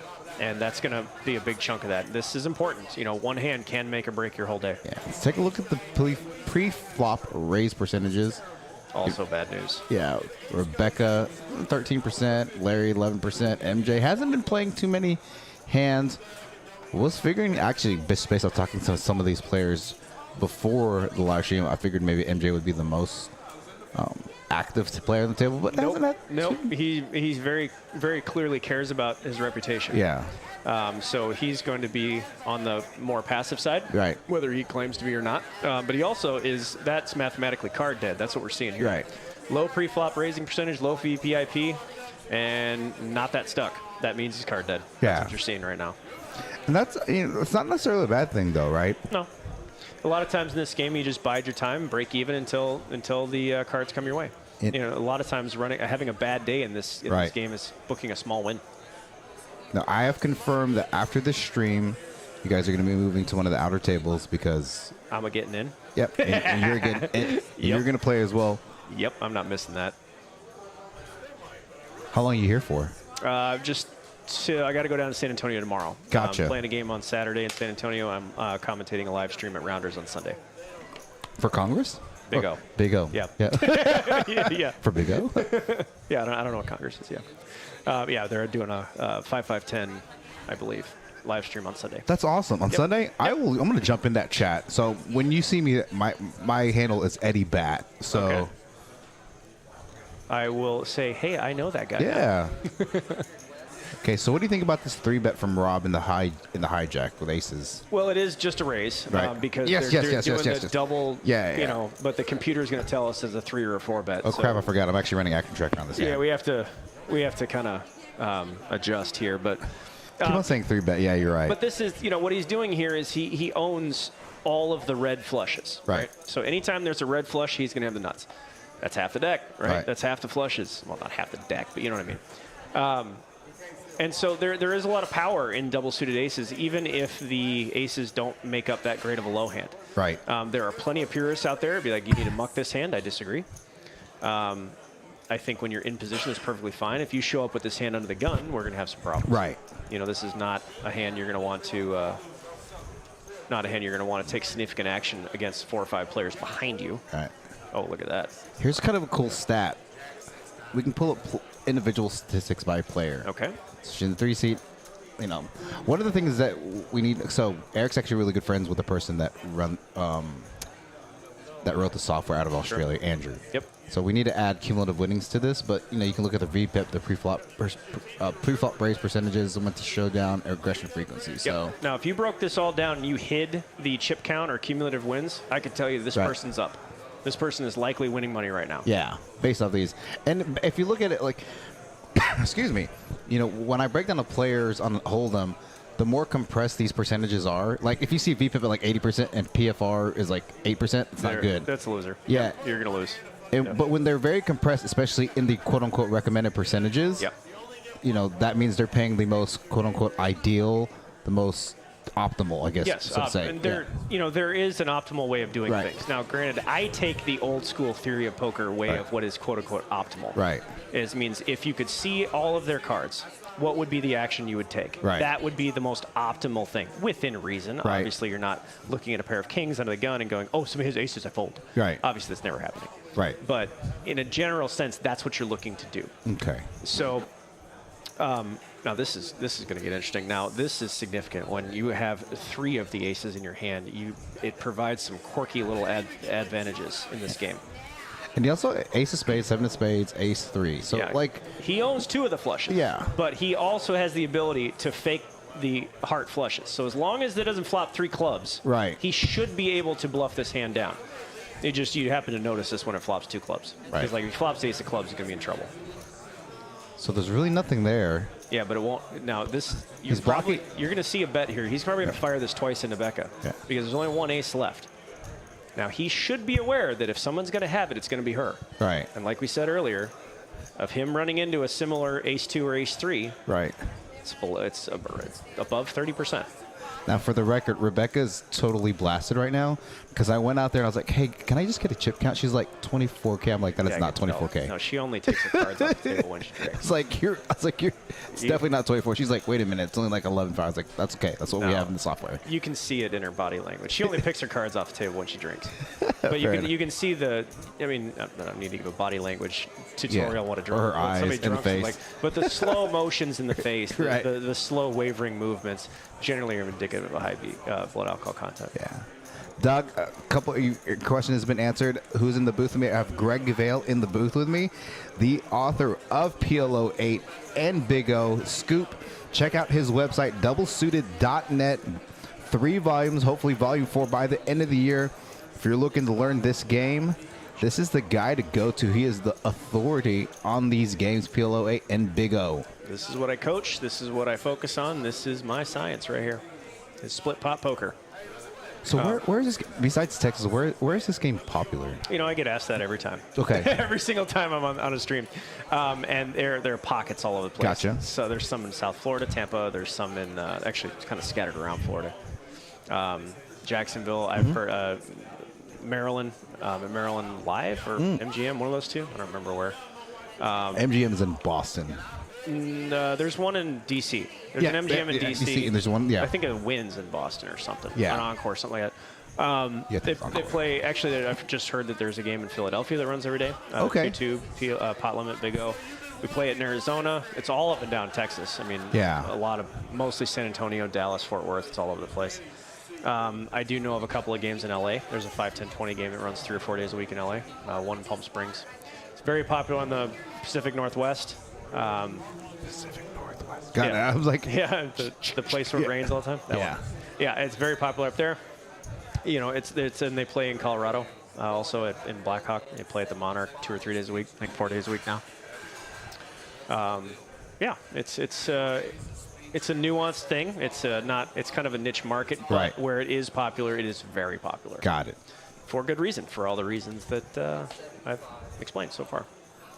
And it was really, I was really, I guess, in awe when we talked to Bugsy. He had said, "Oh, I'm probably gonna have three feeder tables," and I'm like, BS, right? You're like, no way. Like, yeah. Okay. Yeah. And then I see the list is like 23, and Rebecca's telling me like X, and X had backed out. So it's like, all right.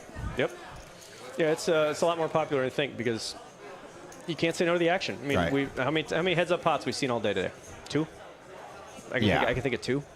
If you do a Hold'em stream, how many heads-up pots you're going to see? Half of them, at least, or more. I mean, can't say no to the action. I think getting caught up on the action here. I'm going to back it up a little bit. I can tell when the screen gets stuck like this that the action is getting corrected. Oh, yeah, because we don't have our board Yeah. cards up there. The board is out. Yeah, I've seen it. There's a king on board, and somebody has ace, king, king, king. Yeah. And found the other one, the non-qualifying quads. Okay, so There it is, ace, king, Yeah. ace. All right, so this is gonna have some action here with a set, and then Carter having the real hand here on the button. He has nut flush draw on the second nut low draw, and a pair of aces. So there could be some significant action here. So I'm going to see what happens here after this hand because it looks like there's an issue. There is a technical issue. Yeah, so All right, so I don't think we're gonna see much action. Oh, we had an out of turn, early burn and turn. That might be what happened. okay, so yeah, there we go, there we go. Boo. Floor call. Weren't you saying this is like this is the dude? This is the guy? Yeah, apparently. Ah, boo. No, everybody makes mistakes. Happens all the time. These kind of things, for those of you watching that don't play poker, this stuff happens all the time. Dealers make mistakes. Dealers are human. They hear things that don't exist. They see Right. things that didn't happen. It happens all the time. So Mike here with the nut flush Gonna have and the nut low. flush and the second nut low. Nut, second nut. So he's going to make a bet that he's going to want a set or two pair to call, and he bet way too much. Way too much. So from a value size based off that, like what are you betting? 40%? Well, it depends. And while we had a big mix-up here, I'm assuming that Carter is potting it on the river because he assumed his opponent had a 2-3. Gotcha. And so if he assumed his opponent bet flop, check turn, that story would make sense. Gotcha. The flop is ace-6 king, and then the turn's a brick, right? It's a 9. Okay. So if it went bet on the flop and then he checks the turn, it stands to reason he could have a 2-3. Got it. So he wants to make that call as tough as possible. That makes sense. And he wants to make that bet in case he has a hand like 2-4 and a bigger flush. And he would make a call there and get 3/4. We know that was incorrect because we can see the cards. I might have made the same mistake. Yeah, okay. But you generally want to make a bet you can get called by less. But in that situation, he probably assumed he needed to force the nut low to rethink a call. I've done like 75 probably streams in terms of commentating since August. I've really enjoyed this stream because this is, a game that I never, when I say never played, like, again, I told you at the beginning of the stream, it's usually part of a dealer's choice on the button kind of thing, and somebody picks it. Yeah. And so I play, when I don't know how to play those games, I play like super hella tight. They'll just splash around just to splash around. Right. This is probably one of the more informative Thank you. streams that I've been in. I mean, it does help to have the authority on it in the booth with me. Well, So if I didn't make it good, it'd be weird. I mean, I spend 25, 30 hours a week on coaching calls and dealing with this stuff every week. Yeah. It's like basically my Monday at noon through, Wednesday evening. It's just nothing but dealing with these situations and trying to teach people. So with that being said, what percentage of the time are you /coaching/playing? Oh, well, see, I never intended to actually make coaching a job, but Yeah. it's turning into a full-time job. No, I love it. I enjoy it. I generally coach 3 days a week. I try not to let that take over. Right. I do still enjoy playing cards Yeah. and winning at poker, but I generally coach 3 days a week and then play 2 to 3 days a week. Usually. Got it. Yeah. But my partner, Mo, also plays poker for a living, so we have a full-blown poker household. Gotcha. So she's a fixed limit hold'em genius. I am not. Like, not at all. So when I was out in 2 months in the series. Yeah. And I just wanted to mix it up. I played some limit hold'em at South Point and some other places. Okay. And I'm like relentlessly 2 betting, 3 betting, 4 betting, whatever. And a lot of these guys tried to play back at me. In limit? Yeah. That's not a good idea. Yeah. They just let you hang yourself. That's really. Yeah. But that's I'm not really proficient at fixed Yeah. limit hold'em anymore. 15 years ago maybe, but not so much anymore. But yeah. Oh, here we go. Becca with the nuts for. Nut, second nut. She's gonna have the nut flush and the second nut low. She can make a lot of money here. Nice little. Oh, she bets pot. Yeah, Gonna get. nobody's got anything to contend with. Usually you want to have like someone else have an ace-6 here with a king high flush, or set of 9s with a 9 high flush, but unfortunately she has the 9 of hearts in her hand, so that's out. Now the 1 seat. I just realized Danny Chang is now in the 1 seat, getting pulled from the feeder table. Danny, I like. He's good people. Everybody Who's out in the there. 1 seat? Danny is good people. He lives in Austin. Yeah. He's a pro from Austin. He's good people. Who was in the one seat before him? I forgot his name. He didn't play too many hands. Rob? Was it Rob Dreyfus? It might have been, yeah. Yeah, it he, could've been didn't, right. he didn't play too many hands, but what's he doing? He's taking off? No, I think he has. So Count his chips. actually, I think he has to. I think he has to top off the 5K. Oh my God. Yeah, because He's stuck a couple hundred, but add more. yeah, I think because on the outer table we. Oh, right. Yeah. When you're playing the live stream table, it's like 5K no matter what, right? Yep. But on the feeder table, the min you could buy was 3K Three, up to yeah. 5K, and so he may have had like 3,500 or something. So Oh, okay. That makes sense. I'm totally guessing, by the way. I'm totally It makes sense. I get it. I don't know why they're giving him a hard time.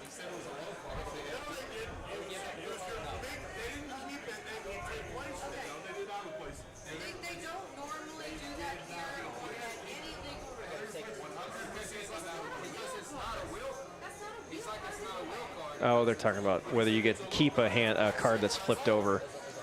This is a common argument that I see here in Texas. I don't see this anywhere else. Okay, so what's the argument? So the argument is a card got flipped over, and somebody is arguing that they should be allowed to keep it.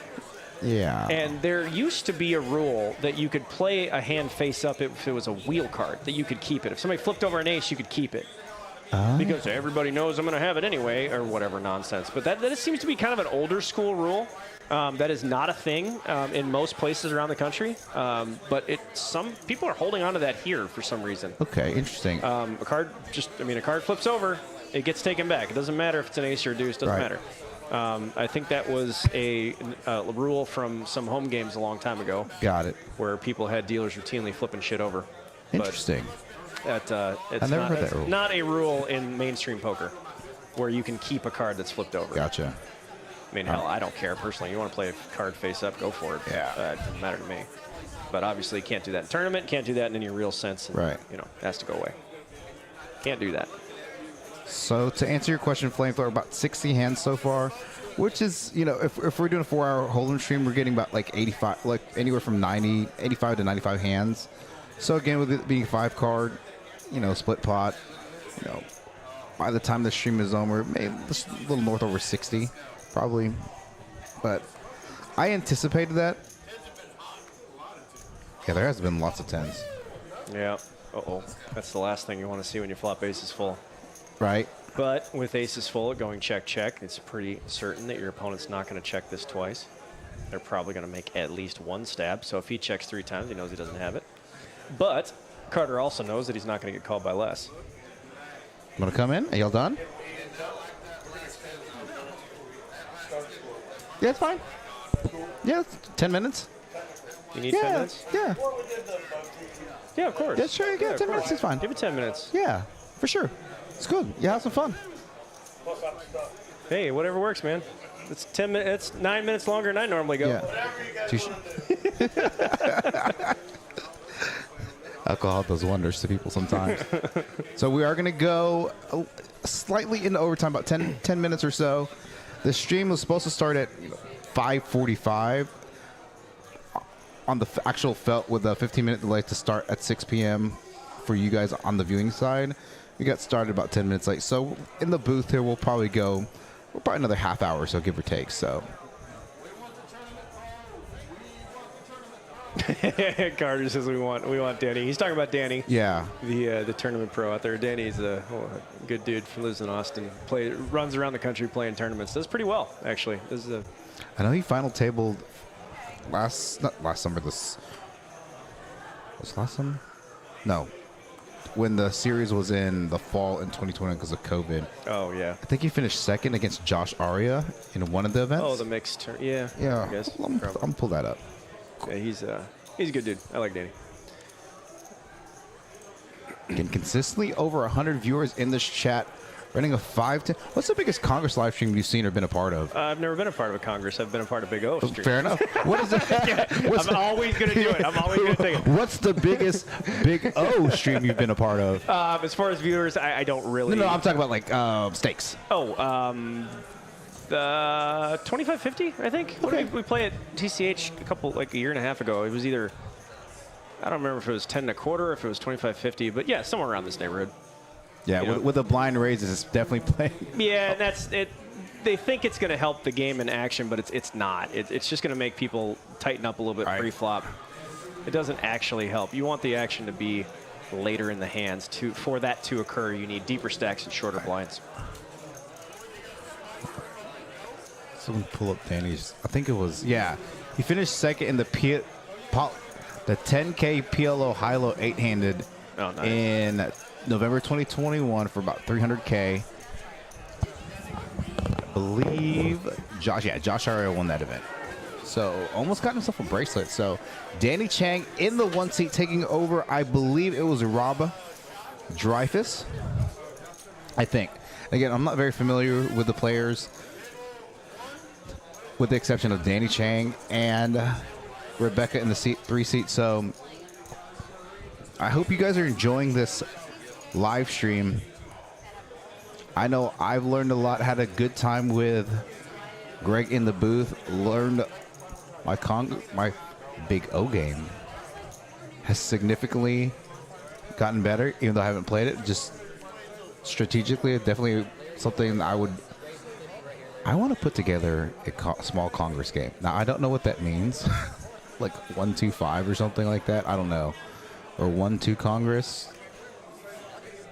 So if any of you guys are interested in playing a 1-2-5 Congress game here at Poker House, reach out to Eric Anderson, who is running Action Tracker, or myself. Love to put that game together. Would love to do it on a weekly basis, you know, whatever is convenient for you viewers in the chat in the DFW area. And I know some of these players that are playing are interested in doing that as well, whether that's on the feeder table. So we have 3 Congress games going on. We have this 5-10-25, another feeder table to this, and then a smaller 1-2-5 Congress table. He's got a nice little 3-bet here from Wes, +1 with ace, king, 6, deuce, 3 spades. So, yep, quickest way to kill a good hand is to pair the bottom card. right. In this case, it's the deuce. And this hand will be over for him, especially with Greg having the ace 4-5. Yeah, I'd love to, like, I'm definitely going to play small so I don't get obliterated. Yeah. I mean, you can find 1-2-5 games pretty much all over the place. Right. Okay, kings and deuces now has significant value on the high. He's probably not going to just give this up.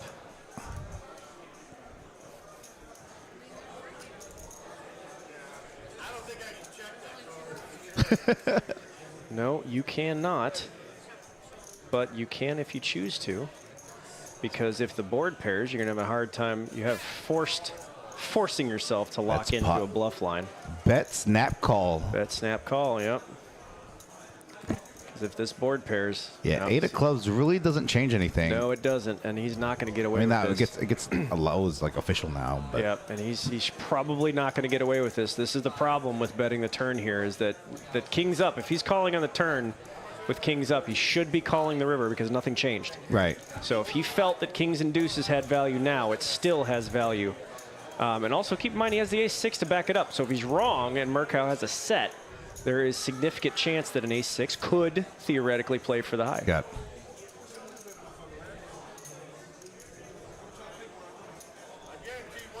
So this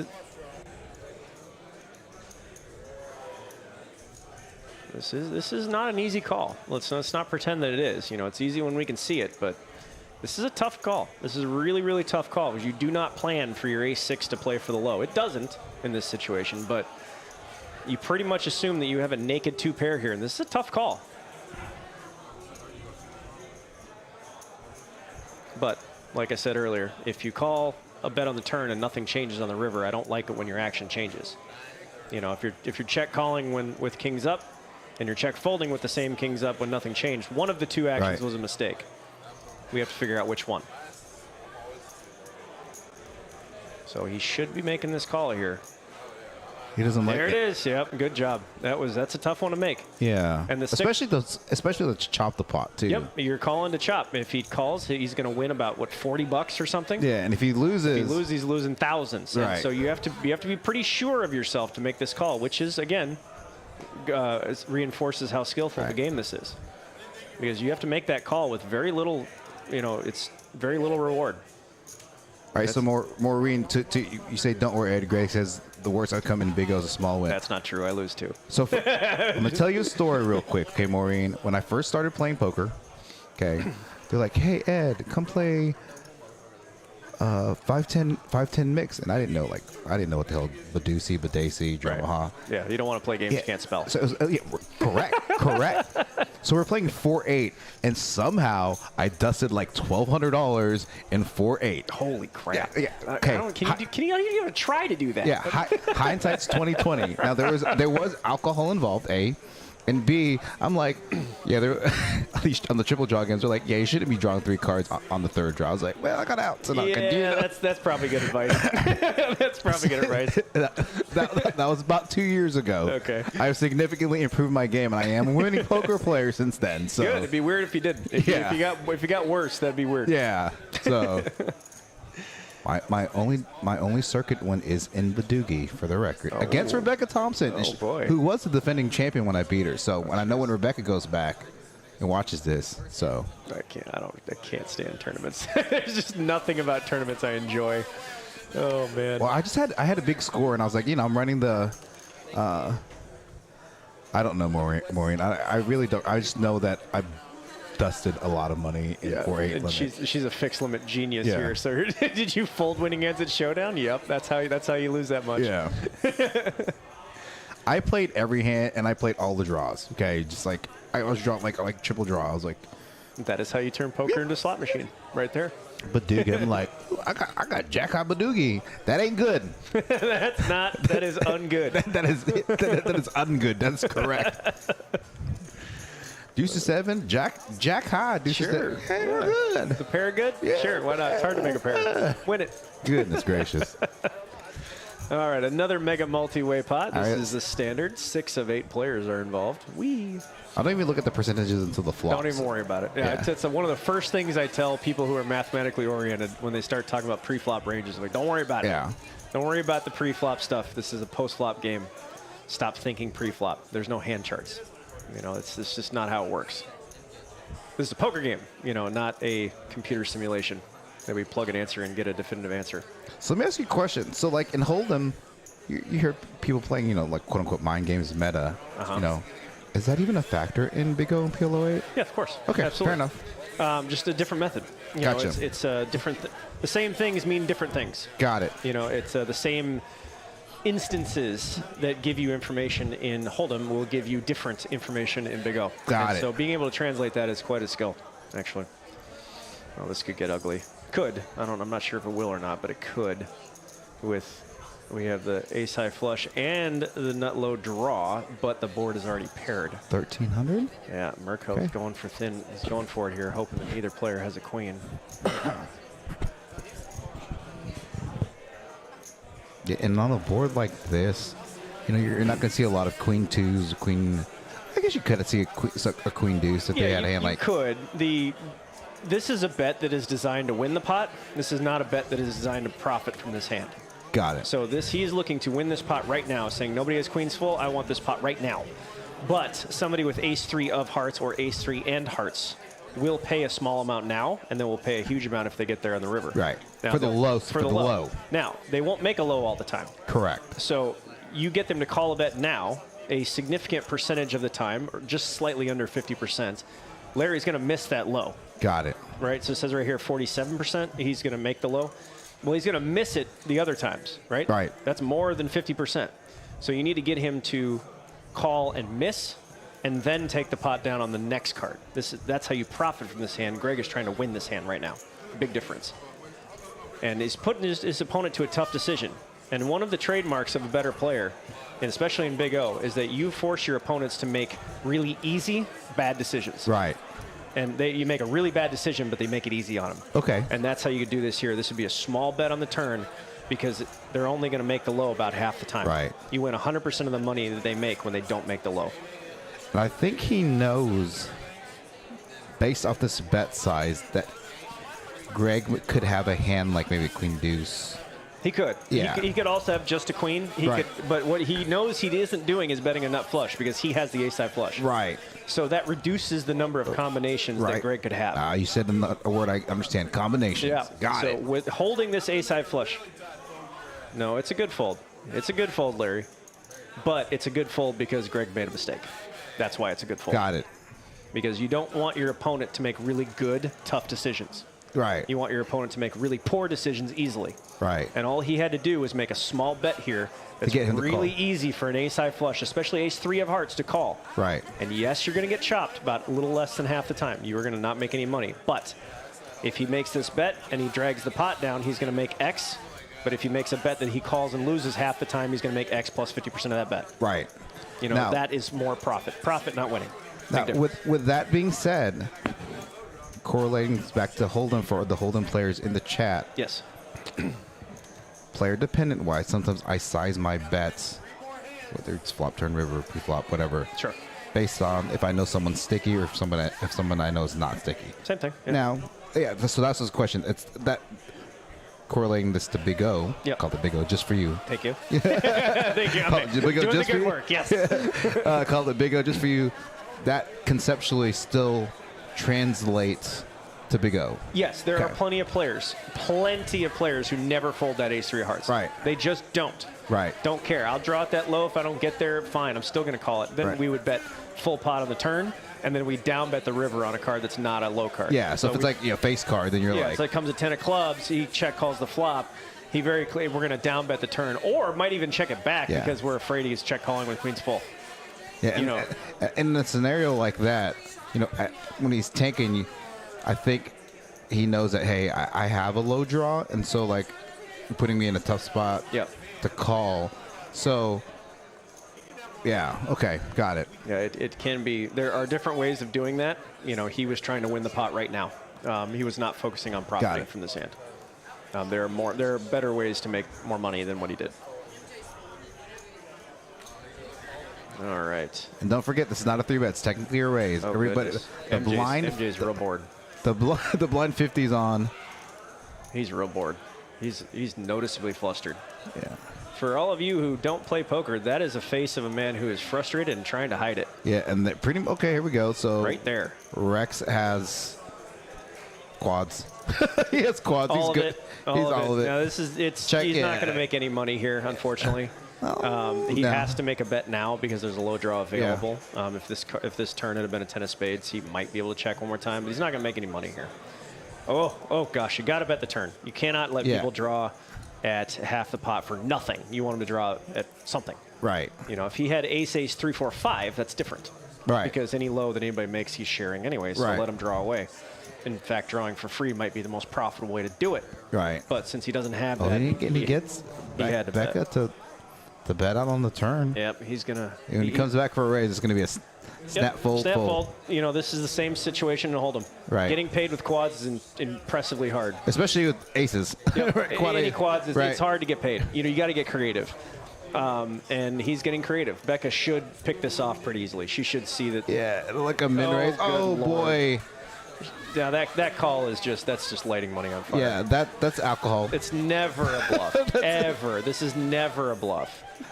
And that's $500 that she's never going to have again. Yeah. This stuff adds up. I know it's a small fraction of her stack, but as we say in science, fractions add up. I'm not going to try to give my strategy away on Hold'em. But when I get min raise on the river in 1-2 or 2-5, I'm like, dude, it's never a bluff. never a bluff. It's never a bluff. Almost- It's like for super value. Yeah, and one thing, a rule that holds true is that everybody bets on bluffs. Almost nobody raises on bluffs. Right. Even fewer player check raise on bluffs. Now, granted, pros do. Right. We do it all the time. But we don't do it against people who are incapable of folding. Right. And in Big O, it's really hard to get people to fold like the second nut hand. It's kind of difficult. But generally, the lower the stakes, the less often people bluff. Right. Rebecca's saying she just lit $500 on fire the That last she hand. did. I can verify that. That is a true statement, Becca. Lit it on fire. That is never a bluff. That is aces full every time, not just quads. Same. I mean, ace full of jacks and quads is the same hand. At first, I thought he flopped ace full of jacks. I'm like, oh, Yeah. he's got quads. He's good on the high. Yeah, that is, I don't mind her throwing that bet out there that, maybe she gets called by a jack. Right. But maybe a random ace that didn't fill up would fold. But calling the raise that's just sloppy. That's just alcohol right there. There's no excuse for that. I think we're looking at the only two people not talking right now. Right. Oh, no, now it's just one.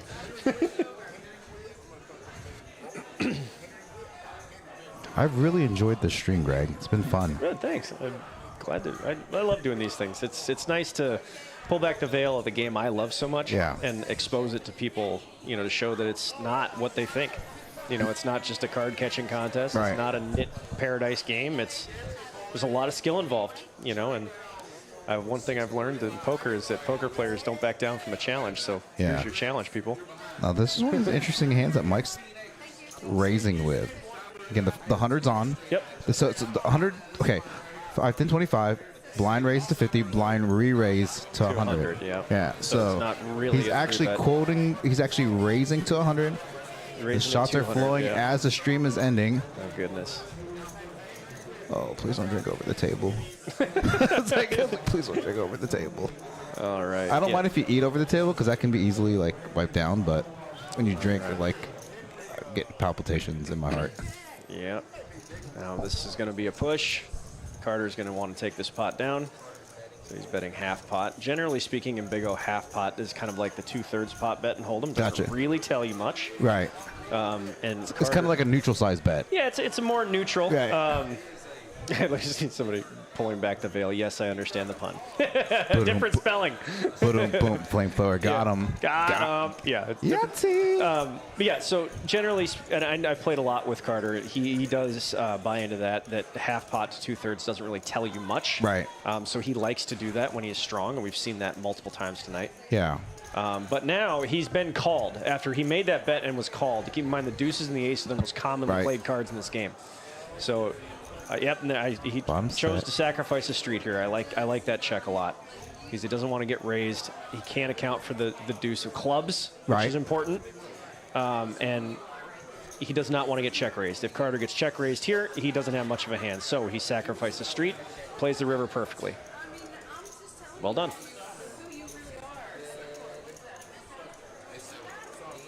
But I would have liked to see a bet on the river there by Carter. That way he gets all non-full houses, non-nut low hands to fold. And most of those non-full house hands make a low that chops. Got it. That is exactly what we just saw. So that one small mistake on Carter's part cost him half the pot. These are the kind of things that add up to huge numbers by the end of the year. Tens of thousands of dollars, that little tiny thing right there. Yeah. I would agree with that. God, they were all so quiet. Now they're all just yelling and screaming. Look, at the only person not drinking is MJ in the 9C. He's bored as shit. Yeah. Yeah, that is the look of a man who is frustrated and trying to hide it. That is the person that you can bluff right there. And I know my partner Mo will love to hear me talk about this because she is an advocate of this, is that putting on the professional face when you're at the table and the professional demeanor, it matters. Because if I see this, if I'm playing it and I see this man right here, You're going to go after he's it. frustrated. I see his body language. I know he's easily buffable. Yeah, I know I do that. I can really get after him and find advantages. And he's voluntarily giving that information out. Now, granted, I'm not perfect. Yeah. I do that. We all get pissed, right? We all tilt. But it is important. There are people out there good enough to exploit that. That's something I do as well on the hold'em side. When somebody's just getting ran over and they just keep on reloading. And I'm like, I'm going after you. Yeah, they will give you credit for hands you don't have. That opens up options that you don't normally have if they didn't give you that information. And it's a tough thing. I find it to be an interesting existential challenge to control your emotions and remove your ego. Now, what do you think about this raise from... That's right. Sit straight up. What do you think about this raise from Becca N +1? She's taken, a single suited aces. I would prefer this be double suited because you would like to own half the flushes. What's that noise? Okay. Oh, they're all making noise. they're just overriding our microphones. They're so loud. I don't mind it. I generally prefer this be in late position rather than early position, although it is really hard to muck a hand like this, to look down as a poker player and see 2 aces, one of them suited, and fold. But I do not care for this from early position, actually. But in a game where you're never getting 3-bet, then fire away. Right. You know, that's the important part here. Is the one caveat is almost nobody's 3-betting here. Yeah, so we've had some 3-bets. Yeah. We didn't have a ton of 3-bets early on, kind of in the middle, a handful, and then like towards this last hour or plus. Right. Not much. And they've all been premium aces, right? They were all aces, so holding 2 of them knows that if you're only going to get 3-bet by the other 2 aces, it makes this pretty hard to play, or pretty easy to play. I'm going to check something, see if they're how much more they're going into overtime. Let's double check. All right. This is about as good of a flop as it can get for Becca here, flopping middle set and the nut flush draw. She's probably going to turn this into a push and really press this hand hard. It has a lot of value, and you really don't want the low draw to draw for cheap. Especially when Larry is the one calling, and he's been on the tighter side tonight. So she should expect an ace-2 from him. So she's really hoping for a high black card is what she's looking for here, or to pair the 3 and be able to play this hand a little bit better. Oh boy, that isn't. I know it looks like that's a good card, but it is not. That is not the card Becca wants to see. Having 2 sets here makes things really, really difficult, because it just takes one single combination of deuce-4 to have her scooped. She did not expect that ace. It's hard to know that if she fires out here, she's going to get Larry to fold. But that also tells Larry that she does not have a deuce-4. That body language says, I don't want action from Becca. That should be something Larry could have picked up on, but now it is too late. And now she's going to pot it, as she should. She needs to put pressure on any non-nut low, because Larry cannot have a 2-4 because he checked back the turn. Therefore, you have to, well, he thinks that 2 deuces are a blocker, which means he should have bet the turn if that was the case. But Becca does need to put pressure on a non-nut low to fold. She does not want to get called by 7-2 low. But this hand was misplayed pretty bad by Larry. He could have potted the turn. I'm not sure what Becca would have done. Being drunk, she probably would have called. But that is worth the firing on the turn. When a player stops, you know, puts on the brakes, there's good reason for it. And a lot of times, if we have a hand like this with a flush and a couple of deuces and a couple of pairs and you know, a made low, that's a good time to fire out a bet on the river on the turn. That's a good time for a semi bluff. You might get all of it, you might get none of it, you might have half of it, but we need to merge all those combinations together into one bet here, and the answer would have been to bet the turn. And now he's in a tough position. Now he's forced to call for half. We've seen this pattern throughout the whole stream, is that one misplay on one street makes for a very difficult decision on the river. And that's what happened here. He just called the clock on himself. You don't see that very often. But Larry called the clock on himself because he's likely aware that he's in a tough spot. And he wouldn't have been in this tough spot if he had bet the turn.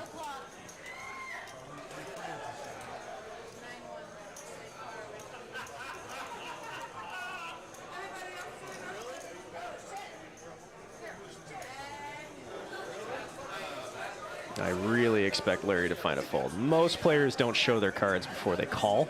They show their cards before they fold, especially when they're talking.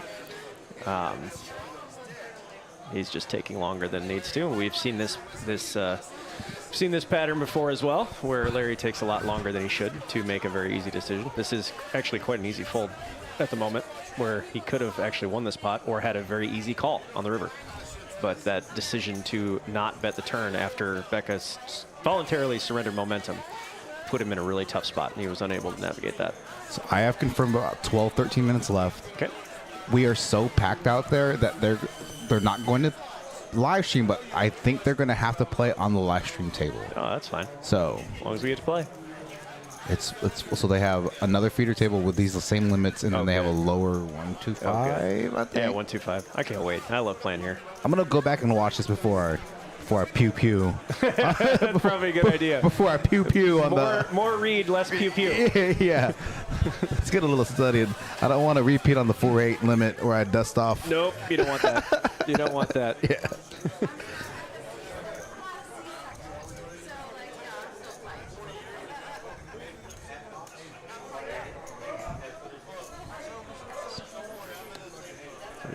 Pardon the noise, everybody. We got our door open for a minute. We got some technical difficulties. No, they're done on the stream, so they're looking for something. Oh, okay. Are they doing? Oh, I don't want to spoil. Sorry. Yeah, that's the. We're not supposed to be watching that one. Yeah. We have to watch the one everybody else Yeah. is watching. Which we still can't see their cards. Yeah, still can't see the cards. So, just in but case anybody yeah, wondering, I'm gonna minimize. I'm gonna minimize. I'll minimize. We minimize. cannot see the cards in real time, even though we have the ability Yeah, to. 2-minute delay. We can watch it on a 2-minute delay, but it's like no whole cards. Yeah, that's. I think that's important too. After the recent security issues around live streams, is that no phones, no nothing, no. We can't even see the cards ourselves. Yeah. You know, and I think that's a good way to go. Everybody benefits by more integrity in the game. Right. Everyone. Yeah, and like I said at the beginning of the stream, we told everybody we're taking their phones for integrity purposes, security. Yeah, they freak out. They're like, whoa. Whoa, we can't do that. Yeah, you can. Like, bro, it's not. Do you want to be the guy that gets accused? You know, it's not that crucial. Now, No, all these like, players know each other, so it's a of course little. they do, Yeah, it's a little. Which that makes it even weirder if something weird happens. Yeah, that that's makes true. it even worse. So it's so easy. Just get rid of your phone. You make it secure. That way, there's never any question. We don't have to worry about having a Stones incident. Yeah. Or the Look at bike this, or whatever that look was. at this flop for MJ. Finally gets it. He gets a nice little flop. And he's not going to get any action. Yeah. He's going to get nothing out of this, unfortunately. Nobody has anything. Unless the turn's a 7. I suppose he could get pretty up. There can't be a 7 because there's 4 sevens. Yeah, well, that's true. They're all out. But, well, there's always the dead deck option. Did he check raise? Yeah, he He did. did. He ain't getting Yeah, nothing. he's not getting anything about it. You're not getting anything here. Yeah. That is a man that is frustrated and trying to hide it right there. And as this stream comes to a close, we want to say, in memory, in honor of Bugsy, this 5/10/25 stream is for you, Bubba. Thank you for, all the contributions you made to the DFW Metroplex area, specifically, not just for this game, but for the poker community in general. A lot of your friends came out to support you, to honor you this evening, so we're glad that we could do this. Also, special thank you to my special guest commentator, the book and the author of PLO 8 and Big O, Scoop. Check out his website, doublesuited.net, if you're looking for coaching to get better at these. He is available for coaching as well, and that I'm assuming that's also available. Like, contact you through your website. Yeah, I have all the information Gotcha. there. I can get a hold of me on Twitter at GregVale85, or you just send me an email through the contact in my website. I make myself pretty available to anybody who needs. Everybody wants to get better at the game. Does C1 really have his phone? Oh, Danny. Oh, he's new. You might Yeah, wanna so tell him. yeah. Okay. Well, we have like a minute left. Yeah, so. He's from the feeder. So Yeah, he's from the feeder table. He's not doing that intentionally. Yeah. I was like, no one else has their phone, but I was like, yeah, Danny just came in. But this is, we're the stream gets turned off here in just a couple of minutes, so. But we promise Danny does not have access to anything. Jen, thank you for joining in. I know you specifically tuned into this live stream for this specifically. That's what you guys were asking for. I was like, what are you guys asking for? That makes way more sense. This, right? Yeah, I was like, that makes way more sense of why we're asking. I was like, what are you talking about?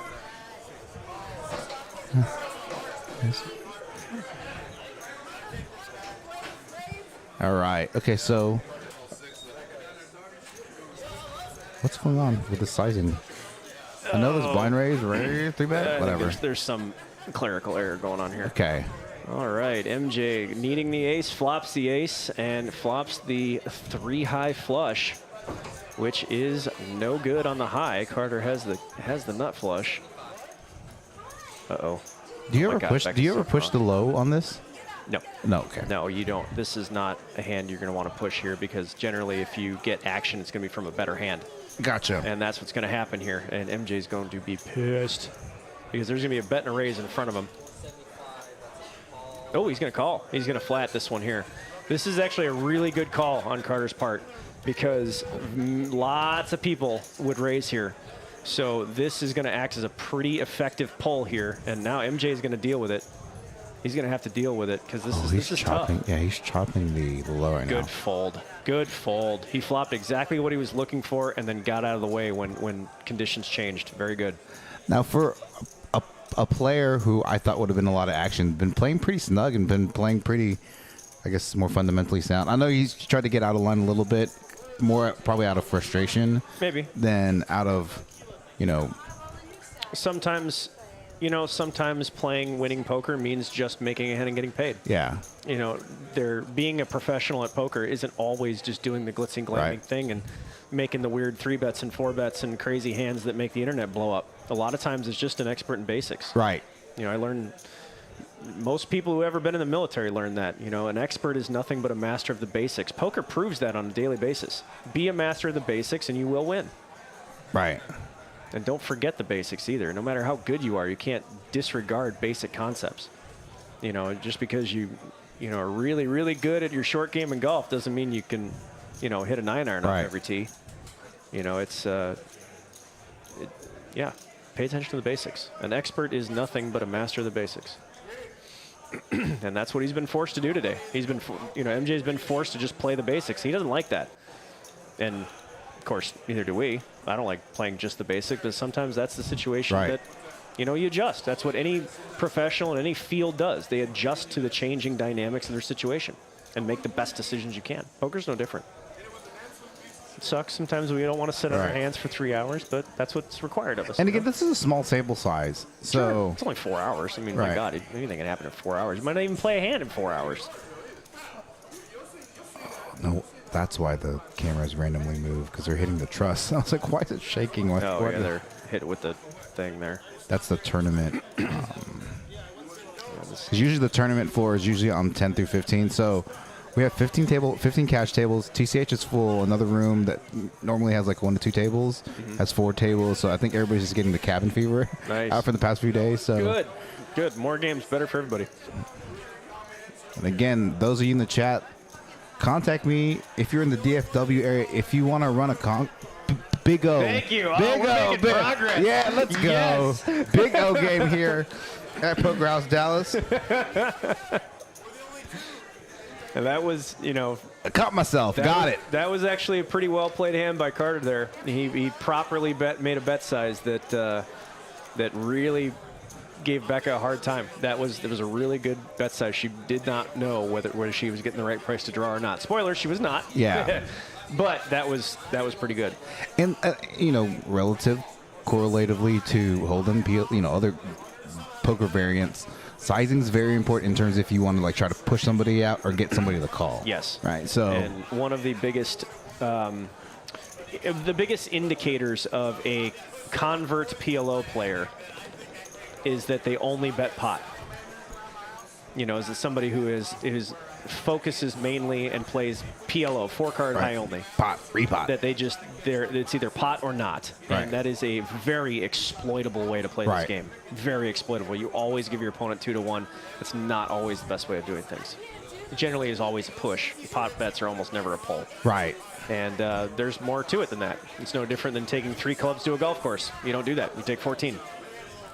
You have to have all the weapons available to properly fight the battle. Not just like a couple or your favorite. It just doesn't work that way.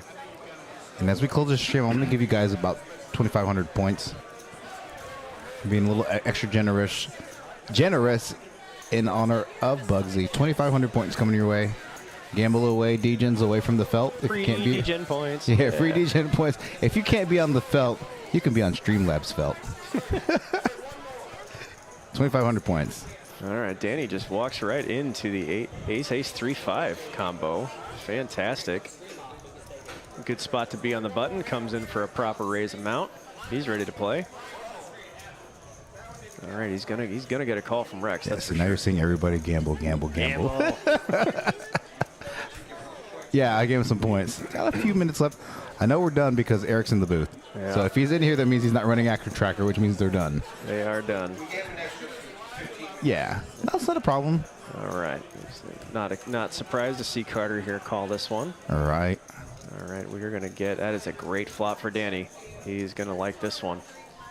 Now he's going to be forced with an option here to either make a value bet to pull in the field or turn his hand into a push. If he turns his hand into a push, he can exploit the value of everything. If he turns it into a pull, he's basically sacrificing his pair of aces, which have significant value here. Especially having with the ace of spades. Yep, he has a nut flush draw. He's gonna merge the two together. Okay, 2/3 pot. I like it. It accomplishes both at the same time. I do like that bet.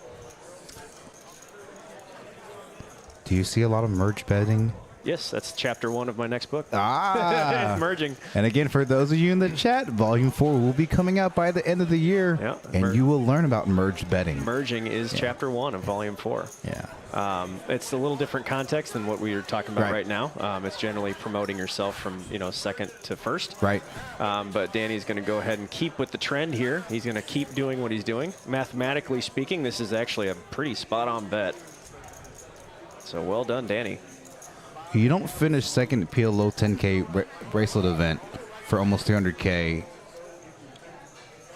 on luck. No, but he is applying a basic, and this hand plays exactly the same way in PLO as it does in Big O. It's exactly the same. So, and he's a proficient, single pot player. Don't show him, Danny, you bum. Yeah. What are you doing? You show the ace X of clubs. That's what you should. Don't show him. But yeah, so anyway, that hand plays exactly the same in PLO as it does in Big O, essentially, more or less. He probably in PLO would have potted the flop rather than bet 2/3, but essentially the same. So he's not going to make that mistake. A simple transition for a PLO player. I'm going to yell at him for showing. He plays one hand, don't show it. Eric's been a really you have to go back and listen to this stream. It was awesome having Greg in the booth. Thank you. I didn't know what the hell I was talking about when I first started. Now towards the end of the stream, I know hell a lot of a less. the known unknowns became huge. Yeah. Oh shit! There's so much more to learn. Instead of a 1 out of 10, I may be a 2 out of 10 now. 2.5 out of 10. Good God, could they be any louder? My God, this is ridiculous. Yeah, they could be. They could be louder. Oh yeah. Goodness sakes, it is just. Well, it's a packed house. I mean, what do you expect? It's an open floor plan with a packed house. What do you expect? Yeah, I go out there just to double check on the last hand. I'm like, where all these people come from? Yeah. Hey, yeah. Yeah, they shouldn't have filled. Yeah. No. Yeah, so I said they should have never filled. Well, whatever. It is what it is. Yeah. All right, so Wes opened. Just remember, no drinks at the table. No drinks at the table. Oh, man. Has anybody folded yet? Is there a hand in the muck yet? I don't think there is. Is this going to be like the last hand where everybody's just going to play? Well, there's been a raise and quite a large bet here. Yeah, Rebecca. Oh, they just went all the way around the table? Just inebriated Rebecca in seat 3 having a. they're all. Now, with that being said, she made that one bad mistake where she called the min raise on the river. But other than that, she's played rather pretty solidly. She has the most compressed, the most ideal, I guess. PFR, VPIP. Rex just went for it, and all this, you got 5 or 6 blind raises in, and then Rex is going to go for it with the 4-4 King 10-9. Wow. This is not normal for those of you who don't know Big O. Oh. This is not normal, but there's enough dead money out there that he's going to go for the steal. So I'm assuming this is an F it announced last hand. Yeah, this is kind of, this is the last hand, and Rex is just going to go for it. For Bugsy, I don't think this is a good idea. I don't see the point in doing this. You're really not going to getting anything, even if you do get action. Or if you do get action, you're not going to win. That could be the case, Maureen. That makes sense. I think they all straddled. They did, actually. Yeah. There was a blind raise about 6 times. Yeah, that makes more sense. All the way around. And looks like the ace, the 6-7-7 napkin ace is going to take the... This is so gangster. Take the 2,000 to the face. And yeah, That makes way more Big O sense, is better than Maury. Hold'em. People play Big O. This is the stuff you see once in a while. That's how- Murkow is somehow going to end up putting $1,300 in. Half a mortgage payment goes in for Greg Murkow with the deuce 5-8 king. So poker is good. Yeah. Poker is definitely alive and Poker well is in alive Texas. and well in Texas. That's for sure. Is that what this is, Danny? A poker game? You call this poker? Gambo. So this is how you turn a skill game into a slot machine. Right. Here. There are 4 people for $2,000 or $1,300. What, 2,000? Yeah. 4 people for $2,000, which is essentially dark, and MJ is the only one with a decent hand here. And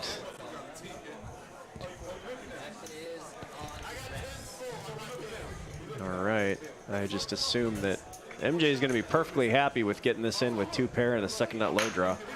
Perfectly happy. Rex is going to just rip it with 1 pair because there's not much else to do at this point. So I can't imagine Murkow is going to continue here. Neither will Wes. But MJ is going to be very happy when the money goes in here and he sees the situation he's in.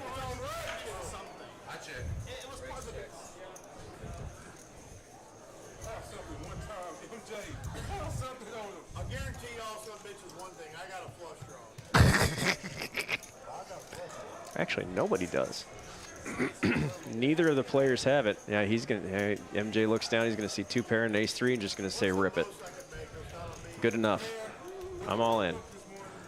You don't need a speech. Just go all in. Yeah, just do it. Just do it. We don't need a speech. Just go all in. You're moving 2,000 in and giving everybody 5-1. Just do it. It's not going to change. There it is. Okay, he's all the money in. I can't imagine Murkow is going to call this, even getting over 5-1 on this call. This is the greatest way to end the stream. I love this. Is like so fun to do it. He moved in. Oh, it's more than 2K. 2,300. I mean, he shouldn't be finding a call here, even getting 5-1 on this bet. Yeah, well, but he's going to do it anyway. Shows what I know. Everybody's all in. Yeah. Just is what it is at this point. I mean. I love it. All right, well, that's half the value of the purchase price of my BMW, so there you guys got gambling problems.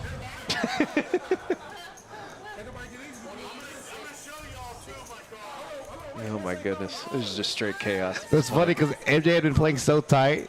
And then he's going to get this in a really good spot. Yeah, in a really good spot. Can make back some of his money here. Watch it come king, and, and he just vomits and never plays again. Don't look at me like that. I don't want to know. We have a producer in here who knows the end of this and just smiled at me. I don't want to know. This is the longest final hand ever. Oh my God. It's okay. Wes is fold, dude. Just fold. You don't have a shot. Does not have a good shot at this hand. I mean, we can see the percentages, but they're all pretty close together. But it's about the chances of making the best hand, not having the best hand. And this 1 pair here is just not a favorite to finish with anything specifically strong. So this should be a fold, even getting like 7-1 or some change he's getting here on this bet. I mean, I don't see how you find a call here. Yes, you do. You do have a good hand. But this can be over real quick if Rex turns 2 pair. Greg called. It looked like Greg called. He did somehow. I don't know, but he did. 3 ways. So it's gonna be 3 ways. Yeah, for a grand total of somebody's a lot. MJ played tight all evening, all day long, and now he's got a $16,000 pot in front of him with way the best of it. Way the best of it in this situation. This guy's having a good time. Good for them. But they really don't want us to. They can avoid turning up the other 2 people. If the other 2 players don't turn 2 pair, you're going to see MJ's percentages shoot through the roof. Yeah. Actually, a 7, I think, would be the best card for MJ, giving him the best low and a good shot at the better shot at the high. They better tip T a lot of money after this. Yeah, I hope so. MJ's going to want to see a this 7 or a queen. That's 7 queen or a jack is what he's looking for here. And we crashed course T on the live stream like Yeah. 2 hours before, an hour before. And now he has an audition. You know, Yeah, he passed. Now we just show him this video, and then that's your audition. There you go. Yeah. All right, next card, king. Oh no! Oh. Oh no! Oh no! Oh, my gosh. No! And MJ oh, no. with a The terrible. the 8 deuce is gonna Oh come my down with the God. low. And MJ's like, what just happened? Oh, He was no. like, percentage-wise, so good on the flop to. Oh goodness gracious! Oh man, Rex is gonna take the high with 2 pair, and MJ's getting it in the ear here. Well. Oh no! Oh, I feel bad for that guy. I feel so bad for MJ. He waited so long to get it in so good, and then just poo.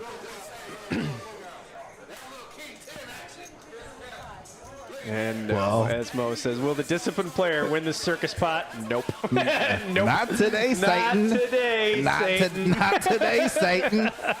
Variant Satan for the win. Oh, gross. Oh, my That goodness. hurts. We've all been there. That hurts. So that was the last hand, right, Eric? That was the last Okay, hand. so now they're going to be playing post-stream, so we're not going to.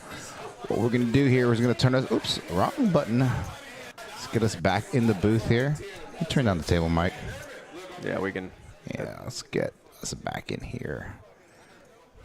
Let's transition us over. All right, I'm going to get out of the way because I'm already in the booth very often.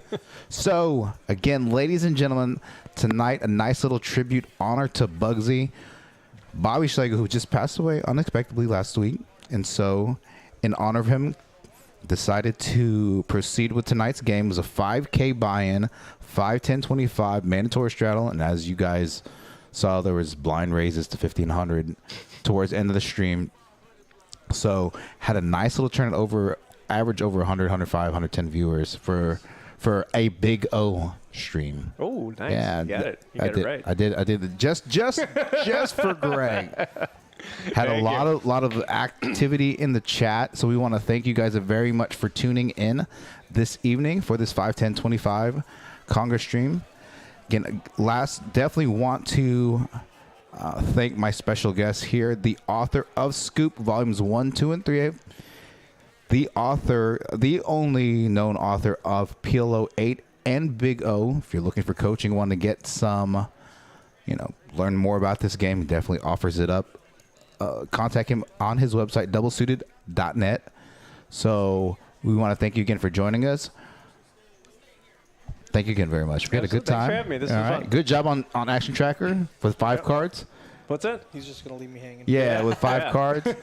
We're not going to keep Greg much longer in the booth. I know he wants to get on the table with all these drunk people. I'm getting out into this. Yeah. And he's been watching him for 4 hours, so he knows kind of how they play. So that's it for us here in the booth. We look forward to seeing you guys tomorrow. We're running another stream, 2-5 matches stack.